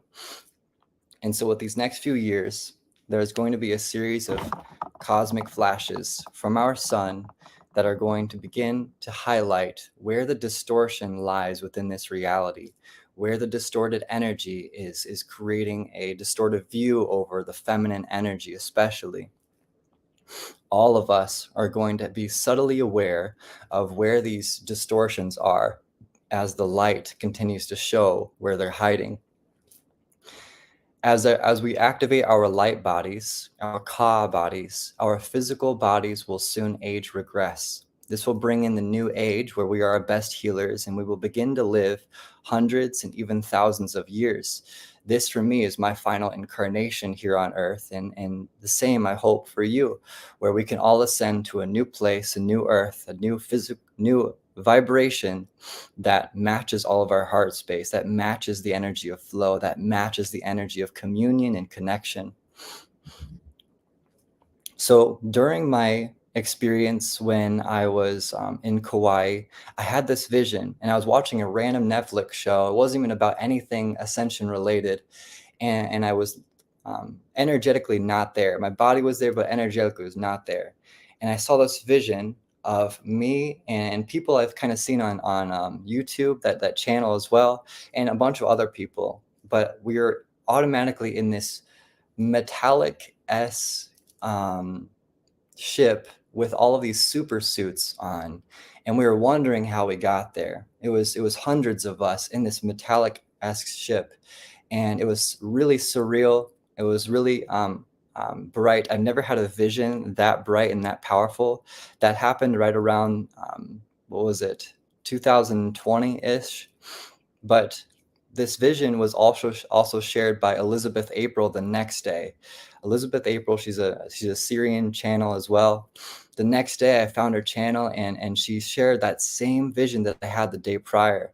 So that was a massive, massive confirmation. And so in my heart, what I feel is that this vision where those, I don't know how it's going to work, and I can't say for that, but there will be some that are teleported immediately to another ship when these major events happen.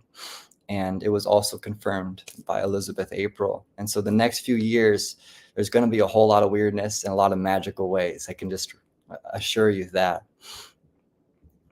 You will always know where you need to be in this ascension process. Don't doubt where you feel you need to be. Every time I've trusted my feelings and where I feel I need to be anchored at, it's always brought me to the safest locations to find my own peace and tranquility within those chaotic moments.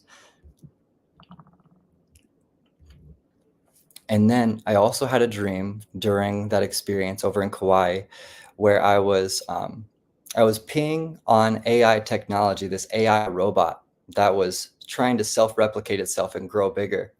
And as I peed on it, it like got shrunker and it shrank a lot. And what this told me, this dream, was a metaphor that our bodies, the energy and technology that our bodies are made up of, surpass the essence of AI. AI is trying to match us, and it will be kind of weird when it gets to that.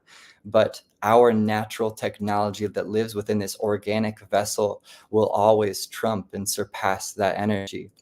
And so when the rise in AI happens, there is going to be a flash that will begin to wipe out that frequency. But before that, it's going to be kind of intense. There's going to be a lot of the transhumanism agenda will be quite loud within the public's eye. But just know that when you trust yourself and you integrate with yourself, you will never be swayed. You will never be deceived. The next focus that I see us all being so attuned to is water. The water, it is the lifeline of this planet. It is the bloodate of this planet. And when we can learn how to clean it, how to speak to it, how to heal it, so it can heal us, there will be, this will bring forth the new age of us being connected with this incredible intelligence that water truly is. And there's also, I've been seeing on Instagram and TikTok, these new machines that can pull water from the air and generate infinite flows of water. And so the same for everyone else. There's so much awaiting us in the realms of free technology. And as we continue to increase the light our bodies hold, dormant abilities will awaken, from telepathy to telekinesis to teleportation to remote viewing, psychic abilities. Anything that we have seen on Marvel movies are going to be a thing of this reality.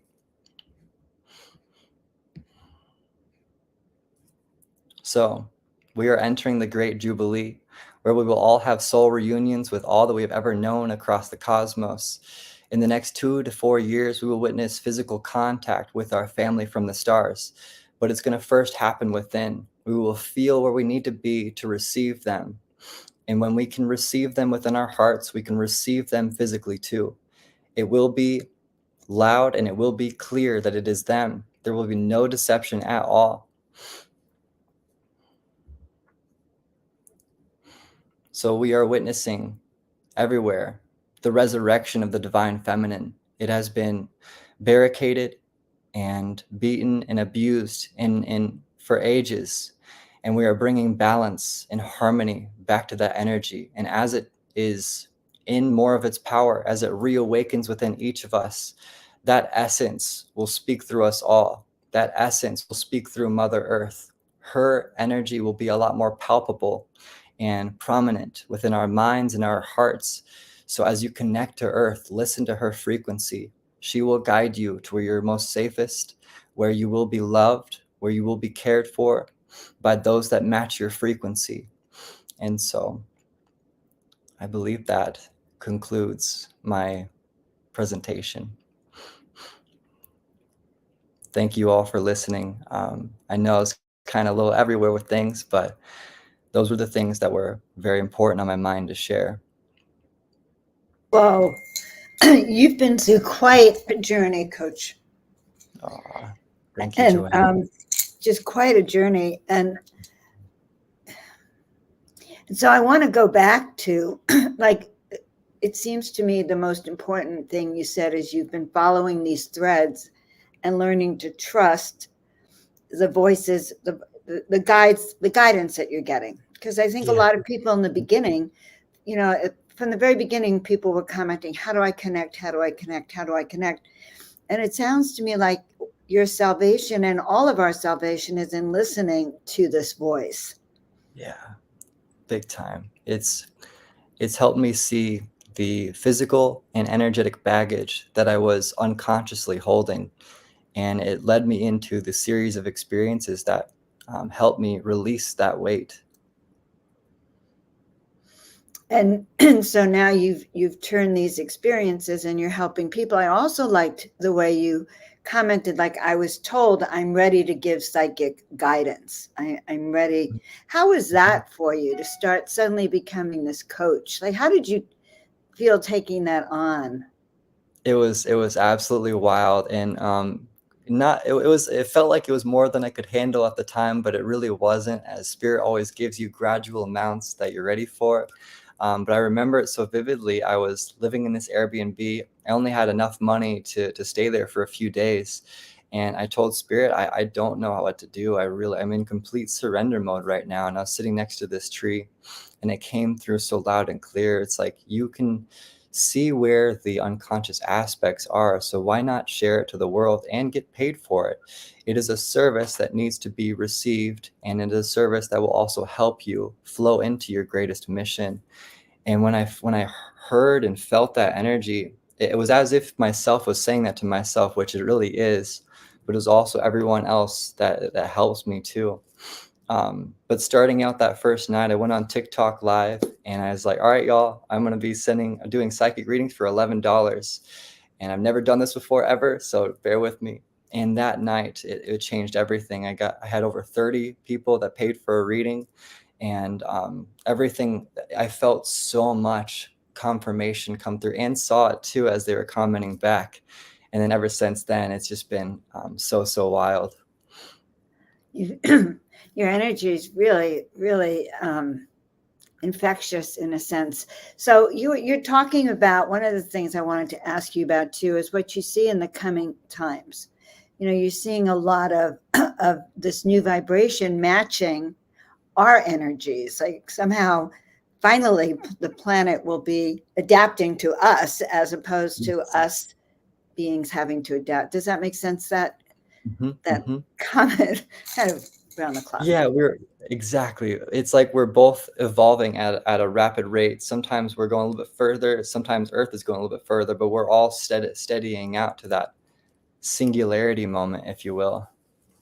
And you also mentioned that we're going to live longer. And it's really interesting because I've been telling people that I'm going to live way past 100. I prepared my children that you're not going to lose me, guys. Get over it, because I feel like I'm youngering. And so let's talk about how stepping into this kind of energy can even younger your field. Yes. As I've been doing energy work, psychic readings, and light language, there's energy that I draw from Sirius mostly. And I see this energy flowing through whenever I do readings, or even this too. And it's so wild. Whenever you eat food, you feel steady. But sometimes if you eat too much food, it kind of tanks your energy a little bit to digest. Our bodies now are getting ready to digest only energy and only like fruit and vegetable smoothies. And this type of light that we're going to be ingesting is going to bring us more vitality, rich energy, and longer lifespans too, because the food it's like AOL to 5G. And I hate to use that term because I'm not really about 5G, but kind of like that comparison of how fast we're about to increase in the lifespans that we have. Yeah, no, I feel that. I can see it to be true. So what other kinds of things do you like? Do you have more specifics about the next year or two, or how we can prepare for this upcoming shift? How we can prepare would be an individual journey of one. The technique that I've absolutely loved integrating in my life is breath work. Every day I start out my days when I'm consistent with it, is consistently breathing for about 30 minutes, only breathing. And then through that, we bring in light to the body, we bring in light to our mind and our energy. And then from that, it puts me into this state of flow of like, okay, I don't need to have my list in front of me of all the things I need to do. I flow into everything. If I don't feel aligned to something that I put on my list, then I don't do it. I never force anything anymore. And so the same thing for everybody. As we're flowing into this ascension, notice where you're forcing things to go your way in your reality. And if it feels hard, like it just isn't clicking, then maybe there's something that shouldn't be clicked within where you're focusing on. Maybe something is going to flow better for you that surpasses your expectations. Because in this reality, we're about to increase in the level of abundance we all receive. And so when you can allow that energy to find you, you can also allow the abundance that is so naturally yours to everyone in here to find you too. It's all about flow and not about force. Keep going. Okay. I think this is great. This is like pure ascension tools right now from Coach Monarch. Okay. Let me.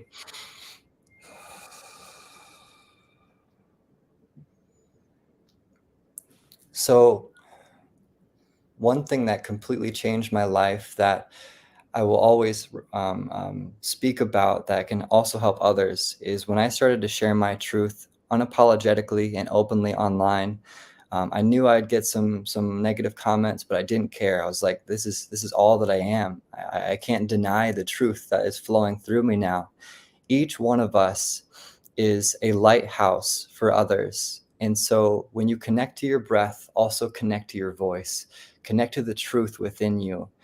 Try not to consume as much media from other people. Kind of take it into your own solitude so that you can be aware of the energy flowing through you that is naturally yours.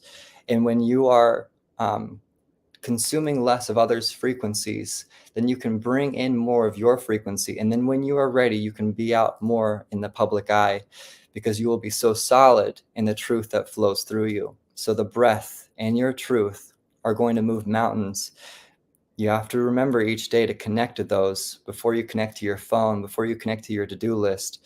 So that way, this superhuman aspect of yourself will guide you through this ascension process. Boy, I sure needed to hear that today.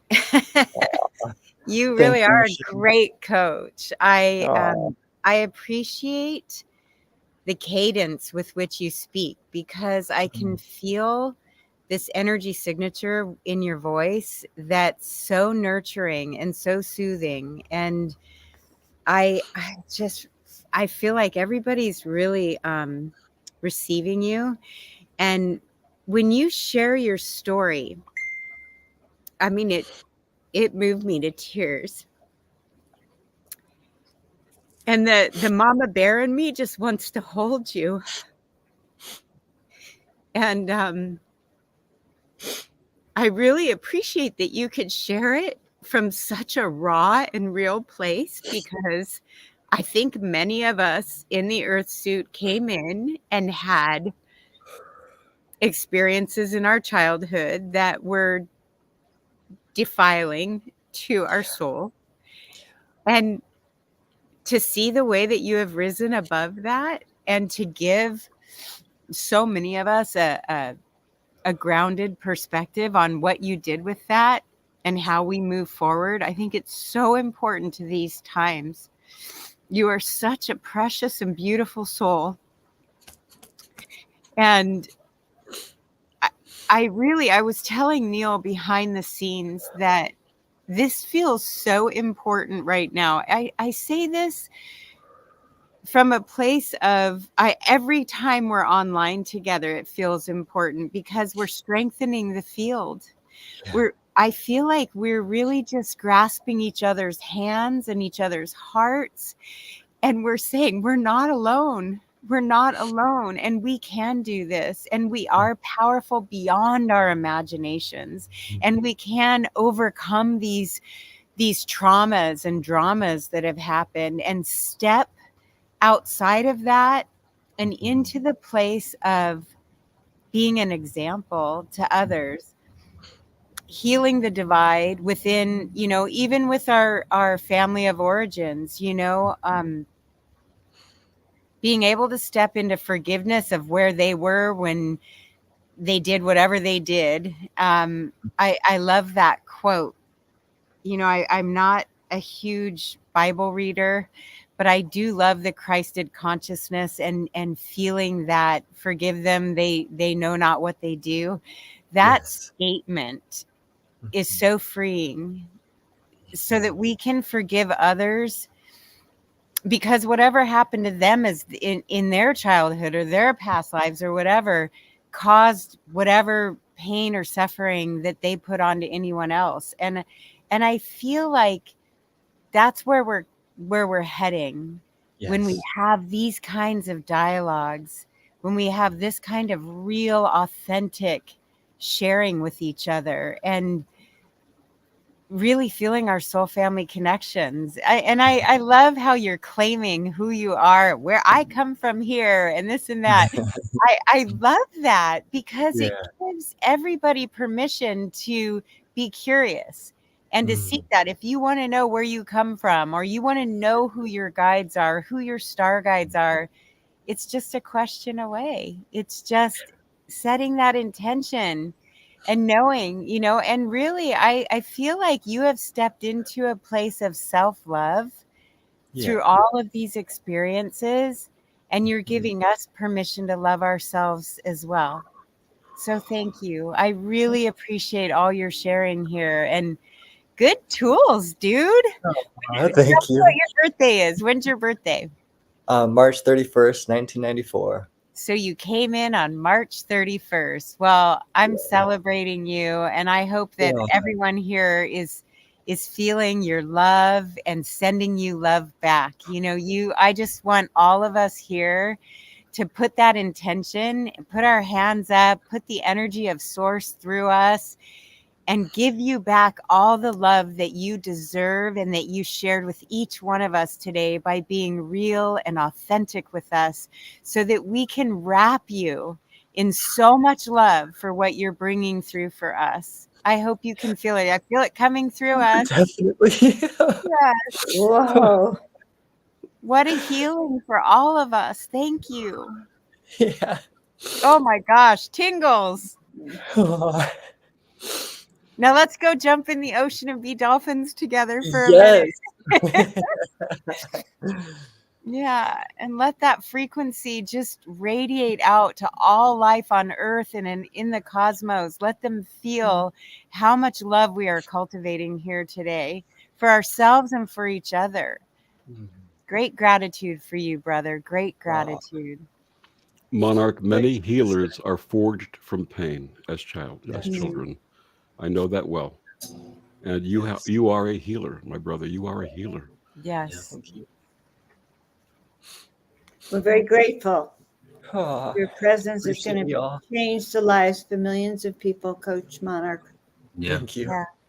Thank you for choosing mastery over those challenges rather than being the Yes. victim to them. You know, that's the choice that we have. Mhm. Thank you, brother.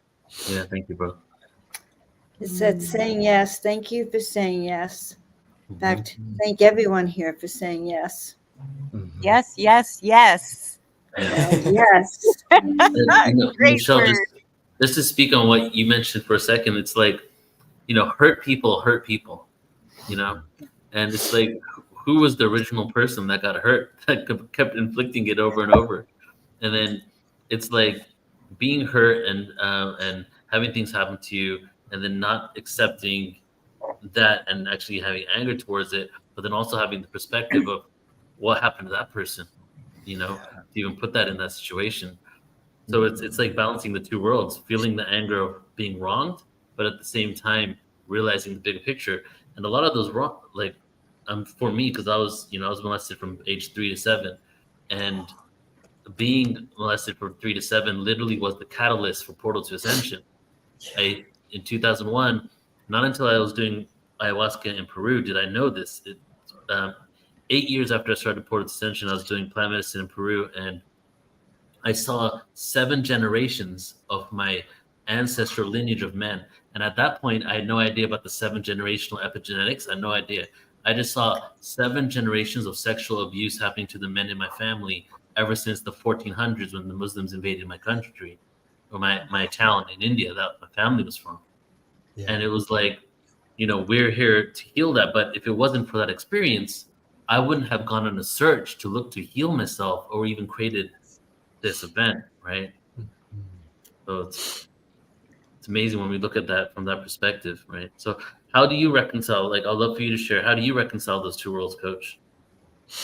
With two worlds, can you like the feeling of like the atrocities and not being okay with that kind of thing happening, but also the bigger picture of understanding that we're all just inflicting wounds, that we've received.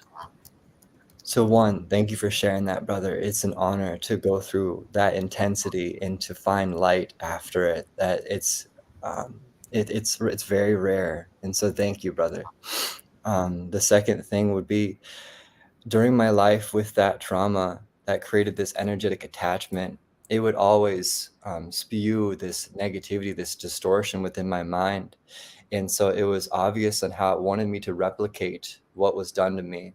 And if I would have chosen to replicate it, then it would have been carried on even further out. But I always knew that wasn't me. That was not me at all. My heart always spoke louder than that frequency within my mind.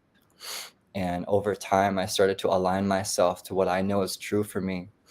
And what is true for me is to help my parents by helping myself, by bringing that healing back to myself. I help them. I help everyone before them. I may not be in contact with them anymore, but as long as I'm healing myself, I still do the work. And so, Yeah. Brother, thank you so much for sharing your heart with us. And I'm just going to say, like, we've been going back and forth for like a year, and so many people have reached out to me to have you on the platform, right? And I've done other events. When I did an event a year ago, this event, I had like 4 emails from people saying, why is Coach not a part of your event? I'm like, who? Wow.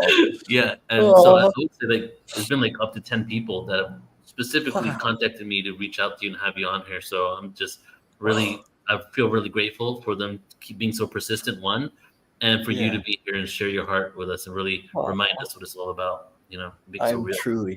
truly honored. It is such a blessing. Oh my God. Yeah. So would you like to share where everybody can find out more about you before we my website is currently being built. I just have my Instagram and TikTok. On Instagram, I'm coach.monarch, and on TikTok, I'm modern.monarch. Beautiful, Coach. Thank you so much, brother. Yeah, thank you. I'm looking forward to a lot more collaborations and working together. Yes. Oh, I feel it. Yeah. Let's do it. I almost ran out of battery while I was sitting outside, but I wanted to come in and grab my charger. I ran really quick to grab my charger because I can't thank you enough. And Neil, thank you for following your intuition and listening to your audience to bring Coach Monarch on, because I feel a shift already. That I feel the healing taking place for so many people on earth right now. And I wasn't even supposed to be on right now. I think my duties for the day were over, but I was so compelled to listen to your story. I couldn't leave. And I'm just so grateful and honored that, you know, my guidance was to stay and to listen and to join here with everybody giving you the accolades you so richly deserve. So thank you. Thank you. Get that website up. Definitely. Thank you, Michelle. Welcome. Thank you, Coach. We'll be in touch, brother. Thank you, guys. I appreciate you, family. Whoa. There's been a lot of heart today. You know, first day is releasing. Yeah. Step one, release, release, release. And know that you're not alone. Yeah. No. You know, you're not alone. Let's see, yeah, that's so interesting because it's releasing, we're doing that inner work, and you're saying we're not alone because it's literally like we are connected, we have family, we're going through these things together. And then the ultimate is that we're not alone in the universe, right? And it starts for us just realizing that we're not alone just here on earth. I think I'm going to start crying too. I seriously, and it feels, you know, when we talk about, oh my gosh, there is a cloud in the sky that looks like a dragon. No way. No way. Let me see it. Hold on. I don't know how to. Let me see. It's in the back. Yeah. Let me. All I see is a really clear blue skies where you are. I'm trying to see how I would show it to you. You gotta just face. You just gotta put the camera towards it. I'm on the computer and I can't turn it, but it's not. All right. Dang it! It even has a tail and it has wings and everything. I wish I could get your phone. Take a photo of it. Take a photo of it. You guys, if you knew what I was going through, so many technology challenges right now. I'm going to show you my phone. Can you see how messed up it is? It's broken. Oh, yeah. It's all broken. So I can't even, Neil, I've been trying to text you from my computer, from my iPad. It's crazy. But, you know, nothing's stopping us from, you know, jumping over the hurdles to get to where we need to be. Yeah. And that's really where we are. And when we talk about not being alone, even though our work, when we talk about, you know, do the work, right? What is doing the work? It is healing work. And it does feel lonely sometimes. But when you get into a group like this, you realize, wow, I'm doing the work, but so is everyone else. And then we're in the same pot together, you know, and we're all just ingredients in this beautiful symphony that's going on in this it's like we're creating a musical symphony with all of our soul signatures coming together, and I just feel profound healing taking place. This is actually a 4-day retreat. Mm-hmm. I think it's a misnomer to say it's a conference. I think it's a retreat, right? because That's true. Because it's a personal experience at every level. Very, and for everyone. So I think we all should take a deep breath. We have a great speaker coming on, right? And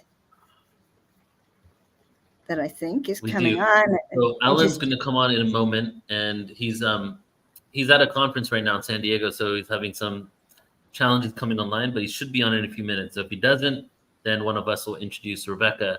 But what I want to do is I'm going to take the next few minutes to show a couple of trailers of what's coming up at Portal to Ascension. And throughout this week, these 4 days, we'll show some epic things that we're up to. And I just got this one trailer. The second trailer you can see, I got done yesterday, and I'm pretty proud of it. So can't wait for you to see it. The first one is the Ascension Glastonbury. So if you guys don't know, we don't just do online events. And there's a lot of new people here. Just a quick summary. Portal to Ascension started in 2008 and started with sound healing events. By 2009, shifted into extraterrestrial channeling events. My friend was channeling a being from Sirius, and I would do sound healings to open. So it was a lot of live in-person events, and that continued until 2016. Live conferences, small workshop tours with like Michael Tellinger, other speakers. But since 2016, we've had this online presence, and we've been doing hundreds, thousands, a few thousand actually online events, experiences kind of like this, individual workshops, and we do live in-person experiences. Joe, myself, and Alan just took 2 groups of people to Egypt in September. We did a 3-day conference, Portal to Ascension conference, that Michelle was also at in San Diego back in April. We had a huge sold-out, amazing experience in Glastonbury, the island of Avalon, where King Arthur went when he transitioned into the next dimension. Whole story behind that, and articles on my website about that if you want to check that out. So we had a 3-day event there, and we have the 2nd annual Portal to Ascension conference coming up September in Glastonbury in UK. You can check out the live stream. You can join and come in person. We have Laura Eisenhower, Magenta Pixie, Tim Tactics, Maria Wheatley. Many amazing individuals are going to be there. So I'm going to show you the trailer. Joan of Angels, of course, and about 20 of us all together. And then we are also doing many online conferences. So I'm going to show you first the trailer for Glastonbury, and then I'm going to show you, okay, drum roll, please.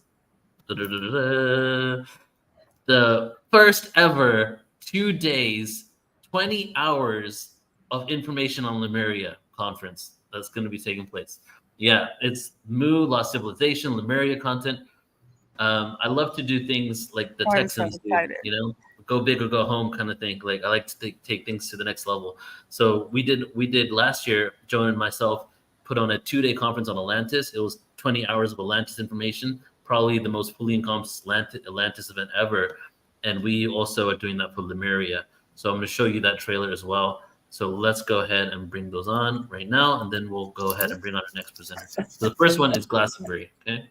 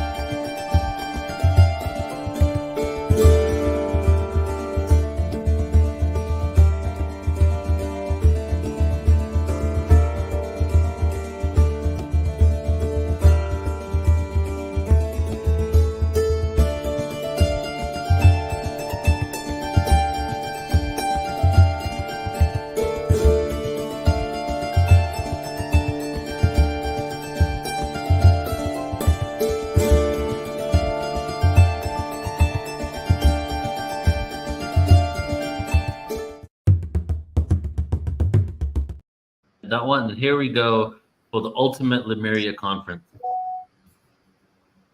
This is going to be in July, in summertime. And I'm going to actually be living in Vietnam at this time, which kind of is the offset of where Lemuria was. So I'll be close to the lands of Lemuria.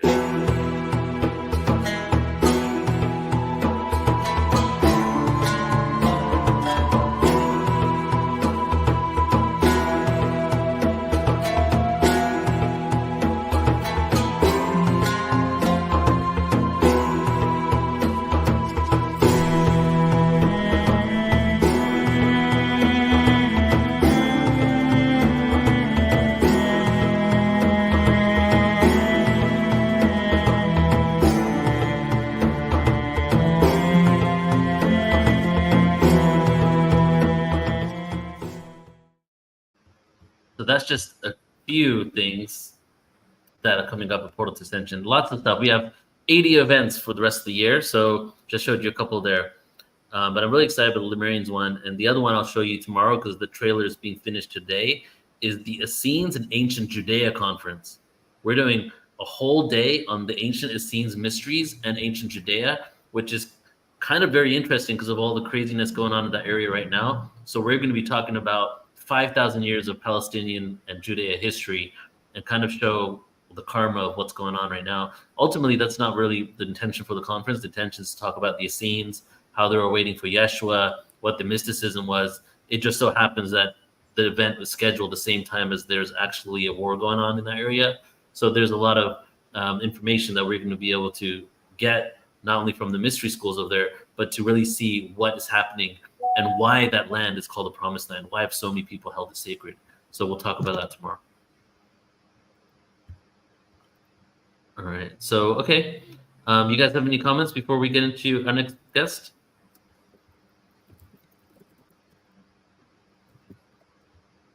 I think if you guys are trying to talk, you're muted. Except maybe fantastic trailer, by the way. Thank you, John. That Glastonbury one was actually fantastic, guys. Glastonbury is such a magical spot, and when we go to those areas, it's so that we can all experience that energy and then ground that energy and activate the light codes and meet magical people, right? It was incredible. I think, we have gaps during the weekend, so we'll have a discussion, you mean Alan, to speak about Glastonbury, what's going on, and it will be kind of like a presentation, because we'll talk about Mary Magdalene and her journey through Egypt into the south of France, into Glastonbury, Jesus, his uncle in Glastonbury, the first ever Christian church in Glastonbury, where they didn't convert through force, the Druids, but they actually chose to become Druidic and Christian at the same time. So there's a lot of amazing info there, and we'll take some time to speak about that. My wife is a presenter on the Feminine Divine, and she takes part in the Goddess Conference in Glastonbury every year remotely. Nice. We don't get a chance to get over there, unfortunately, but she takes part. Yeah, that event was a week before we got there in the same venue we had our event. Yeah, I know about that one. Interesting. Yeah. All right. So, Joan, you ready to bring on Rebecca? I'm very excited to bring on Rebecca, as a matter of fact. Rebecca Hardcastle. Our exoconsciousness is our biology. So Rebecca Hardcastle Wright, PhD, is a leading expert in psychic intelligence and cosmic consciousness. She is committed to building an exoconscious civilization co-created by human and non-human intelligences, which include ETs and multidimensional beings. Uniting to build an exoconscious civilization, we gain a deeper knowledge of who we are as humans and our relationship to ETs and multidimensionals. Because as we build, we learn. Rebecca is the founder and director of the International Nonprofit Institute for Exoconsciousness. The Institute's mission is to advance entrepreneurial experiencers who are inventing next-era co-created technology, science, communication, education, art, and healing. As a lifelong contactee, Rebecca's signature research focuses on exoconscious humans, experiencers who integrate and utilize long-term contact. She appreciates the fragile nature of anomalous experiences and promotes the need to strengthen psychic intelligence and abilities. Wow, huge experience coming through with Dr. Rebecca. After coining the word exoconsciousness in 2008, Rebecca published Exoconsciousness, Your 21st Century Mind, and her latest book is The Exoconscious Human, Claiming Psychic Intelligence in a Transhuman World, was published in 2020. She's also a member of Apollo 14 astronaut, Dr. Edgar Mitchell's Quantrek International Science Team, researching zero-point energy. So we're very excited to have you, Rebecca. You have such a great history and background. And Thank you. I love that you're an experiencer also, and I can't wait to have a deep dive into exoconsciousness. Thank you, Joan. Thank you. The program. Right. Thank you, Joan. And thank you, Neil and Portal to Ascension and your team. This is a phenomenal conference. I just bless you and thank you. And yeah, so much. You are so welcome. We have phenomenal people like yourself on it. And that and phenomenal people watching and experiencing it with us. So I think everyone's going to be primed and ready to hear about exo-consciousness, and I'll be back when you're done. Wonderful. Thank you. So I'm going to share my screen and hope it all goes well. Not sharing. Neil, I may need some help. Yep, Rebecca, you click share screen. Oh, no, you click present and then share screen, and then move over to the entire screen tab. Do you see that one? So you see present at the bottom, right? Rebecca, can you hear me?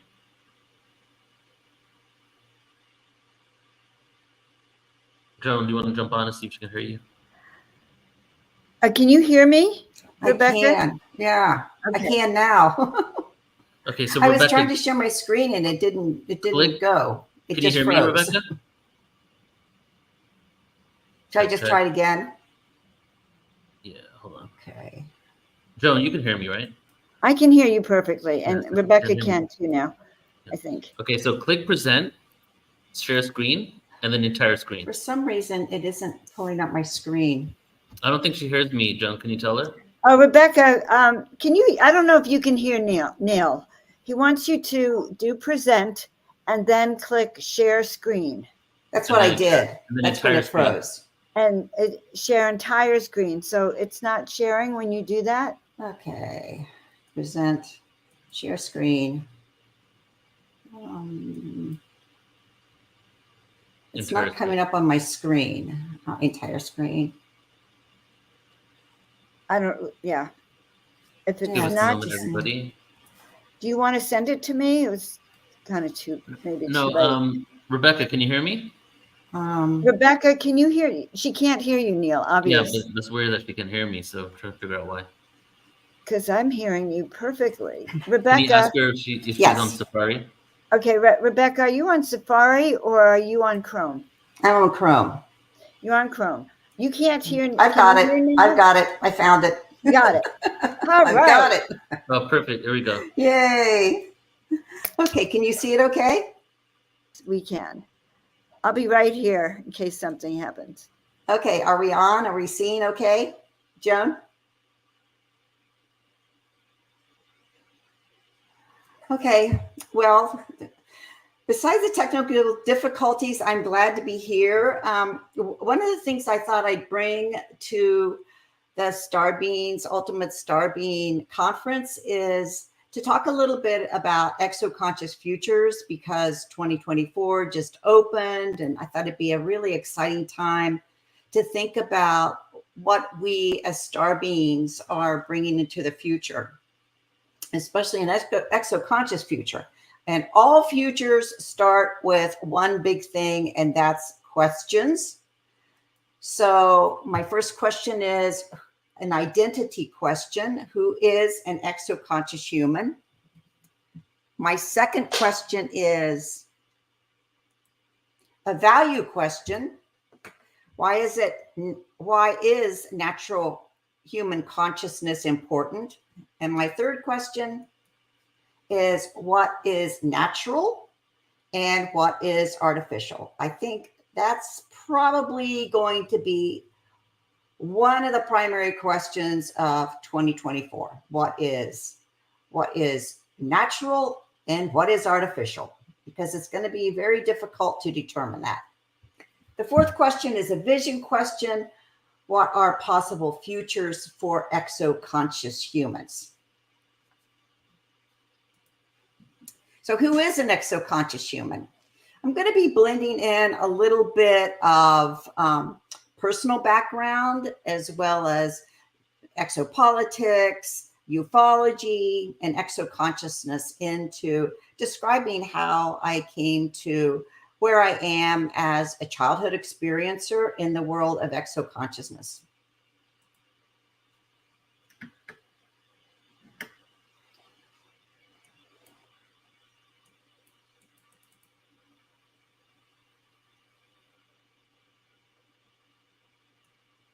I apologize. My computer is not syncing with this.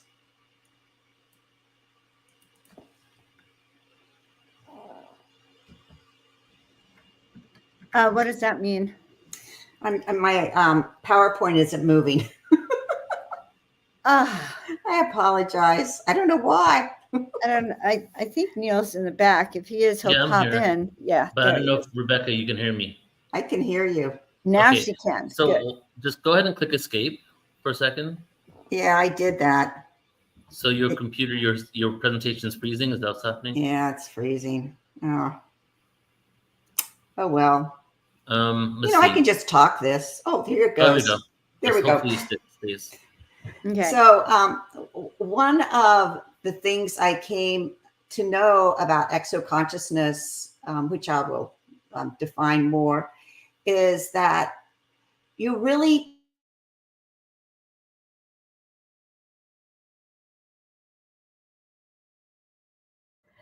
We can't hear you suddenly. Rebecca? until you talk to somebody that's climbed the mountain and you oh yeah, sorry. All right, let's just figure this out for a quick sec. Rebecca, I think something's either going on with your internet or the bandwidth on your computer or the storage space on your computer. Right. You're I cleaned cutting all out. that off before I came on, so nothing would happen.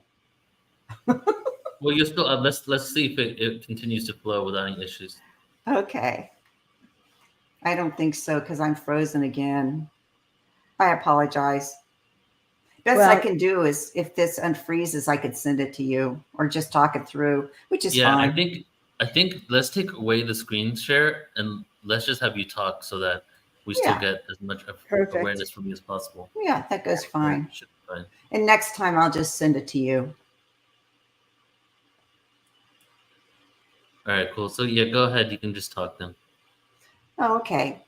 So I wanted to really define what an exoconscious human was. And one of the things I did was I received this word exoconsciousness to describe the innate human abilities of consciousness that included our psychic ability, our intuitive abilities, our biological body.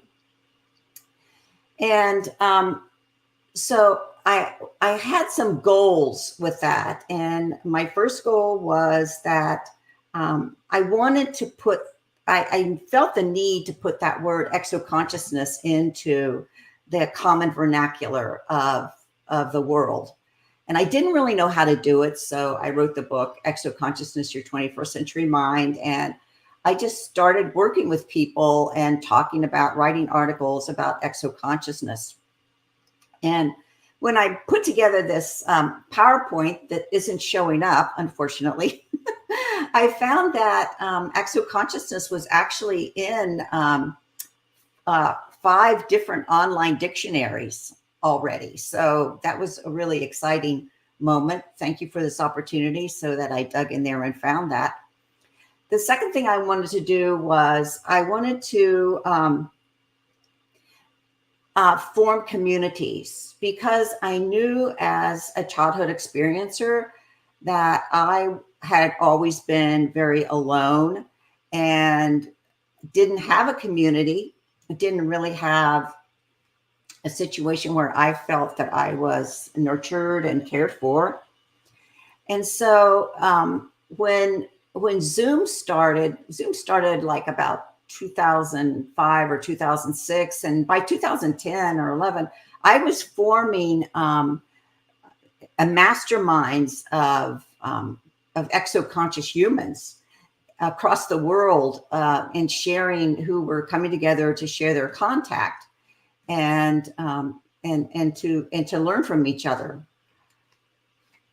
And so that then grew into what I call exoconscious coaching today. So we have 3 exoconscious coaching groups, which are operating, and the things that really define us as exoconscious humans is that we are all contactees. So we all have the thread of contact through us. So it could be contact with extraterrestrials. It could be contact with multidimensionals or orbs, UFOs. It could be contact with a being like a spiritual being. So many people in our groups also have contact with Jesus or Buddha, Mary, like Neil mentioned, the Essenes. They could have contact with the fact that they used to belong to an Essene community. So they have a wide variety of contact. It's not just extraterrestrial, but it's exoconsciousness in that it stretches up and into the entire field of consciousness that people are bringing in. And so one of the things our group was able to do was to really prioritize integration and what it would mean to be a fully integrated exoconscious human. Because we're all aware that since there's so much division and divisiveness in life, and people who are kind of left without a community, it was very hard to take a contact experience and not have it fall into what, today on X is being described as a catastrophic event. So I had contact and it was a catastrophic event, or it was a traumatic event.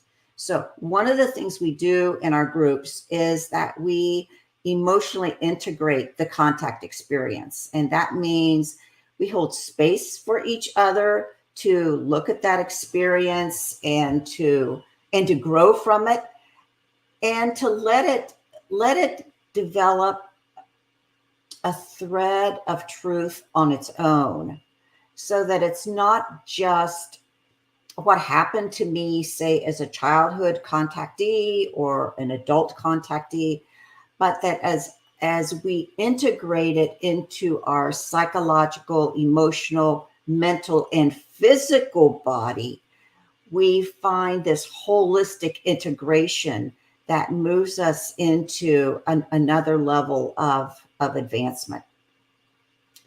The other thing that we do as exoconscious humans is that we highly, highly value psychic intelligence and intuition. Oftentimes, our contact led us to become psychically inclined. There's whole studies of contactees that have talked about their contact and how it opened them to other dimensions. And so this is a high priority for us, is to value contact. And so the second thing that we value is another kind of intelligence, and that's critical thinking. So we as a group hold ourselves accountable to an intellectual life where we think critically about what's happened to us and who we are and who we are becoming. And for us, there's no real bounds to our curiosity. So our curiosity just continues to move in directions and of asking questions, of trying to find out what's happening, what are we seeing in the world around us, but most importantly, what are we seeing internally in the world inside of us. And so exoconscious humans are always inner directed as opposed to outer directed, but we're also intellectually curious about what this outer directed world is composed of. The next thing we are is we are compassionate and trustworthy. So because we belong to small groups, we meet weekly and we begin to trust one another and hold one another in a sacred space, without judgment, without shame, without analysis. And we allow all of ourselves to grow and progress in a circle of trust. So trust is really something simple as a relationship of continuity over time. So if you have a partner or a friend or a child, your relationship with them is based on continuity over time. So that just gives a good description of how we're functioning as exoconscious humans. And one of the primary things that we're doing within our group right now, and what I was going to discuss as futures, is that we are within our groups forming an exoconscious timeline. So we are intentionally bringing very carefully and intelligently and discerning, bringing forth what a timeline for exoconscious humans would look like. And part of why this is happening is because of my personal path experiences would cause me to want to enrich this timeline. I'll just give you two examples. In 2005, I taught one of the first UFO courses in the nation, and I was so excited. So that's almost 20 years ago. So excited about bringing exoconsciousness forward, about bringing experiencers forward.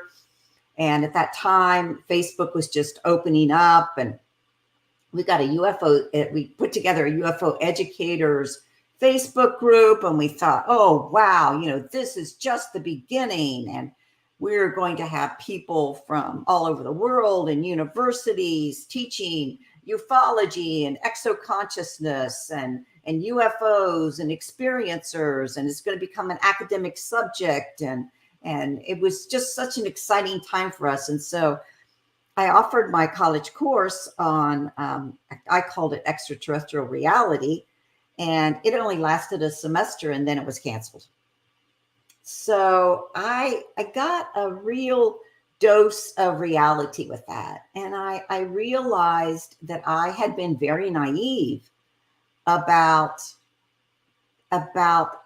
how universities functioned, about the amount of money that they got from governments. And for me to believe 20 years ago that I was going to launch a program on ufology that could be integrated into all universities, and there'd be a curriculum and there'd be faculty consulting each other. That was just a dream that didn't happen. I would say didn't happen yet. Maybe someday that will be, but certainly not right now. And so I came up against the fact that it's not going to happen in universities, and it's probably not going to happen in an intellectual way through the media.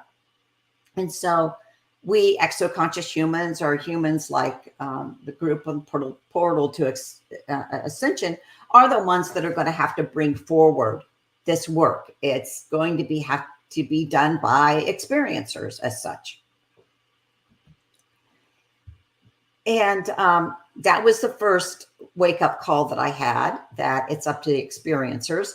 The second wake-up call I had was when in around 2011, I moved to Washington, D.C. But before that, I had started working with Dr. Edgar Mitchell's Quantrek group.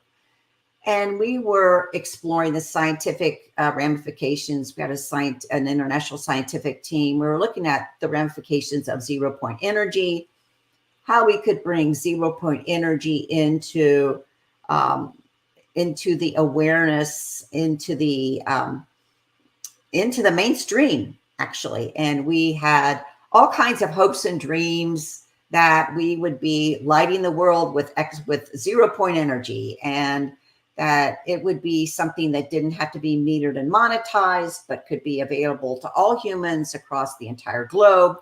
And that would be done by integrating with 0 point energy, also combining that with knowledge of consciousness and knowledge of the extraterrestrial presence. And so we worked for a long time on that. I moved to Washington, D.C. in 2011 to be part of Dr. Mitchell's Quantrek group.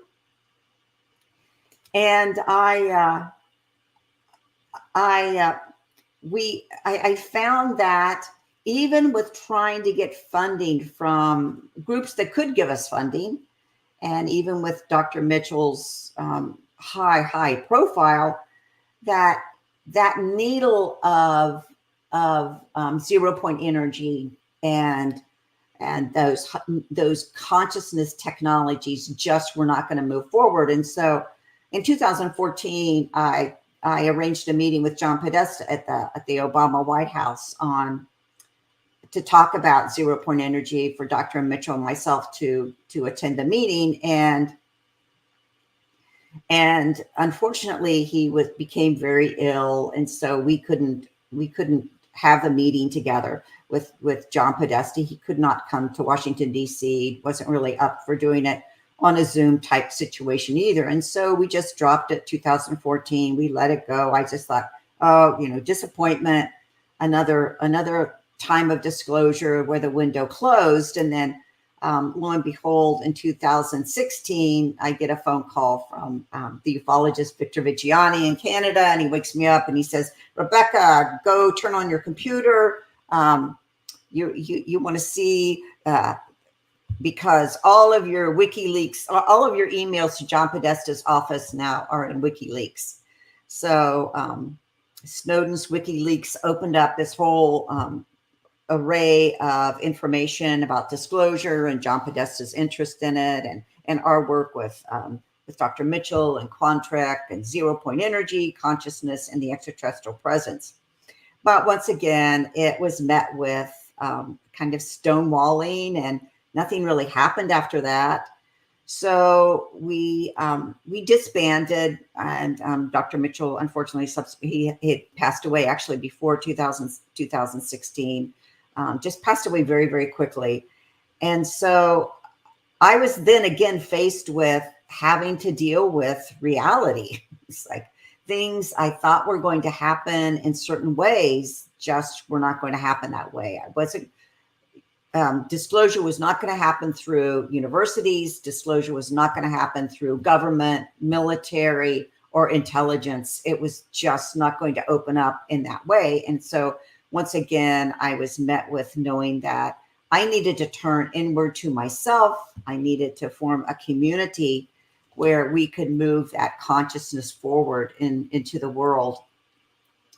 So that's what I've done with exoconscious coaching.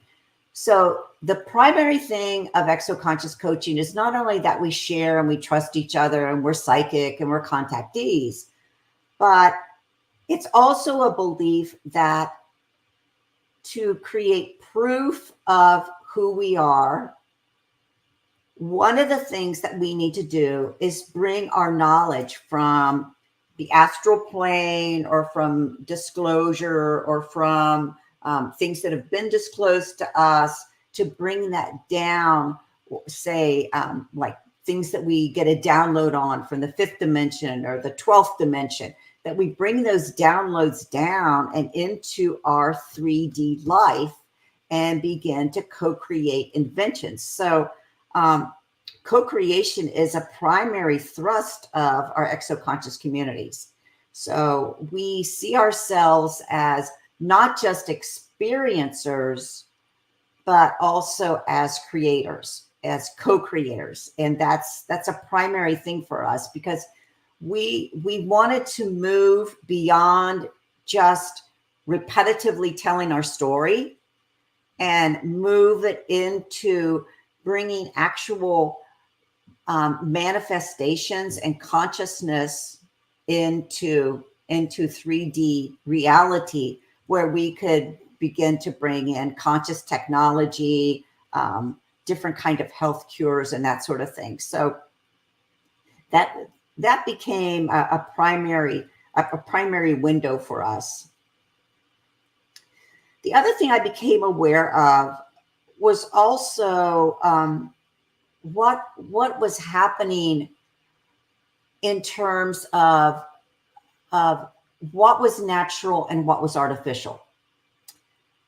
So when I lived in Washington, D.C., working for Dr. Mitchell, I began to get these downloads of information. But actually, not only downloads, along with the downloads, I started having people drop information in my lap. So if you live in DC, there's a lot of institutes and professionals involved in like National Institute of Science, and there's a whole science sector over in Bethesda, Maryland, and the Smithsonian, and there's the military and the Pentagon, universities surrounding it, think tanks. So I'm friendly. So I would meet people, and they would begin around 2000, it was around 2012, 13. They started sharing information with me. And honestly, a lot of the information was very disturbing for me, because I began to see back in the, by 2015, I had a really good grasp of where we were headed by 2020. So I saw that this whole transhuman reality was unfolding extremely quickly. So a transhuman is a person that has a belief. So many people in the Silicon Valley are transhumanists. Many people that work on different high levels of computers and singularity, people that believe in singularity, that group of people are called transhumans, and they believe that humans will not advance on this planet without technological extensions. So that could be an implant, that could be a circuitry, that could be some kind of genetic reworking inside their body. That could be on their hooking them up to a wider net of information. So that every human embodied in a human body needs an extension. So bottom line, what they were saying was that every human was then going to become a cyborg. And I began to see how the lines were blurring between what was real and what was artificial in our life. And so just to give you a funny example of the things that I just stumbled on, at one point we lived in Northern Virginia, and much of our family was in Maryland. So we decided to move just across the state line into Maryland. So it's all within the metro Washington, D.C. area. We moved into this apartment called Avalon, of all things. And across the street from Avalon was this big serpentine green building. And I'm looking at it and I'm thinking, well, this is a lot like one of the coolest buildings I've ever seen. It's all glass and it's serpentine. It looks like a snake in the grass, and it's green. It looks like a green snake in the grass, but it's like, I don't know, 8 or 10 stories high. And I used to take walks around it. I'd walk around it and look around. And so I asked one of my relatives one day, I said, oh, what's this building across the street from me? And they said, oh, that's Craig Vintner's Genome Lab. And so I'm like, wow, so this was the Genome Lab that really kicked off the Genome Project, where, they were able to identify all of the genome and the human genome. And I would add, now they have actually probably genome from every species on the earth. And so then I got really interested as a result of that in 2 additional things. So I began to get really interested in genetics and how they were mapping our genetics. And also, maybe just as important, I became very interested in how they were mapping the human brain. And So that actually began back in 2020 with in 2000. I'm sorry, with Bush. So Bush started the brain mapping. It really didn't go very well, and then Obama picked it up and kind of took the ball down the field. He modeled it after the Genome Project, which was really quite successful. And so the brain mapping program became synonymous with the Genome Project. And all of a sudden now we have the genetic template of humanity and the neural brain template of humanity in operation. And so I began to see that it's kind of like when humans invented nanoparticles. When we invented nanoparticles, all of a sudden we put the pharmaceutical corporations in overdrive. We put geoengineering and chemtrails and all of that into overdrive because nanoparticles are necessary for that. And I began to see how this was going to radically affect human consciousness and just natural humans. And I looked for a way through this, and my way through this was that I was going to create something. So I was going to co-create something. So I co-created a book called Exoconscious Humans, where I juxtaposed transhumanism with natural human consciousness, with exoconscious humans.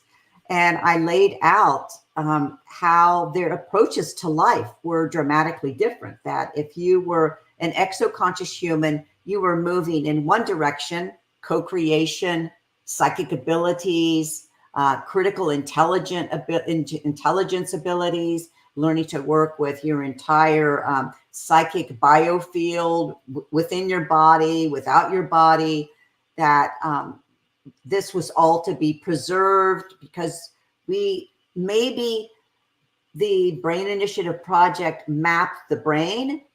It didn't really know how humans worked. It only knew on a rather superficial mechanical level. And so I juxtaposed that to what a transhuman would how they would view humans in terms of the extensions that they would need. And then I moved from that and I learned a lot about what's called technocracy. And technocracy takes transhumanism, so takes these cyborg extensions, and then creates them into an economic system.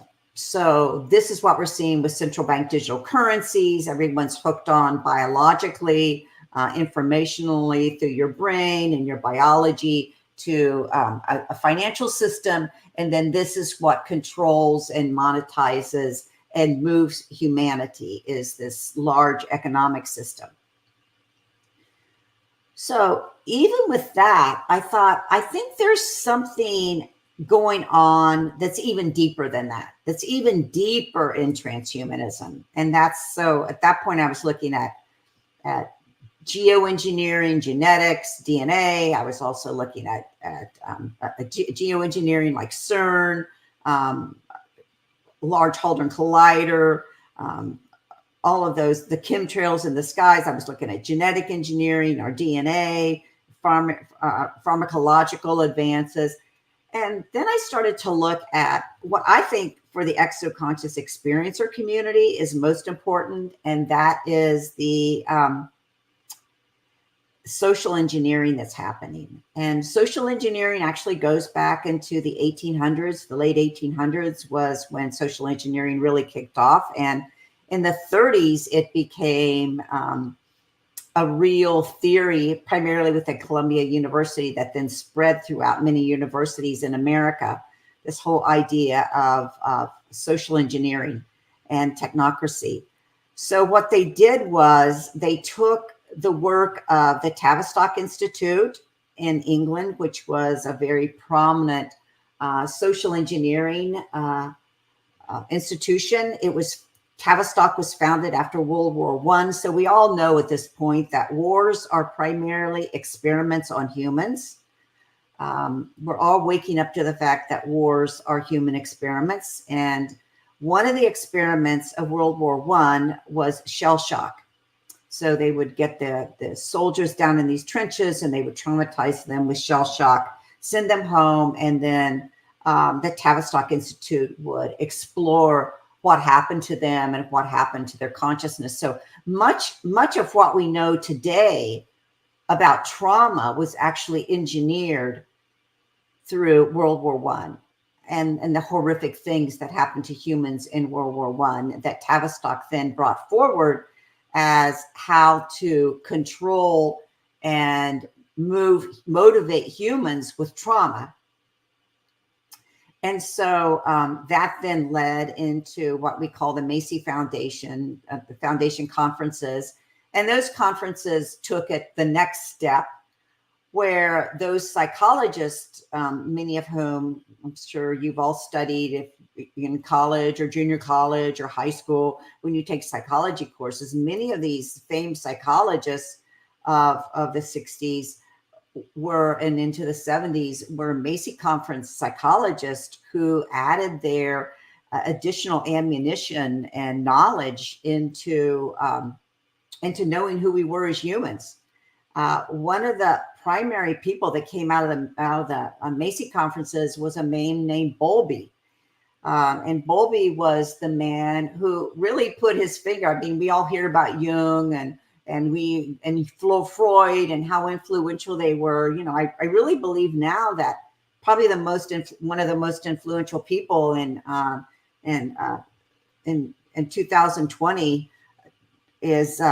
was Bowlby, because Bowlby began to identify what's called attachment theory today. We know it today as attachment theory.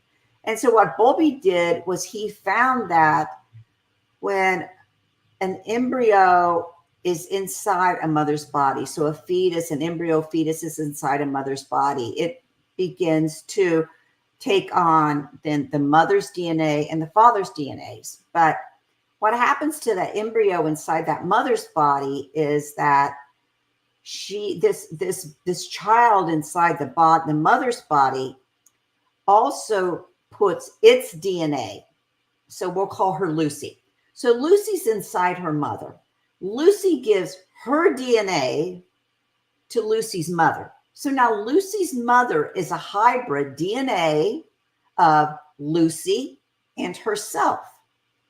So as I'm a mother, so I'm a hybrid DNA of myself, and the DNA of all my children are now in my body, and then my DNA is in their body.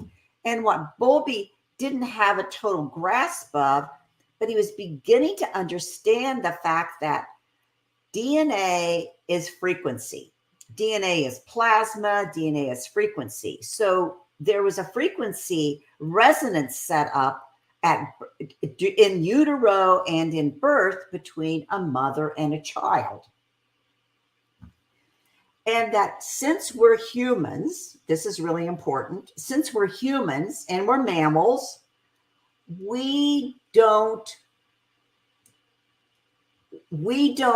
have the capacity to live and be rational until we're about 3 years old, 3 or 4 years old. We're just unconscious.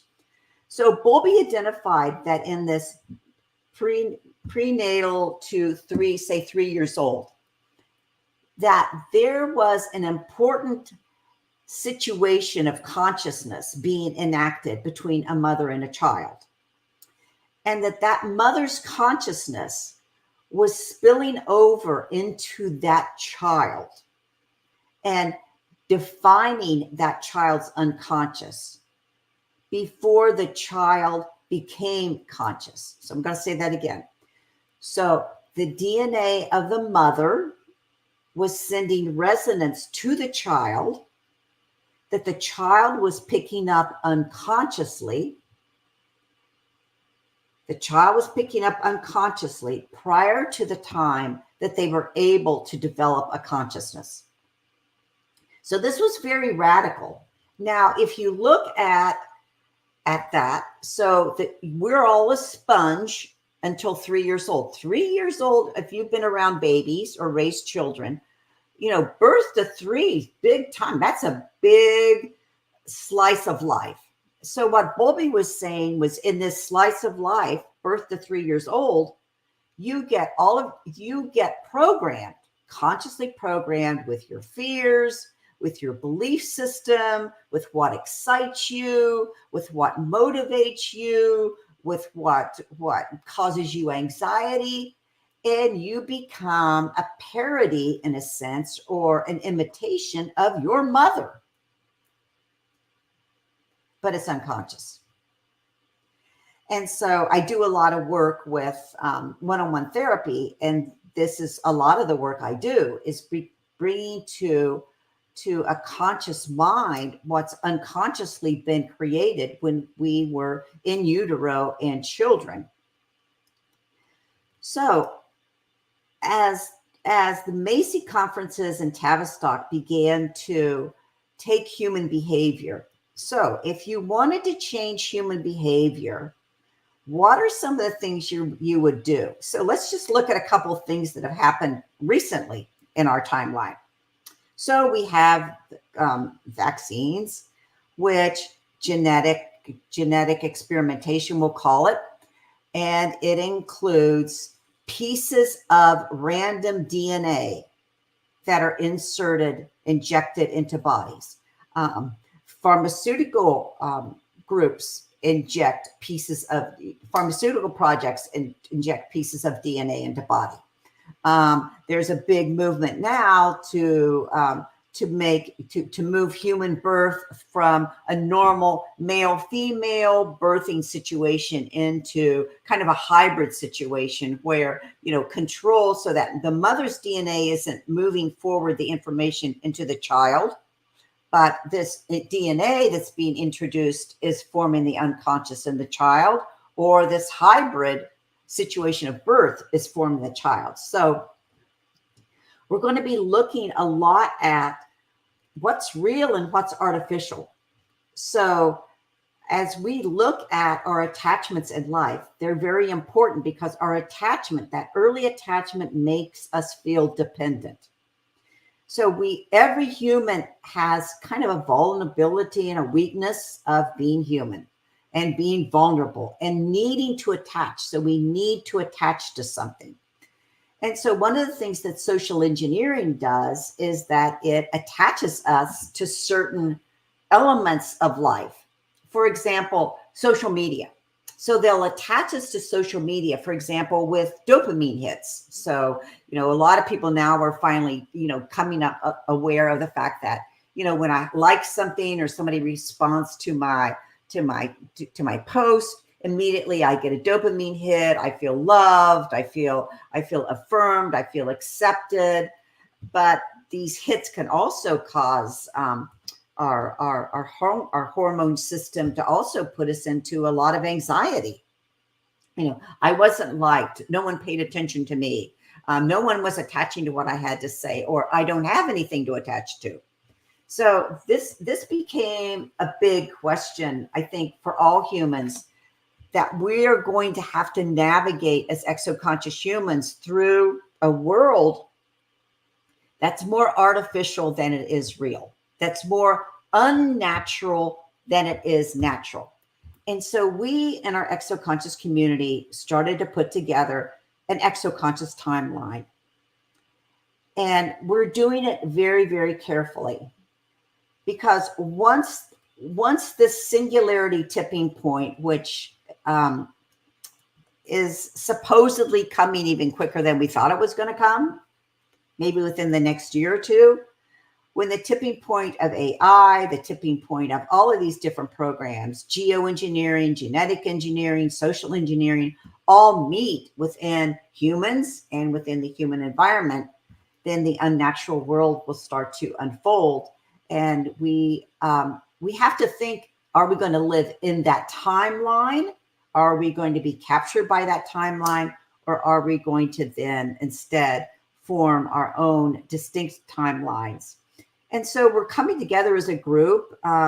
There's just a lot of very, very influential people in our group. For example, Kevin Briggs, that channels the Council of Eights in our group. People that have worked in different ways as healers or as communicators are all coming together in the group to figure out what's this going to look like. If we want to move natural human consciousness forward without being pulled into a net of artificial consciousness, what's that going to look like? So when I looked at possible futures for exoconscious humans, the first future was that we continue to create this timeline, that this timeline becomes a reality. And it gives us movement and vision into a world that we have not yet imagined. So one of the things that Kevin's brought to us is this concept of void of consciousness. So void of consciousness is not really a void, but it's really a void like 0 point energy. So 0 point energy, they thought that when they took it to 0 degree Kelvin, that that there would be no activity. Well, there actually was activity. They just weren't seeing it. And so 0 point energy became a way of talking about the potential of all activity below where we humans believe there is activity. So the void of consciousness would be a way of seeing it's not a void, but it's full of potential of consciousness that we can tap into within ourselves and within the field of consciousness in order to advance ourselves. So we'll be working on that timeline. That's something that we value and we're passionate about. The second thing that we're seeing as an exoconscious future is that we're going to develop some kind of alternative communication network. So this is coming in two ways. So one of the members of our exoconscious coaching worked for AT&T 50 years ago and was in a back room when they were discussing how they were going to monetize telepathy. How are we going to monetize telepathy when it happens? And so, they're already thinking ahead to monetize telepathy. You get a hold of the brain, you get a hold of brain waves, Neuralink. Neuralink is a way of monetizing telepathy. It's essentially what it's doing, and on one level, of course. So, so that's one of the ways we're doing it. Like, how do we keep freedom of human thought and telepathy as a future for exoconscious humans? And so we're working from that aspect. We're also working, and how do we bring that into a 3D reality? The other aspect of that we're working on is looking at networks. So right now we have the internet. Mine isn't working well. So how can we ever have freedom of thought, freedom of expression, if the internet is one unified global system that is controlled? So the internet came from CERN, which is the Large Hadron Collider, which was researching particles, but I think was also doing a lot of consciousness research. CERN is one of 2 organizations on the planet that have special observer status at the UN. It also has sovereignty, so it's like the Vatican. It cannot be, lawsuits can't be brought against it. It can't be regulated. It can't be looked at critically by outside governments. So CERN is a complete free creature to do as it will, and it created the internet because it needed a way to pass information. So we're looking at how do we create some kind of a telepathic or alternative internet that we could use. So that's the second future possibility that we're looking at. So timeline, telepathy, the telepathic internet. We're also looking at how exoconscious humans can become visual and vocal.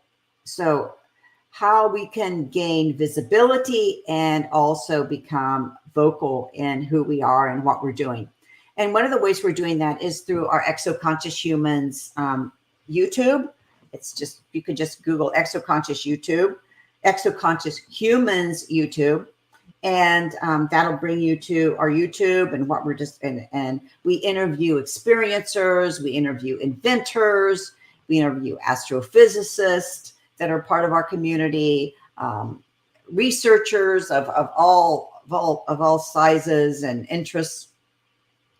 So this January, we're launching a new program called Exoconscious Inform, because information is moving so quickly that we feel like exoconscious humans need to come together to talk about what's happened in the world every week.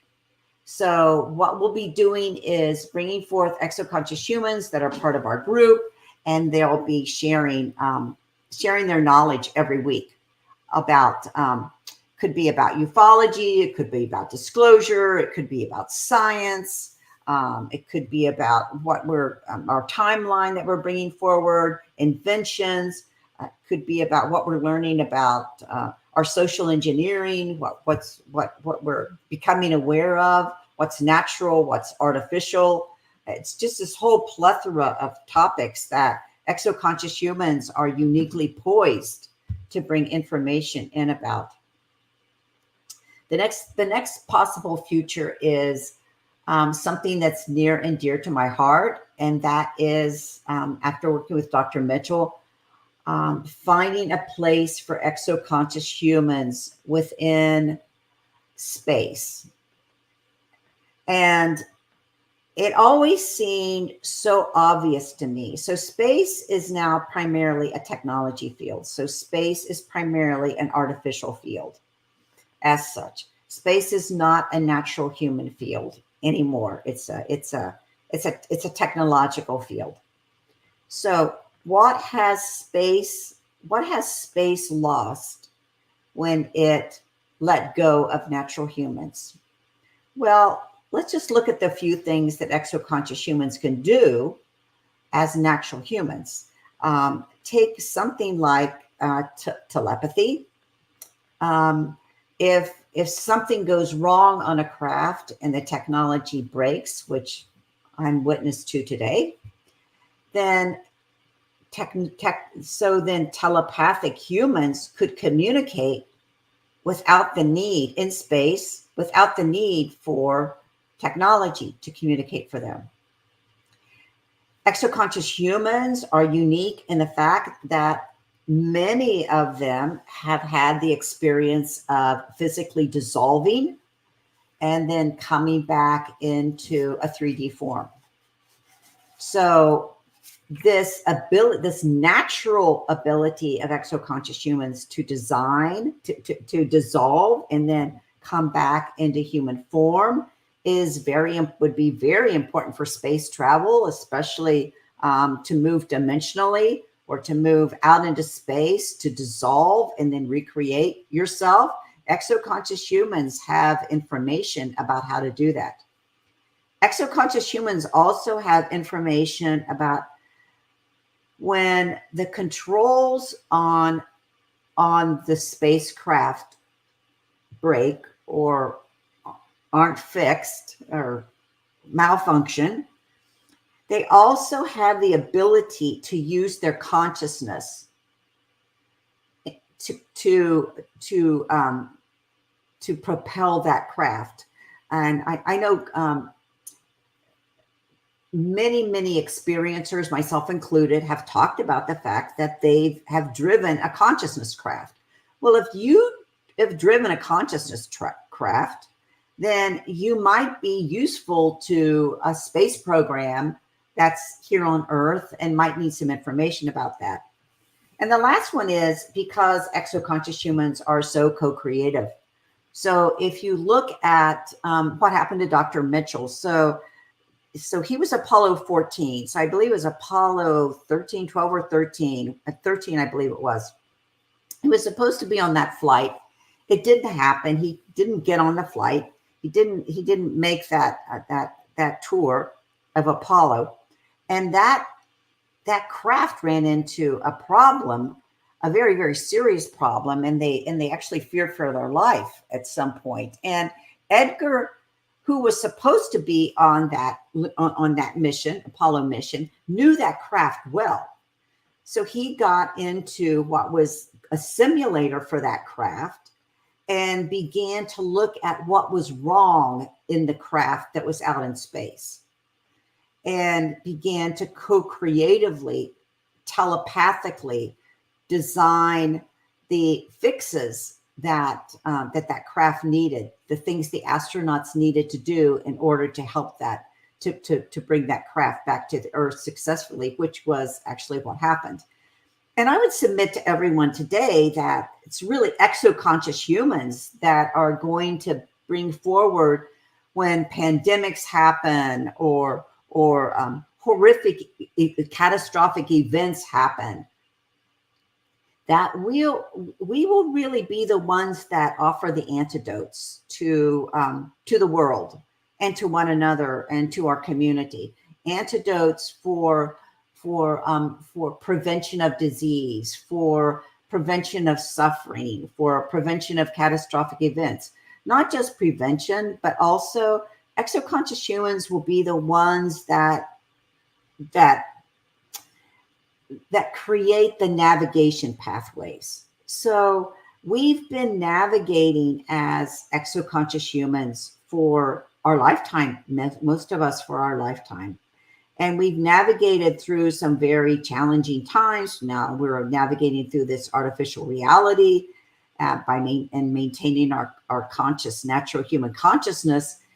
But we're going to have, we've come to Earth, and there's going to be challenge after challenge that we are here, and we are outfitted to actually bring in antidotes or navigation charts for how we move forward in life. So I just invite you all to join Exoconscious Humans. My website is exoconsciousness.com.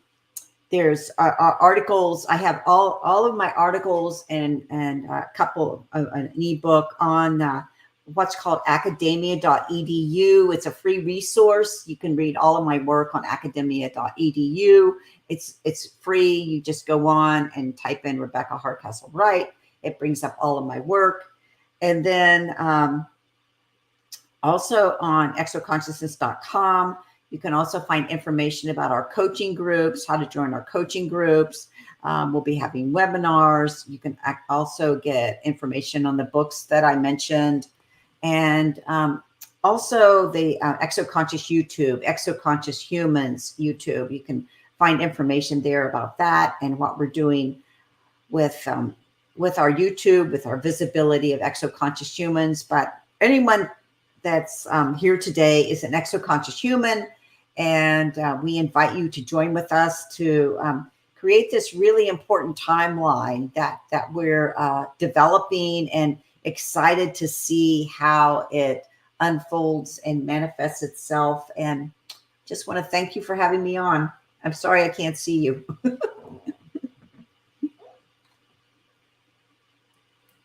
Joan, you're muted. Thank you so much, Rebecca. Oh, okay. Sorry about that. That was great. You didn't need the slide presentation. I didn't need it at all. It was perfect. I love what you said about repeatedly telling our stories to moving over to the next thing. Yes. Because that's what, that's what this event is about. The first step was, to take away from the conversation of are we being visited, was to get into the experience of stories, right? Right. But what you're saying is that we're now past the stories. We've said it so many times. How do we start implementing the messages that we're receiving from these beings? Well, I think, once the story is integrated emotionally, and that's a huge thing. Once you've calmed down and integrated yourself emotionally, then you can start to take those next steps and move into a place of empowerment. And I think that what you're doing, Neil and Joan, and everyone that's part of Portals of Ascension, is that you're doing what I'm doing. We're creating communities, because this is such vastly powerful work that you can't do it on your own, period. It's just, You have to be in a community. You do. That's absolutely right. And forward thinking. So I was really taken by the fact that that this future transhumanism is supposed to be included in everything.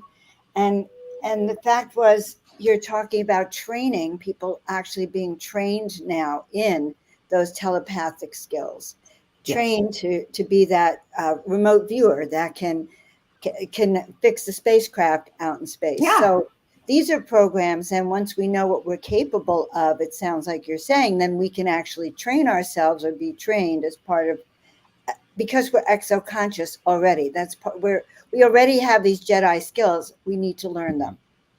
And I think also be confident and take our place confidently as living through the fact that we have a role to play in all of this. I love what you said about integrating ourselves emotionally, because that's a huge component. That gets to the inner peace. It's like we have, when we're wounded, we act out upon our emotions in a reactory way that, you know, is like the inner child takes over, right? And right. So it's like, so in some level, you know, when I say that, I'm always wondering, are people thinking I'm saying don't be with emotions because we got to be like neutral? But I love how you put it, because it's not about that, because the emotions are what makes us so beautiful and so be able to reach these. And emotions are the pathway to the telepathy we're going to have. So it's truly an integration. And this emotional intelligence, really, emotional maturity is what we need on Earth. Yeah. And when I stumbled on that Bowlby information about children and DNA and the sharing of the frequency and the resonance with the mother, that just all of a sudden, it's like it just opened up my individual work with clients as well as my coaching work with clients, because now we as a group, we're studying plasma science. So plasma science is going to begin to help us understand a great deal about orbs, as well as how we can consciously create things with plasma and make plasma creations, and also our DNA is plasma. So all of that is that's an exciting field of but you know, it's almost like you have to sort of grow into it. So you have to grow into healing your emotional wounds, and you have to grow into uncovering this unconscious part of you that you're fearful of seeing in order to get to, you know, the good stuff. The good stuff of learning how to work with plasma science and consciousness and feeling confident and not second guessing yourself, not being uncertain, but being confident. Rebecca, I'm Tamara, and I really appreciate and admire what you're doing for the Exohuman. And I wanted to make a comment, get your feedback on this too. When you're talking about the plasma science, I think that sounds fascinating. As an evidential medium, one of the things that we can do, which I've done, is we can manipulate ectoplasm, and we can actually create, which I have pictures of, another face on like my face, right? It's something that it really has to do with, to me, is I feel that love of that person, and then invite them to blend. And then it just happens. Some people have more ectoplasm than others. And then there's also very rarely, it's very rare, mediums that can create a voice box out of plasma. And that voice of, Sir Walter Drake or some famous person will be their exact voice talking through this etheric plasma voice box. So that's some of the more unusual things I've seen done with plasma that we're actually controlling. What are some areas you think that you might take this? Well, we have a lot of mediums in the group. Thanks for giving those examples. Those are great examples of plasma that, have been sort of, mainstream doesn't really recognize ectoplasma as such, but it's real. It has been real, and many facets of people that are scientific have recognized it. This is interesting because one of our exoconscious groups started studying orbs, And all of a sudden, I was just like, well, if we're going to study orbs, then we have to study artificial orbs. And we went into the work of Elena Freeland, and we began to study that you can actually manufacture orbs, and they're plasma creations that respond to humans, respond to consciousness. Well, another part of an orb, this is out there, way out there again. Actually, a family member, I won't say who, had this experience, which I completely love because I was always the oddball. So now I can always claim I have this over them. But anyway, this person in my family was going to sleep at night. She got in the bed. She looked in front of her doorway. Well, first of all, she heard 3 chimes out loud. She doesn't have a chime anywhere. So I went over to see what happened. I said, it's not the place. It's not haunted. It's not that. I said, it's you brought these people here. What she saw was, she said it lasted 3 to 5 minutes. Like, it was a long time, that these huge orbs with faces in them and heads, which this person is not open to stuff like this at all, for them to even be saying this. And I said, no alcohol, no drugs. She goes, no alcohol, no drugs. I said, okay. And so anyway, she seemed terrified. Came around over to the bed, looked at her face, their face moved and everything. And she described them as colonial, like colonial looking, colonial. Yeah. And I felt like my grandmother sent them, and they were relatives. And so one was a lady and had a little hat, little bonnet, and another guy had the triangular hat, and they just stared at her for a while. I said, this was to jerk you back into life. Is what I don't think it was malicious at all. But the fact that is a created orb, so we can create our own orb. Don't we do that with our little Merkabah? Where you can change the words, but isn't that what it is? Souls travel in these orb-like things. Yeah.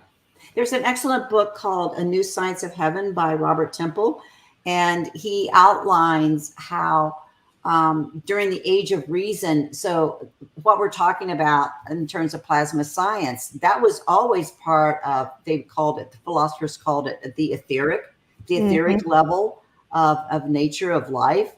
And during the Age of Reason, then that was taken out and just sidelined. So so science only became solid, liquid, gas.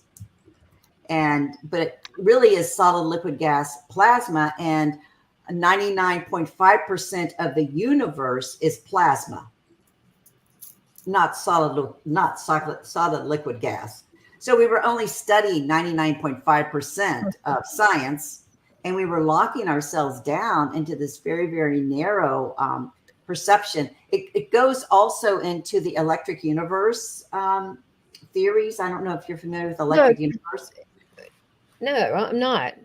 Yeah, so the electric universe is a plasma type theory of science that the universe operates as a plasma. Our DNA operates as a plasma. It doesn't operate as a solid, liquid, gas. And it's just it's a fascinating subject. And it is. I have a question. Oh, sorry. Go ahead. No, go ahead.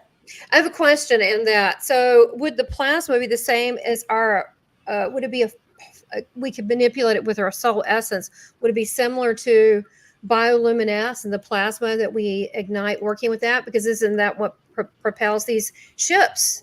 Yeah. Mm-hmm. Yeah. I think right now, unless, so I feel it's I'll put it like this. I feel it's the responsibility of exoconscious humans and their intellectual abilities to start to teach themselves about plasma science as a way to understand craft, as a way to understand these beings, whether they're ghosts or ETs or spiritual beings or multidimensionals or orbs. Plasma is the key. Plasma science is the key that's going to unlock all of that. And scientists are not going to do it for us. Once again, it's kind of like where I came in my life all those times, like universities aren't going to do it. The government's not going to do it. Exoconscious humans are going to do it. And that's part of this timeline. I think plasma science is a massive part of putting together this timeline. I mean, these congressional hearings, they're not even on track with what we're talking about here. There's just, they're into metamaterials. So Rebecca, I'm sorry. Oh, Sorry, just one last thing. So would you? I'm going to really dive into this plasma science. This is really amazing. But would that be something that we could counter the whole AI thing? Because that's something that can't happen within AI. Well, no, unfortunately not, because weapon systems have developed ways to use plasma. So they're plasma weapons that are using AI. Okay. So unfortunately not. But We're just not told about it. Without the telepathy, though. I mean, we would have the telepathy. Well, I don't know. They may be using telepathy also. I just know that there are plasma-based weapons right now that are using AI. Okay, Rebecca, in 1975, I was in the Air Force stationed in Korea. And one morning I woke up and the voice in my head said, "You have to call your mother. She's not well. She needs to hear from you." And whenever I heard that voice, I would always respond to it. And I called my mother back in New York, 6,000 miles away. And in those days, we had extension telephones for those of a certain age who remember what extension telephones are. And my sister and mother pick up the phone simultaneously. And I said, "Mom, is there anything wrong?" And my sister goes, "Oh my God, how did he find out?" And it turned out that she was scheduled for major surgery the next day. And the information I was told to give her was that the operation would be a complete success. She'd have a full recovery. And that's what she needed to hear from me. And that's what transpired. I love that. And you weren't supposed to know, so you wouldn't worry. That's correct. Right. Absolutely. And so as an exoconscious human, we're aware of things that people don't, if they don't confirm for us, we're always left in the dark about what is going, like there's a disconnect. It's difficult.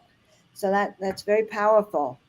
Also, I think your story, your beautiful story, which is, thank you so much for sharing that. It also shows this power and confidence that I'm talking about. So you were confident that you trusted that voice. It has a trustworthiness to it. And you confidently made arrangements to be able to call your mother.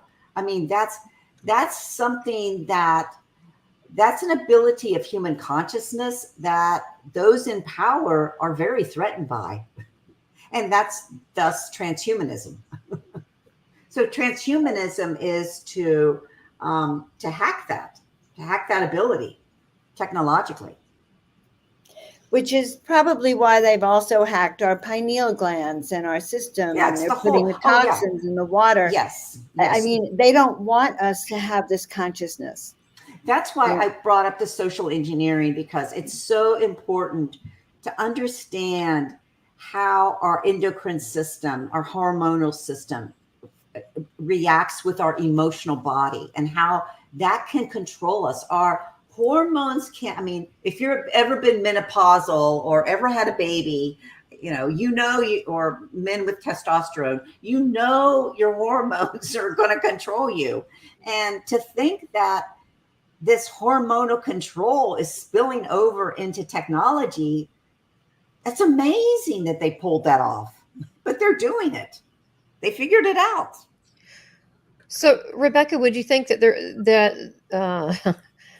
the forces you're talking about, do you think that they're trying that? Well, to me, this is what I'll just say for me, what shocked me when I saw certain things that were released medically that certain people took and certain people didn't. They blended in science and spirituality, but not necessarily in a good way. And so, we that are awake and conscious need to do something about that. Yeah, that's the whole antidote thing I was talking about. Yeah, if you feel that this is something that you don't want to be a part of, but then there's something called VUCA. I didn't have my slideshow, so I left it out. So VUCA is an acronym for vulnerability, uncertainty, complexity, and ambiguity. Okay, it's a military name, but as it's used, like was mentioned in Korea, so they use VUCA to fight wars. So they'll go into countries and they'll create these environments of VUCA, of vulnerability, uncertainty, complexity, ambiguity. Unfortunately, what's happened is they're doing it in our country also. It's happening here right now. So if you think of vulnerability, look at what's happening on social media right now. How many negative things have you heard about 2024 for the new year? A lot. A lot. I mean, yeah. That's vulnerability. I'm vulnerable. I'm going to die. Someone came on Twitter today and said that all life is gone in 21 days. I mean, really? And then our trauma body responds to that. The uncertainty, there's no certainty. I don't know what's going to happen. Is the stock market true? Is it not true? I'm uncertain what's going to happen to my money. All of these very traumatic feelings cause humans, going back to Bowlby again, to feel very vulnerable and dependent. Yes. And so instead of feeling independent and confident, we revert into feeling dependent and childlike. And that's it's why well known. And that's why all of us of this consciousness have to bring to our brothers and sisters not to buy into the nonsense, not to buy into the lies, Right. and to use their faculties to sense if something resonates or does not resonate with them. Yeah. Rebecca, thank you so much for you're everything welcome. that you're doing and for your work, for being here.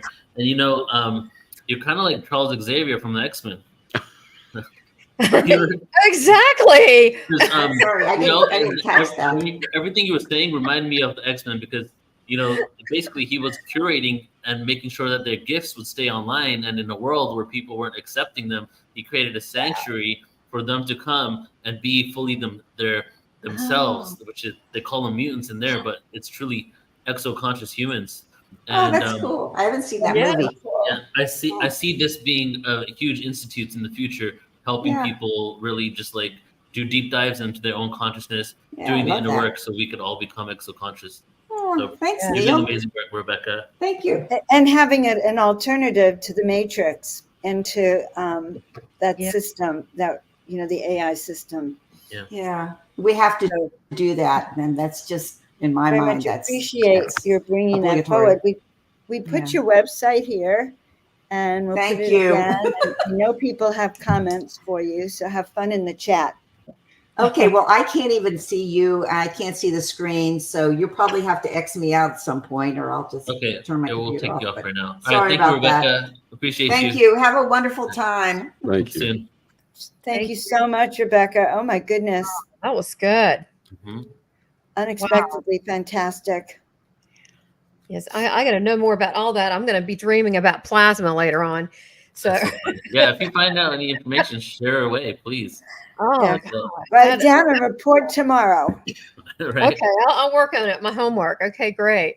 Gosh, everyone's been so diverse, but still so on point and so full of passion. Do you feel the energy's building and building? Oh my God. Everything is just layers upon layers upon layers. It's only day one.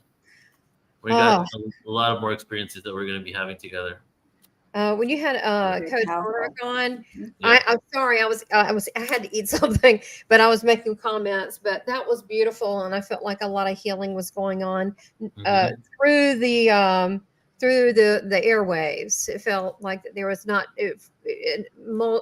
so many people that were touched by that, and just the presence and the energy, and it's okay to be vulnerable. And I think we forget that. Yeah. Well, I mean, that's got to be a cornerstone of this event, because we're not going to have contact unless we get to that place of vulnerability and healing. Right. And there is no distance with consciousness. There is no distance. No, non-local. It's inner. So, Joan, you want to bring on our next guest? I think I will. Yes, I'm absolutely delighted to bring on Elsa Dillon. And she comes from a family of 10 experiencers living on a farm in Byron Bay Hills, Australia.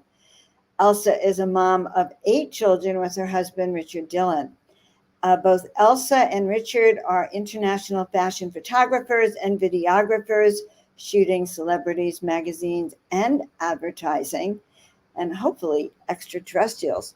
Behind the scenes professionals for over 3 decades, the Dillon's second incarnation here on Gaia Family Oversouls all came in together to incarnate in this realm with beings, experiences, oversoul connections and happenings, and with over 600 beings that she's been connected with to date. So we want to hear all about this. There's many forms in multidimensional realms, sharing since last Christmas with those ready to experience. You know, Elsa, so we're so happy to have you here. And you yourself have such I want to say it's a compliment, extraterrestrial frequency. I think we're really excited to hear what you have to say. So welcome. Thank you, Joan and Neil and everyone that's here. It's definitely building, right? Right. No, we're very, very excited to hear Yeah. what you say. Do you have a slideshow, or this is from? Neil had a video. If he was gonna, if he can put it on, that would be good. Yes, I'm playing the video. Hopefully, it's not too loud. Yep, video is going to come on, and then you can take it away right after the video. Thank you. Just give me a moment to pull it up.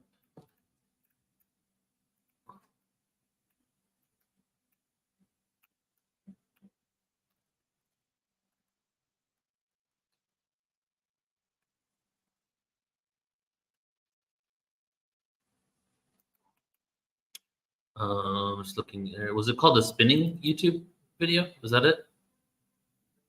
Yep, got it.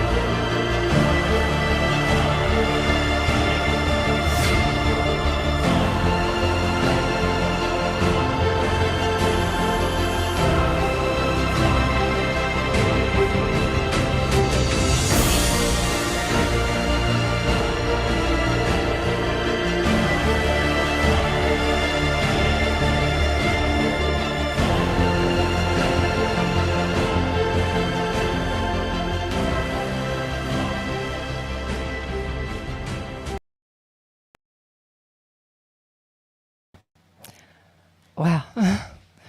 Gets me every time. So this is a little shaky. Spin beings.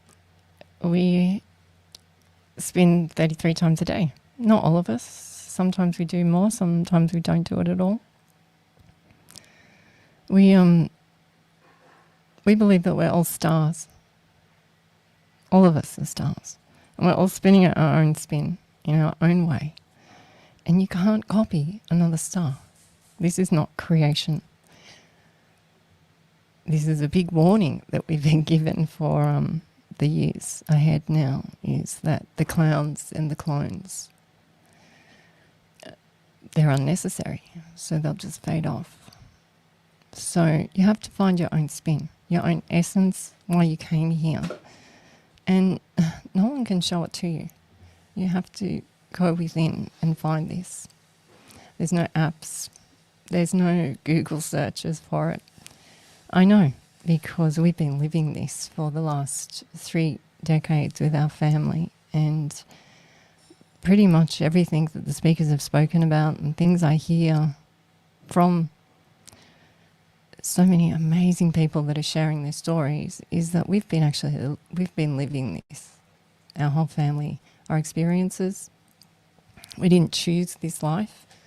It's not part of our profession in any way. We're not supposed to be in front of the camera, that's for sure. The stars actually told us that this day was happening today.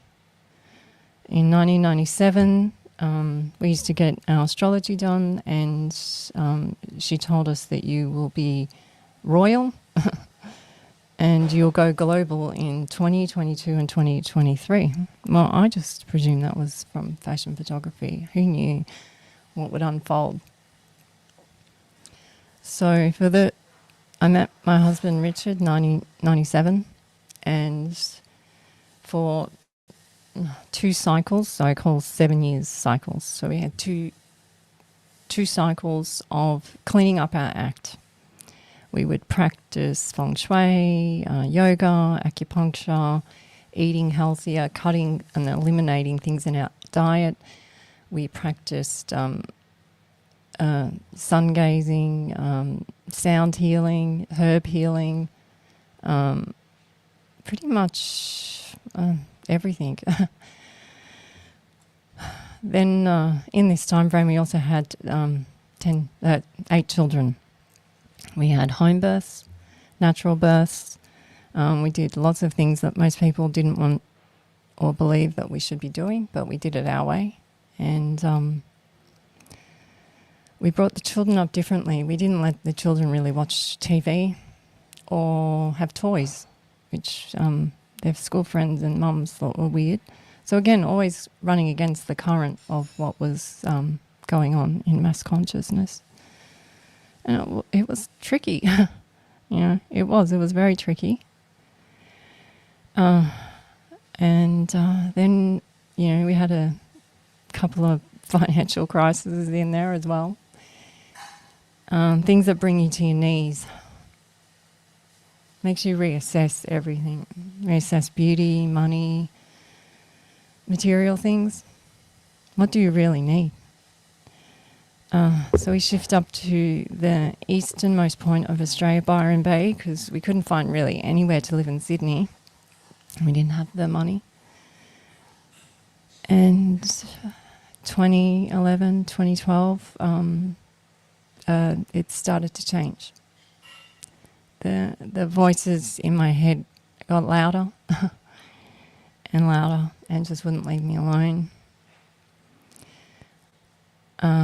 I didn't want to listen to them because it just made me look crazier and crazier to the family. But this was, again, a whole cycle. In this cycle, also our children got older, and they realized that not only was I we call it reincarnating because we don't actually know another word for it, with this other realm, but the children and my husband are in the same order. We look the same. We have similar body languages. We have similar skills. It's actually quite freaky. It's a bit cheesy as well. Like I would ask all the time, does it want to be something different? Does it have to be this way? You don't get a choice. Or do you? Did you choose it? So why did it have to be that other family? They had such a horrible outcome. No one liked them. They kept saying, it's not what you think. It's not what you think. They're alive as much as we are right now. And I said, well, that's great. How am I going to prove this? So I started doing regresses in this cycle. So now I'm meeting with the other realm with intention and changing history. How is this possible? My kids tell me. I tell them about the regress, and then they'd say, you know, within a few hours later, it's out in the news. It's changed. This is how my family began to believe me. So for 7 years, you know, this other realm was going on. So we've cleaned up our act. We've accepted this other realm. Not only have I accepted the other realm, but so has my family. And then the craft get bigger. We were having a lot of craft experiences and military right in our faces. We would have a lot of ghost encounters, but 2017 was we call it the big ones. A lot of my terminology is for children. It's not for star seeds or star people or the spiritual people. We weren't communicating with anyone.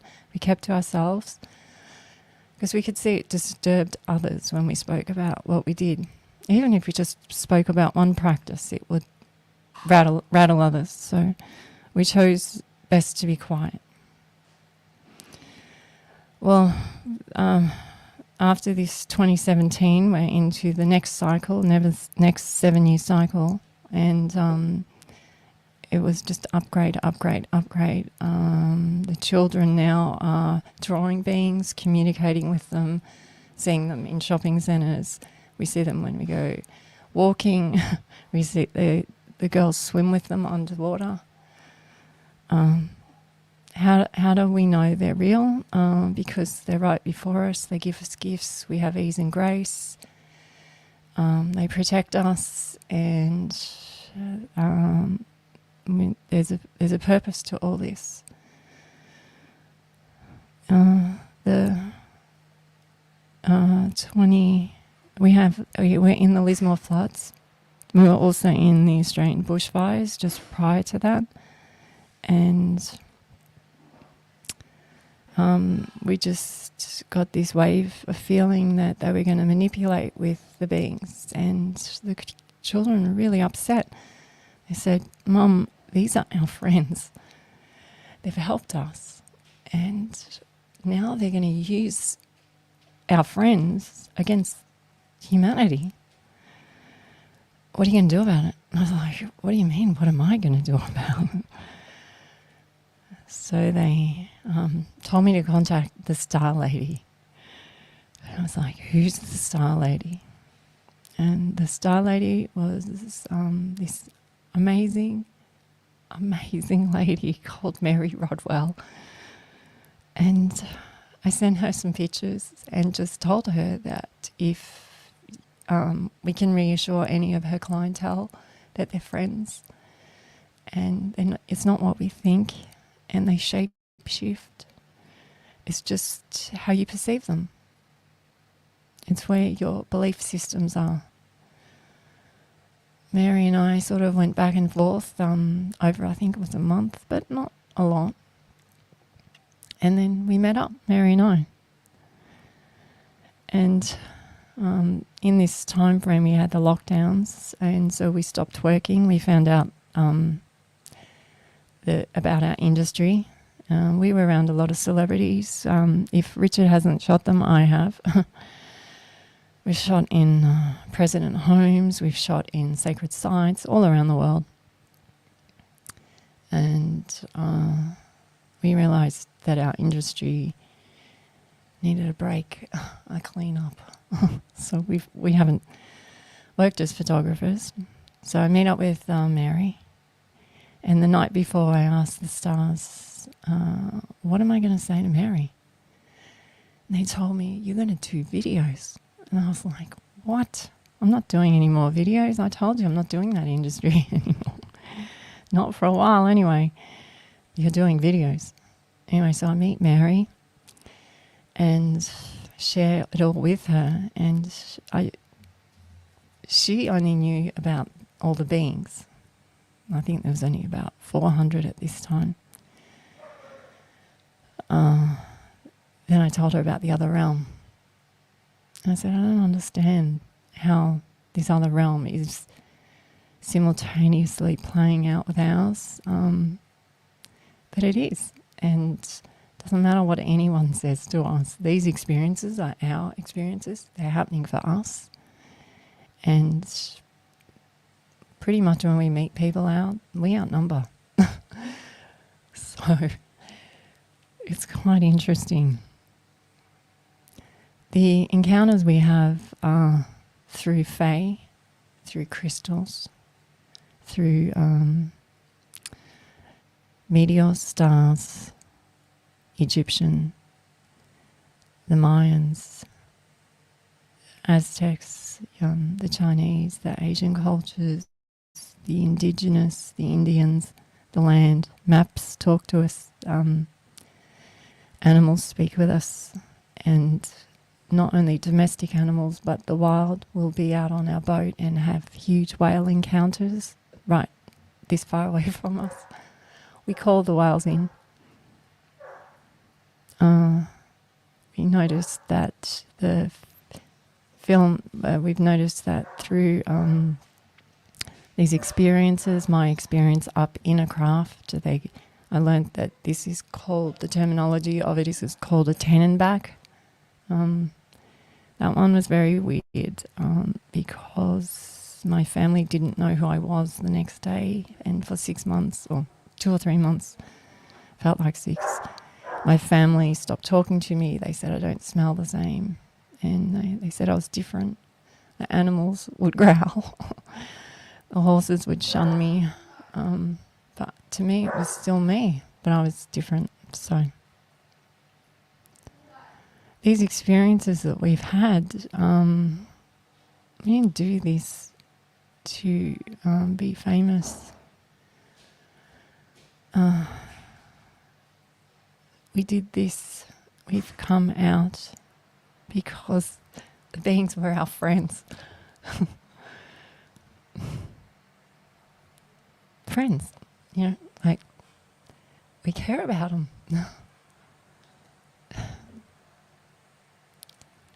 So now I'm in front of a camera speaking to you and speaking with Nefertiti. She's here all the time. She shows up for me all the time, and I for her. I help her, she helps me. We help each other's children. And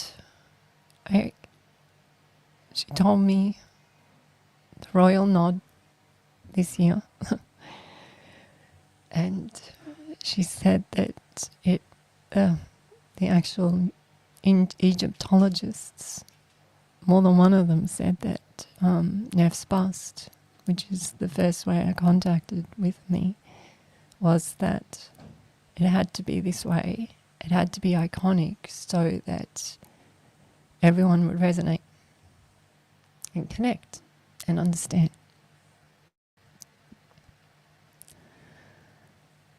I never see her eyes, and I don't think she sees mine. But we always know that they're there. A lot of the things that have happened in that realm have happened with our realm here.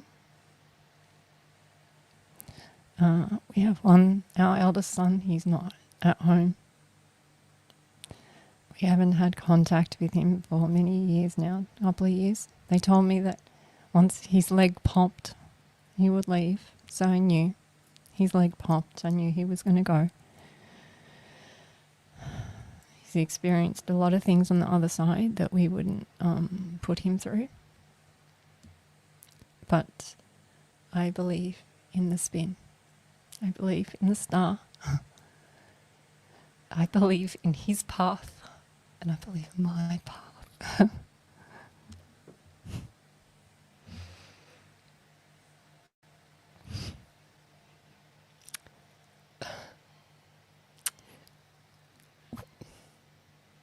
My kids are going to really laugh because they'll say you're crying again in another life. We are fragile. We are so fragile. They have showed me the correction of language through the roots. They have taken me back before maketh man, and they've showed me the words and how they've tricked us with the language. They've tricked us with the matrix. They've tricked us in the mothers before, when we were placed as a seed in the womb.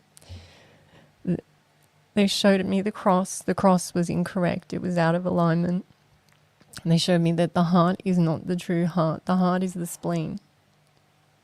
This is where we get the word splendid. The spleen is where we make our decisions. The spleen is where many ancient alien DNA live in us. If you have too many of these in you and don't keep them in balance, they take over the host. And this is what we've been seeing the last few decades. How do you tell people this? You can't. You're called crazy. But Neph and Akem knew, as do we, and you keep them in balance, and then you are the God within. No, God is above the other. This is part of the 10 Commandments. They also showed me the true way to read that as well. They've showed me how to read the hieroglyphs differently. I do not wish to stand on anyone's toes with all the education they've done, but they show me all the time it's not what we think. It's not what we think. They knew we were coming. The ancient aliens within us, they knew we were coming, and they've served us to this point. But now we're at a changeover point. We're at completion. We're at the furthest that we could be from our true selves now. We're at rock bottom. We're descend ants down one side of the pyramid, and we're at rock bottom in the dark of the void. Many have thought this would be an apocalypse. It's not. It's where the new light comes through. It's a completion, a cycle. It's satisfy. It's Saturn. To do a full spin is Saturn. And now we shed our light and shine our light for others. You cannot save people. You cannot help people. But you can inspire. What happens if this one doesn't do it? And you're the other one. And my children are the other ones. And my dogs, my cats, they're the other ones. We're all ones. Is this the matrix? It's binary.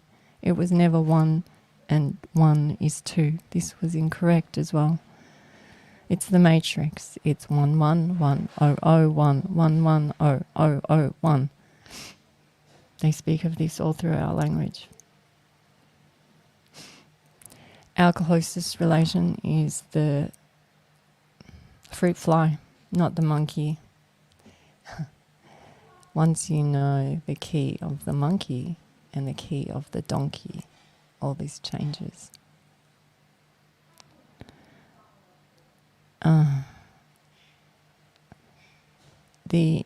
They thought that the indigenous were going to bring this information through, and they've been treated so harshly over the years in many cultures, over many, many years. I've seen a lot. I've seen a lot of dark. Many people don't hear me talk about the dark stuff because it's unnecessary. It's been a broadcast enough. But I've seen it. I'm not naive to it. It was like I had to see it to understand the tears of it, to build the mother strength within, to share these crazy story.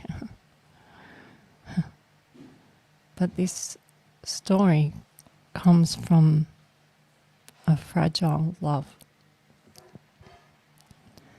The word fragile means fern, The fern is what blankets the forest.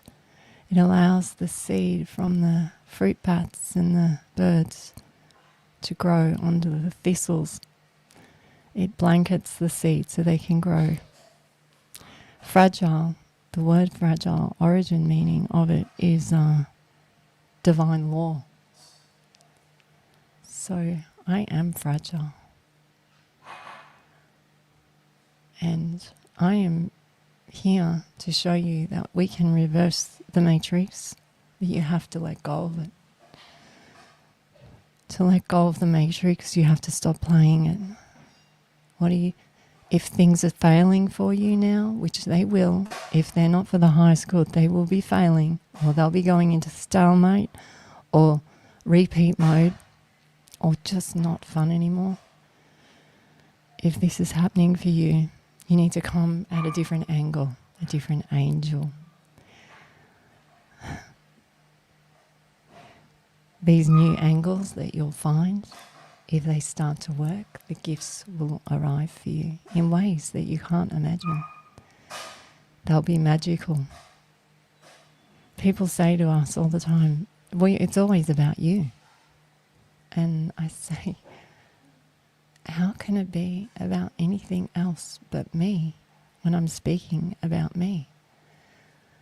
I'm the star of my show, as you are yours. I can't speak about your show. But I'm here to show you as a crazy example. The year I found out about Neff, this is one of the first smear campaigns. We call them smear campaigns. Smear campaigns come out in films, in Hollywood, in news, to ridicule us. And they've been doing it for years. They do it with language. They do it with taking out history. They just wipe it out. This first smear campaign was the movie Elsa, Frozen. The dovetailing and the butterfly effects with this movie is amazing. Her name was never Elsa in the original novel by Hans Christian Andersen. Why did they give it that name? They gave it this name because they knew we were coming. They knew we were coming. How do they knew we were coming? Because they can remote view. If I can remote view from a child, they can remote view. So they knew we were coming. They smear campaign the craft that we see. They'll say it's someone famous who owns it. But now their tricks are being respun. And what is happening is the more tricks they play, the more it seems to empower our story.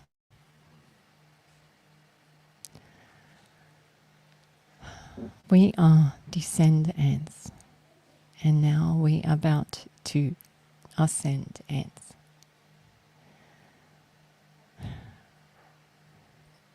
We have had tyrants. The ant language is through everything. Ants look after their dead. Ants look after their ill. Ants is the true beings that we're here. We believe Earth grows, and Earth has been growing. She also is a being. Earth doesn't become less, it becomes more. The reason it becomes more is from the asteroids and the comets going past. The last speaker spoke about plasma, which is funny because we learn about this word through bitumen.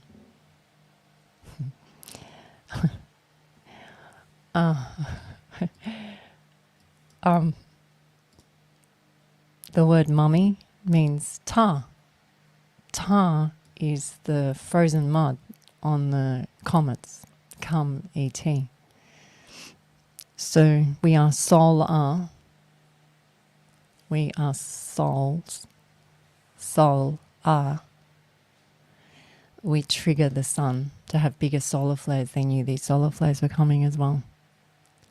The more we lift our vibration, the more we trigger the solar flares. Law of attraction brings the comets and the asteroids closer. They can feel us too. They have water. We know water intelligence now. We talk to water. Water hears us on those comets. It comes in closer. It's attracted to us. So now you have the frozen mud passing us, solar flares, then it rains down on us. Now we've all been ill with mucus. What does not serve us now is coming up. It's time now to serve ourselves. I've had an experience with beings where they cut my throat, and they told me that it's not what you think, you're okay. That it's not food of the gods, it's food for the gods. It's peasants, peasants.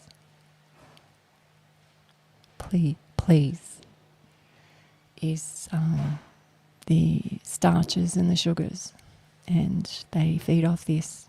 The ancient alien DNA love dark. Ancient alien DNA do not like blue. Ancient alien do not like the sun. They do like us though, as much as we like to have the dark side and the light side. They do like us.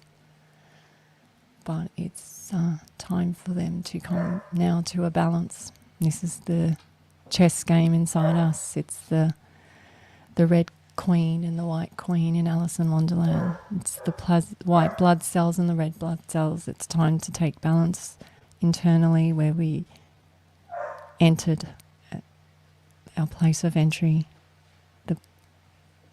the plasma, the placenta, the place of entry.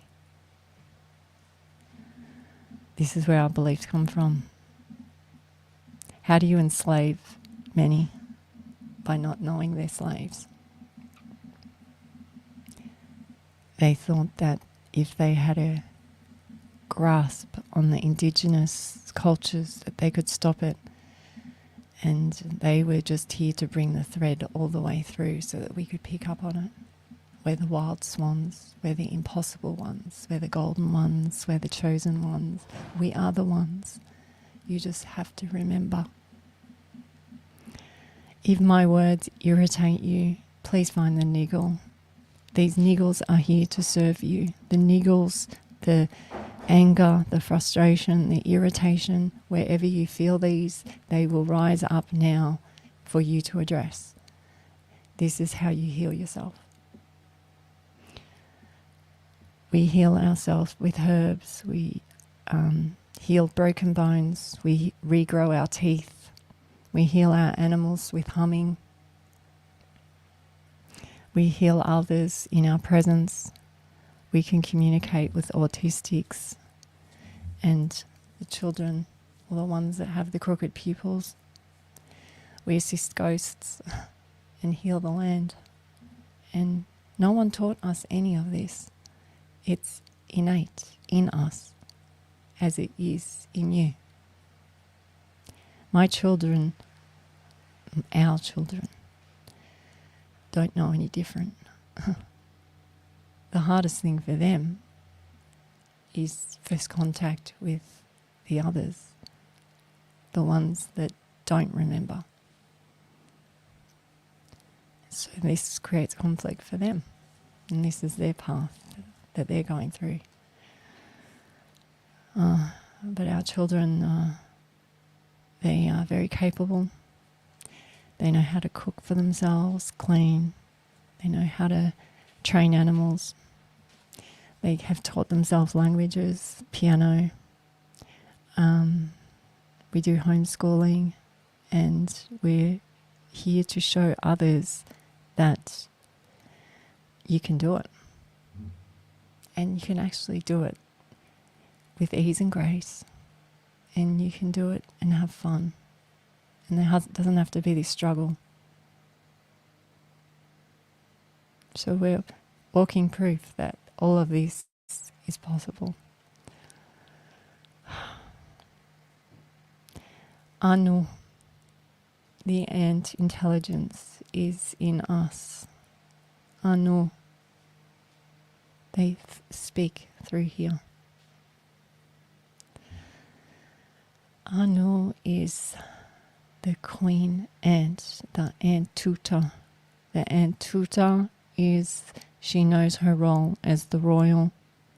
There is no royal how we understand it. The royal is just accepted for her role.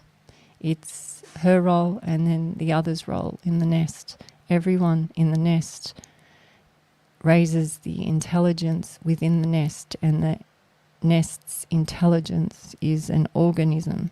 It's a collective intelligence that raises together, and this is what will happen. So through us shining and being our true selves, with all these new ways of possibly living, will shine for the others, and they'll just come along. And some of them won't have to go through all these experiences. I'll have different ones. But yeah, the story of us is really out there, really crazy. A lot of people don't talk to us anymore. That's okay. We meet all these amazing new people. We get gifts that come from I don't know where. They knew we were coming to share this information. And I'm proud to be here with you all. And I'm glad that I'm the one of me. Because it's important that we come forth as our whole one for each other and our children.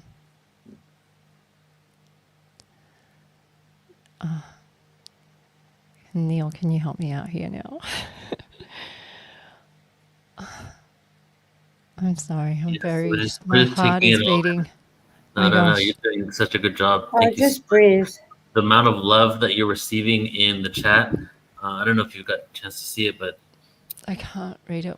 Just the raw expression, just your aura makes us feel what you've been feeling and the authenticity of your experiences. So thank you. Yeah, and we're glad you feel safe here. Mm-hmm. This is we are your tribe, and you're exactly who we needed to hear this from. And so I don't know if you could feel all the love you were getting to support as you come through with your story and what's going on and the believability of it. It's very, very interesting that we have to sort of fight to be believed by our experiences, that the others are enslaved and don't know that they're enslaved. And so you're bringing this new awareness. I thought it was great that you went after the program about exo-consciousness. Mm-hmm. When you're teaching your children, your whole family is devoid of that AI influence and is learning how to use their own skills.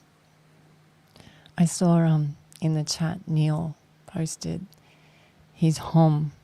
Hom is where the heart is, which is the spleen again. And he wrote Anta.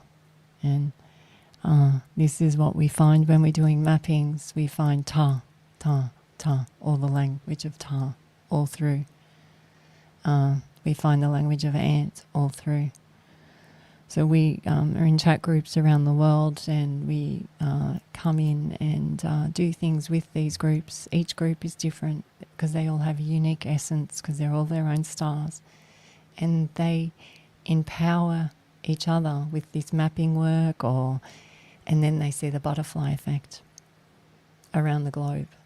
And they say, do we do this? And I said, the butterfly effect isn't you doing it, it's the cosmos way of showing divine love back to you.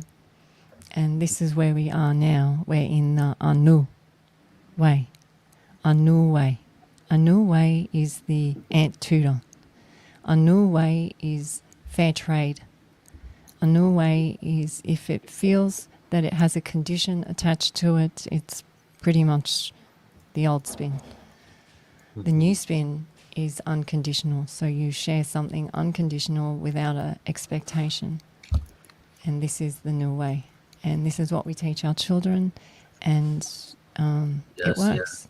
It works. Wow, that's beautifully said. And that's how it comes down to the work that we're doing.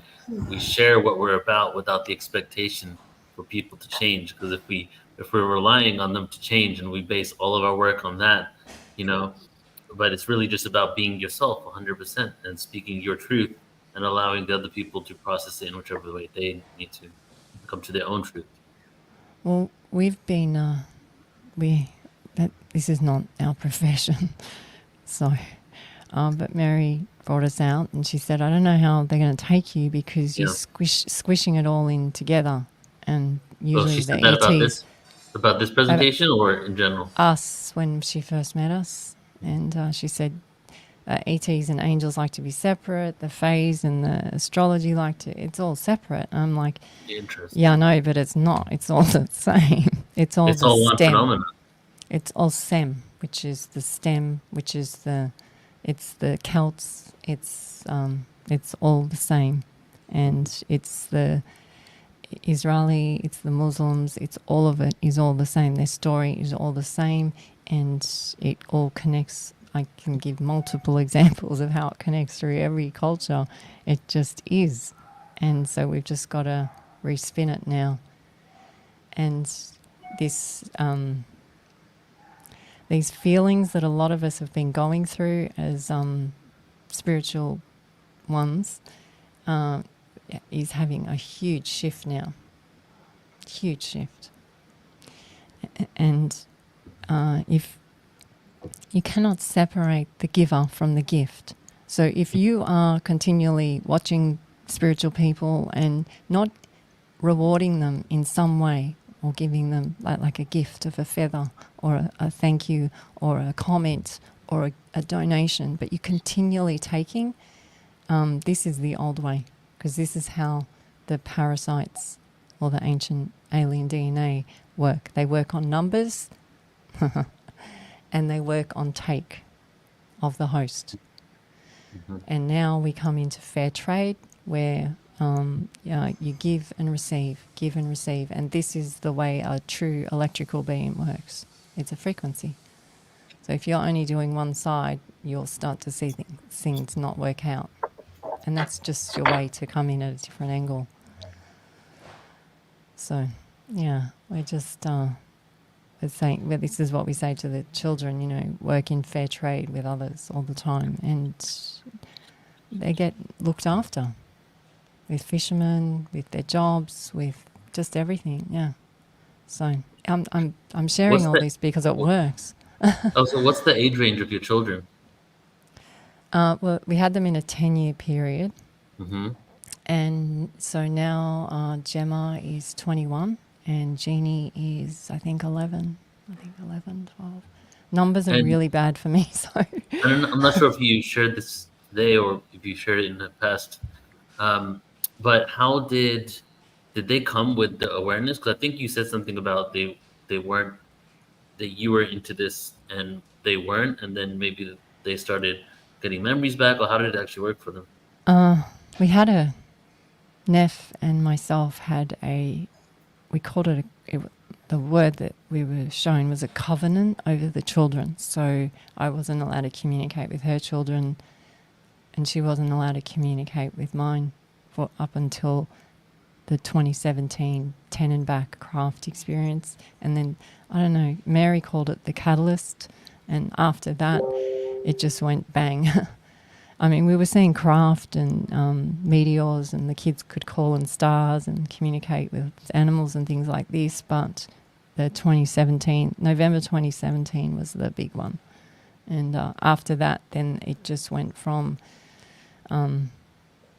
that to now them communicating with beings. And beings show up in so many different ways. The ones that are inside us there's 700,000 different types. It's crazy. They're very clever, but the ones up there know that until we get this under balance, they can't come and talk to us. It's like they know how if we have an override of them in us, they can't communicate with us. They know that we are fragile. Once we reverse the spin on all this and we get in balance within the golden ratio, the fifth element, number 7, the equal of alkaline and acid alkalinity, once we get this in balance in our spleen, this will start to happen for you. So when we talk about how do we meet ETs, I mean, you could still be meeting them now, but I'm telling you, the cleaner you get, it really does come through. We have to go back to our origins. In our language, in our food, in our water, in how we treat other beings with us. Yeah. Yeah. Tamara, you want to jump in? Well, I mean, she's just speaking a lot of wisdom, and it feels like that it's being it feels like a transmission. Is what that's what I'm getting, because I'm feeling like an effect on me energetically, like it feels like a vibe more than just the words you're saying. I feel, it's how that's different. A transmission, it feels like it's going into my essence, and it's just a reminder of who we are. It's unusual. I've been thinking about myself about when I used to own an advertising agency for 27 years. And one day, thank God, one day I went, these people don't care about me. They could care less. All they wanted was stuff. They wanted my time. I was working around the clock. They wanted my leads, my this, my that. And I was always giving. But then I realized they never reciprocated. And to me, there needs to be a natural flow. Not that you expect it. It's just a love flow. It's just a natural love flow. And since leaving that and going to more of a spiritual path, that I make sure that with my interactions that they do have that love flow. That if it's my fault, it's my fault. But I care about people. And I genuinely do, and I don't see that as a weakness. And I make my intentions upfront known. Some people that are more covert, that's frightening. But I think this is the way of things, to naturally, just want to help people and them help you. And I'll say this community so far that I've seen that people have been very loving and giving, and it's really it's the way it should be. I mean, we help each other because we, in whatever way, we kind of step up for one another. Isn't that what we're supposed to do? Well, we're coming home to the nest, the home. We're coming home to the dot with the circle around it. We're coming home to the 1-1. We're coming home to the witness of ourselves, the C act. This is what we're coming. And Neff's icon bust is what has connected the thread over these thousands of years. And she's brought through that the blue hoppy, the prophecy of the blue. This is what we had call us. This was what Richard's oversoul called us in to come in with the blue. The blue is the light, and they couldn't see it back then.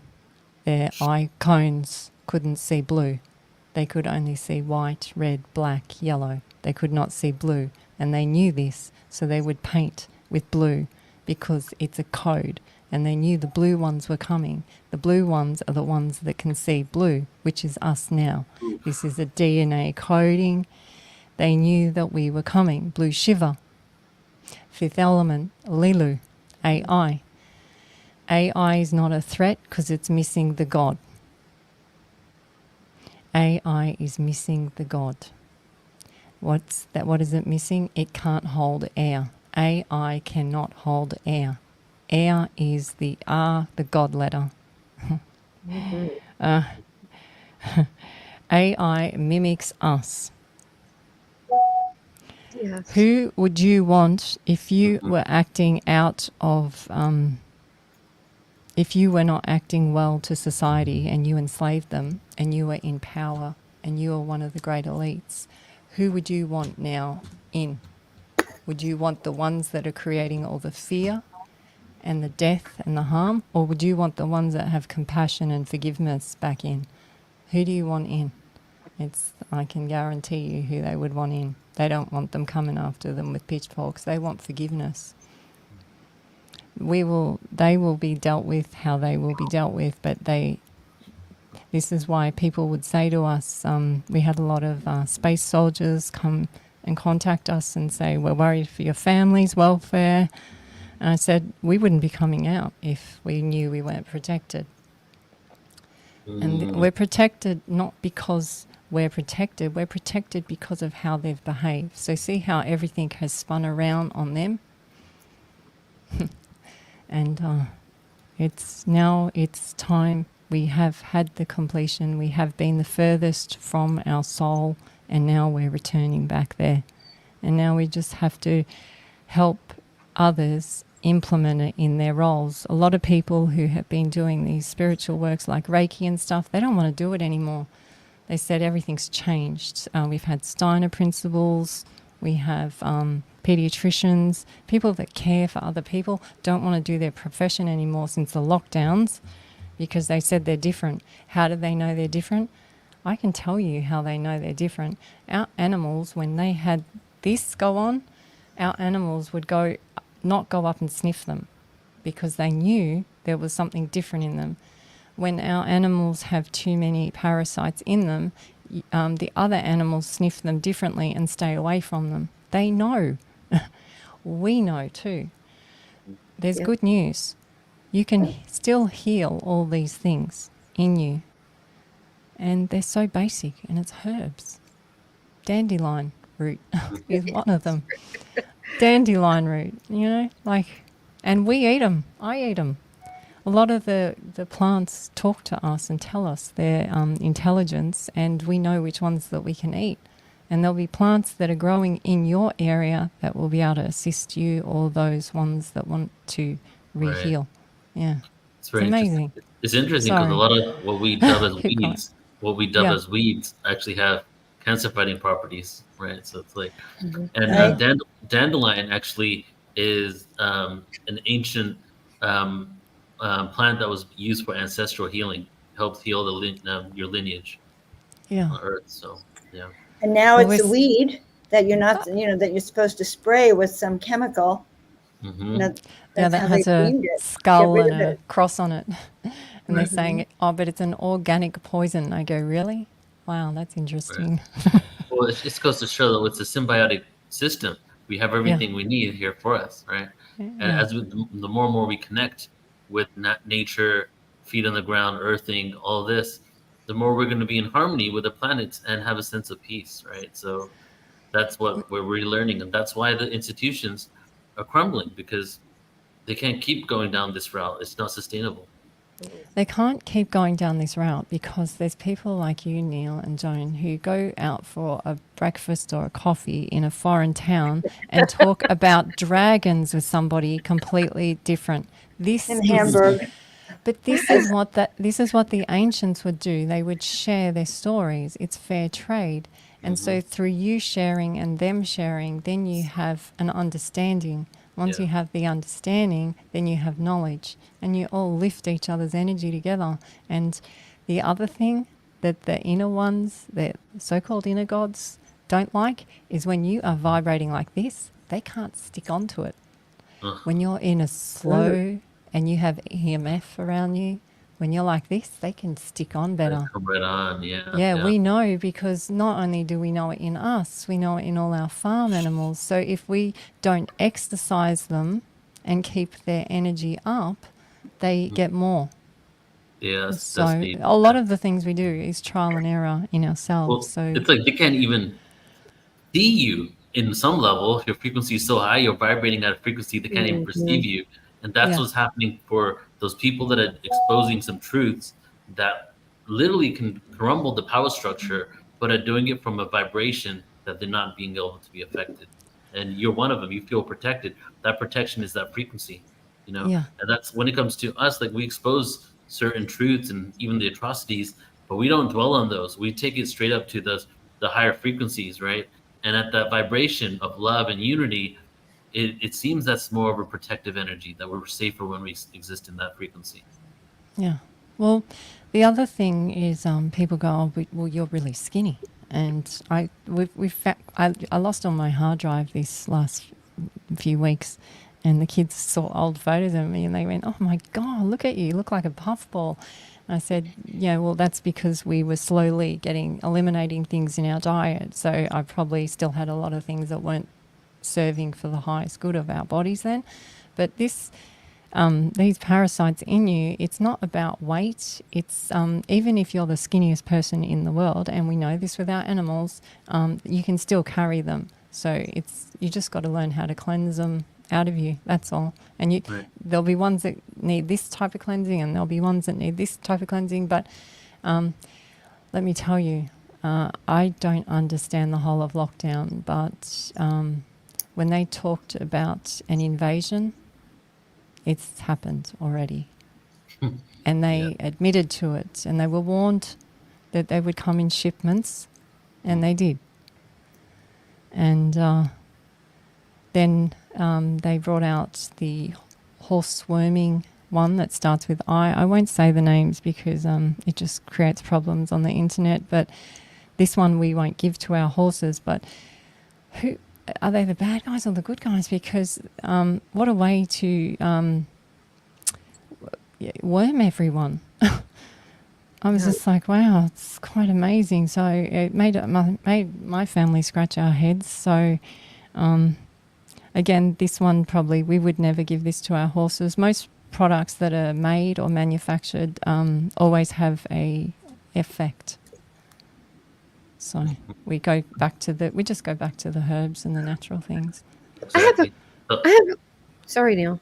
No, go ahead. Tomorrow's going to close out, but you can ask the last question. Yeah, I just kind of want to ask everybody. We're talking about frequency, and I get that, but I'm getting that from my guides constantly, and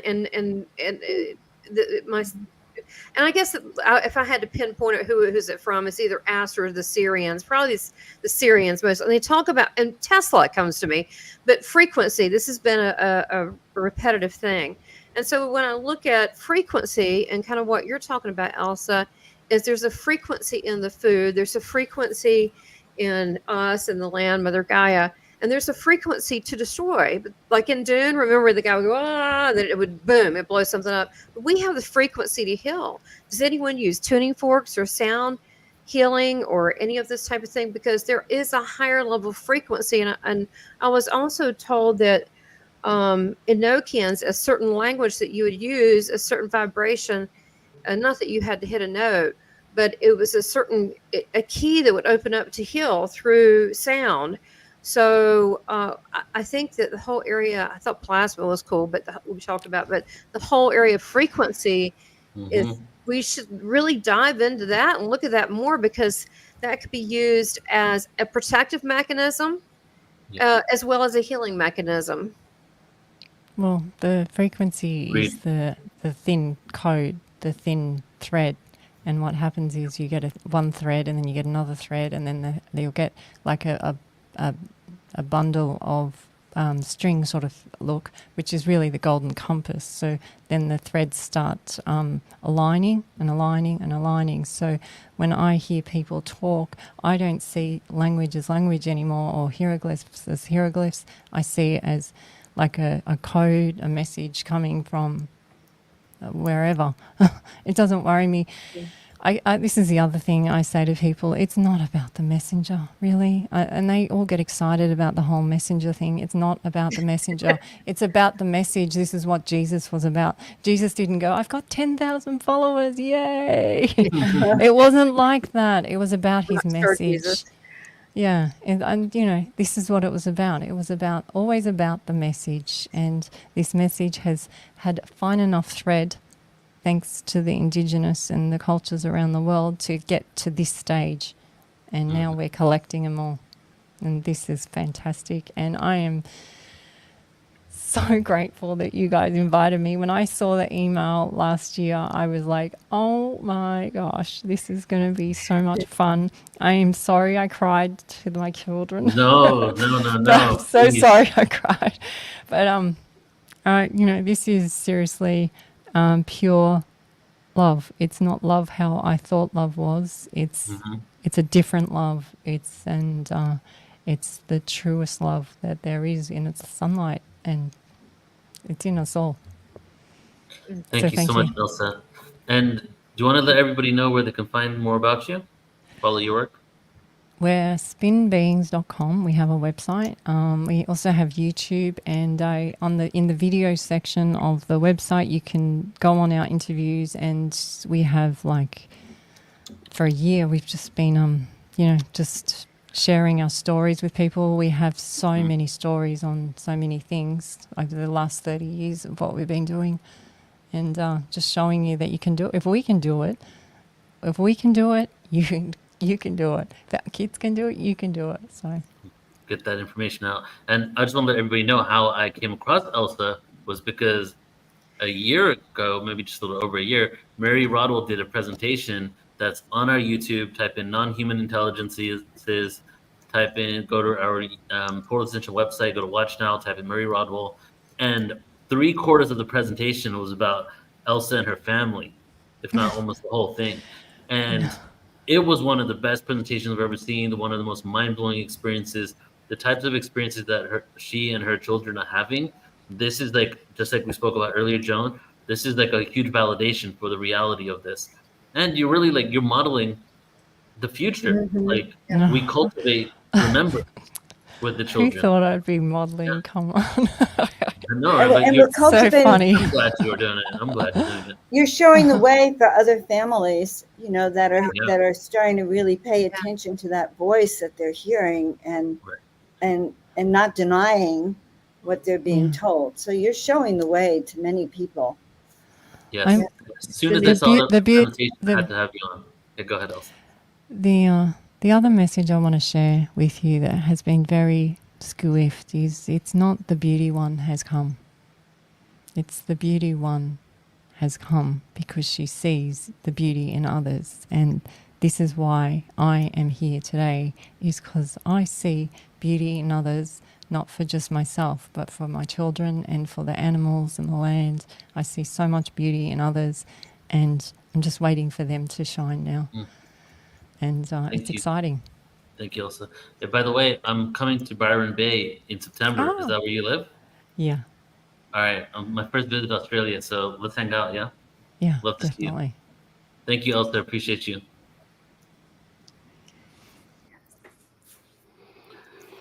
And there we have it, folks.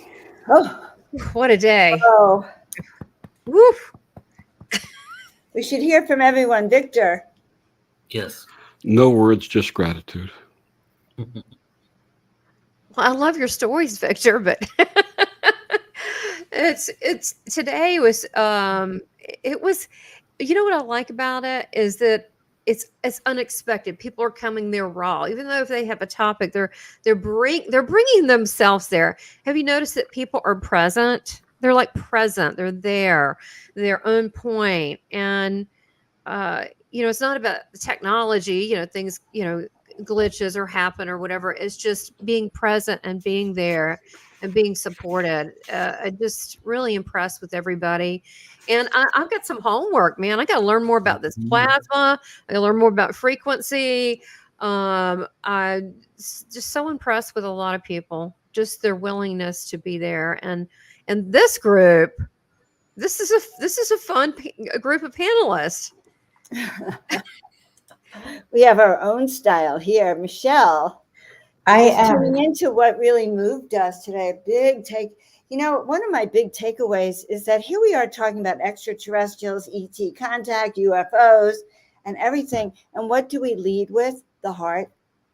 Yes. How do we go into this contact with the heart, not with military weapons or, a steel saucer, but and that's a big takeaway. And the tears. Absolutely. And the tears. the Yeah. tears are so cleansing, and they allow us the opportunity to hold space for each other, whether they're tears of gratitude or sadness or joy or reflection. But I'm bummed that I missed Rebecca, and I missed most of Elsa because I had some things that came up and I had to tend to them. But I walked in when we were talking about frequency, and I started thinking about these beautiful times and how sound and frequency are really healing and helping all of us through this. Can you hear that? Is it too Yeah, we loud? hear it pretty well. It's perfect. I love it. So anyway, that's my little. Oh, I want one. That's cool. What is it? These are specially tuned. Chimes. I can't really. They're little Perfect. chimes. That Perfect is chimes. so cool. So it's like root chakra to crown chakra? And beyond, yeah. Wow. Boy, I've been looking for something I can carry around for music. I have some smaller ones too that are all based on Eric's sonic geometry. Oh, nice. the Custom made. Mm-hmm. Cool. Ooh. So, but I do want to share. It's been really healing for me, and just witnessing how we model this energy of what soul family looks like. And I too came in at the end of that plasma conversation. I'm telling you, Tamara, I was going like, I've had so many experiences with orbs. That was kind of the beginning of my awakening in Machu Picchu, is when an orb appeared in my photos before you were seeing orbs on the scene. This was 2006, I think. And I had one of those regular cameras, and I took a picture, and then I wanted another picture with this guy out of the way. So I zoomed in, I took another picture, and this orb shows up. And in the picture of the orb, there's clearly an Incan man. You see the outline perfectly. He had a hat on. You could see just his nose and his chin. And then in that same orb, there was a feline face and kind of a gray alien looking face. And everybody went nuts for these, oh my gosh, you got orbs. And it wasn't anything that I knew about back then. And man, that led me on a whole journey. Did she talk at all about Michal Ledwith? Do you know he was a former? No. He was a former priest, and he spends a lot of time. I don't even know if he's still alive. I met him at an Orbs conference put on by the Prophets Conference, and that was in 2008. He was with James Gilliland from ECETI Ranch, and he started doing a lot of stuff, showing a lot of pictures with plasma beings as well. So that when the Orbs started contacting me, the message that they were giving me to share was to share their presence with everyone. And they were showing what unity consciousness looks like, because it was more than one consciousness within these balls, these orbs. And I would go up to anyone, whether it was, I remember being at a sandwich shop and going, have you ever seen pictures like this? And showing it to the girl at the counter. And my daughter was in junior high or high school, and she's like, mom. She was so mortified and so embarrassed. But I see that that's leading us into where we are today, to have these conversations and to be able to share all of this information as these thought forms are being placed within us, how we can amplify them for the greater good for all. And I really appreciate that. Neil, can I go back and watch the last two presenters, Rebecca and Elsa? So the way it's going to work, I'd let you know, and everybody here, that if you want to watch the replay immediately or the next 3 days, on youtube.com, Portal to Ascension, you can watch it. Mm-hmm. And then on the day 5, it's off YouTube, because we're going to chop them up in segments. I'll give you guys the direct links, and then it's going to be available for everybody tuning in on the website, portaltoascension.org. So that's where you can watch it. But yeah, Michelle, you can, for the next 4 or 5 days, it'll be on YouTube. great way to do that. And I'm going to try to tune in with that so that I can see those last two presentations that I missed. It's been riveting. And I love being with all of you. Thank you for, allowing me to be a part of the team. And thank you to everybody watching and typing in and sharing different. I saw earlier, Randy had information on the plasma. I don't know if people saw. He gave his email address. Did you see that, Tamara? Tamara, Email. He gave you an email address in the chat. He said, I think I wrote it down somewhere. So Who gave me it? Write it down again. So I'm gonna go ahead and begin the closing process for today. Neil, can I just jump in real quick for Yes, something? please do, Victor. I had empathic tears during Coach's presentation and during Elsa's presentation. And in 1992, again, at one of these wonderful retreats we used to be part of, this poem came through me when I had shared tears with someone there. And it created a poem through me called Shared Tears. Welling up from inside as the green wheel spins free and the pathway reopens with life energy, the release of the pain or the joy or the fear or a newly found truth in a miracle year. As the gates open wide and emotions run free, and we question the blessing or the curse with why me, the support of two arms makes the burden so light, a touch, a caress, or embrace so tight. For the burden is lighter and the truth more profound, and the joy is much greater when a sharer is found, and the day is much brighter, and the path quickly clears when two become one in the way of shared tears. Beautiful. So beautiful. Such an eloquent way of expressing. Two become one in the way of shared tears. Wow. So resonant. Thanks, Victor. Right. All right, everybody. So thank you all so much for tuning in. I just want to go ahead and share with you the schedule for tomorrow. I already posted it in the chat. Here it is one more time, schedule for everybody. For everybody that is on any of the YouTubes or social media, if you want to be a part of the actual live webinar over the next 3 days, please go ahead and go to portal2ascension.org, upcoming events. You can sign up there. Also, you need to sign up to be able to get the replays because we'll be live. But if you want to sign up, you can get the replays. And tomorrow's schedule, we're going to start out at the same time, 9 a.m. Pacific, 12 p.m. on East Coast. We have Stone Hobbit beginning the day. We have Sandra Walter following her. Anastara is coming in with a download. We have a transmission from Zoe Davenport. We have Bridget Renee Holiday. Then we have incredible sound experience, interdimensional sound experience with Vox Angeles, Phil Gruber, and then we're going to close out the day with Craig Campombasso. So another fun, packed full day tomorrow. We're just going to keep going forward, and keep tapping into this awareness. So appreciate you all very much.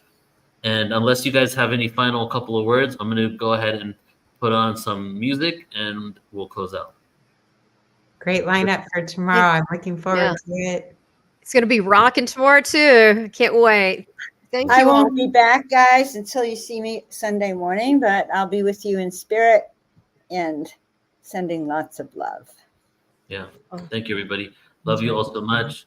And we'll see you all tomorrow. So love you all. Here is some unreleased music that's going on my Spotify next week with a bit of some visuals. So have a beautiful evening, everybody. See you soon. Love you all. Goodbye. Dreams solidify my purpose. Lived a life on the opposite side thinking that I'm worthless. Looking out of the window daydreaming, wondering if existence has any meaning rather than the obvious.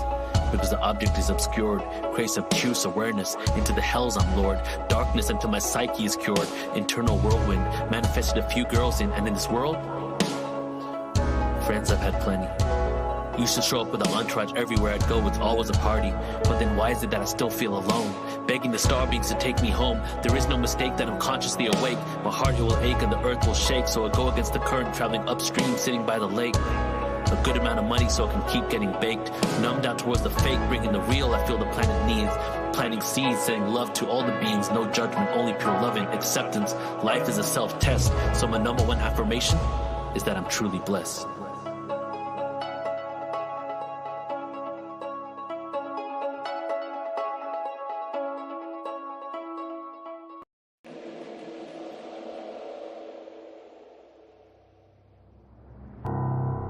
The moment draws near. For years we've been purging all fears, letting go of the old energies, making room for the new frequencies.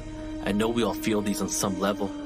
Higher multidimensional entities, embracing our galactic families, emissaries of unconditional love, the one vibration that fits all creation like a glove. I know sometimes this incarnation can seem tough, with masons illuminating manipulations, facing, tasting, wasting our life away. We must remember the lessons that we are here to play. We chose to be here today. Nothing external to you, to your God self you pray. There's only one speck of light, experiencing itself in multiple forms within our sight, taking us to new heights. So go against the norm, no longer conform with one's positions. There's no reason to mourn, no scorn, take out the thorn. The crystalline children are now being born. There is no devil waiting for you with horns. There is only love. The vibration showering us, descending straight from densities above. We must stand up and say enough and take our power back. With peace and understanding, there's no reason to attack and energize fear, as they are reflections of us. Time to trust our brothers and sisters. This is all a self-imposed test. You got the job, put all your concerns to rest. Through the darkness, the light will firmly nest into the dimension that is next. The moment is now to resurrect the Christ consciousness.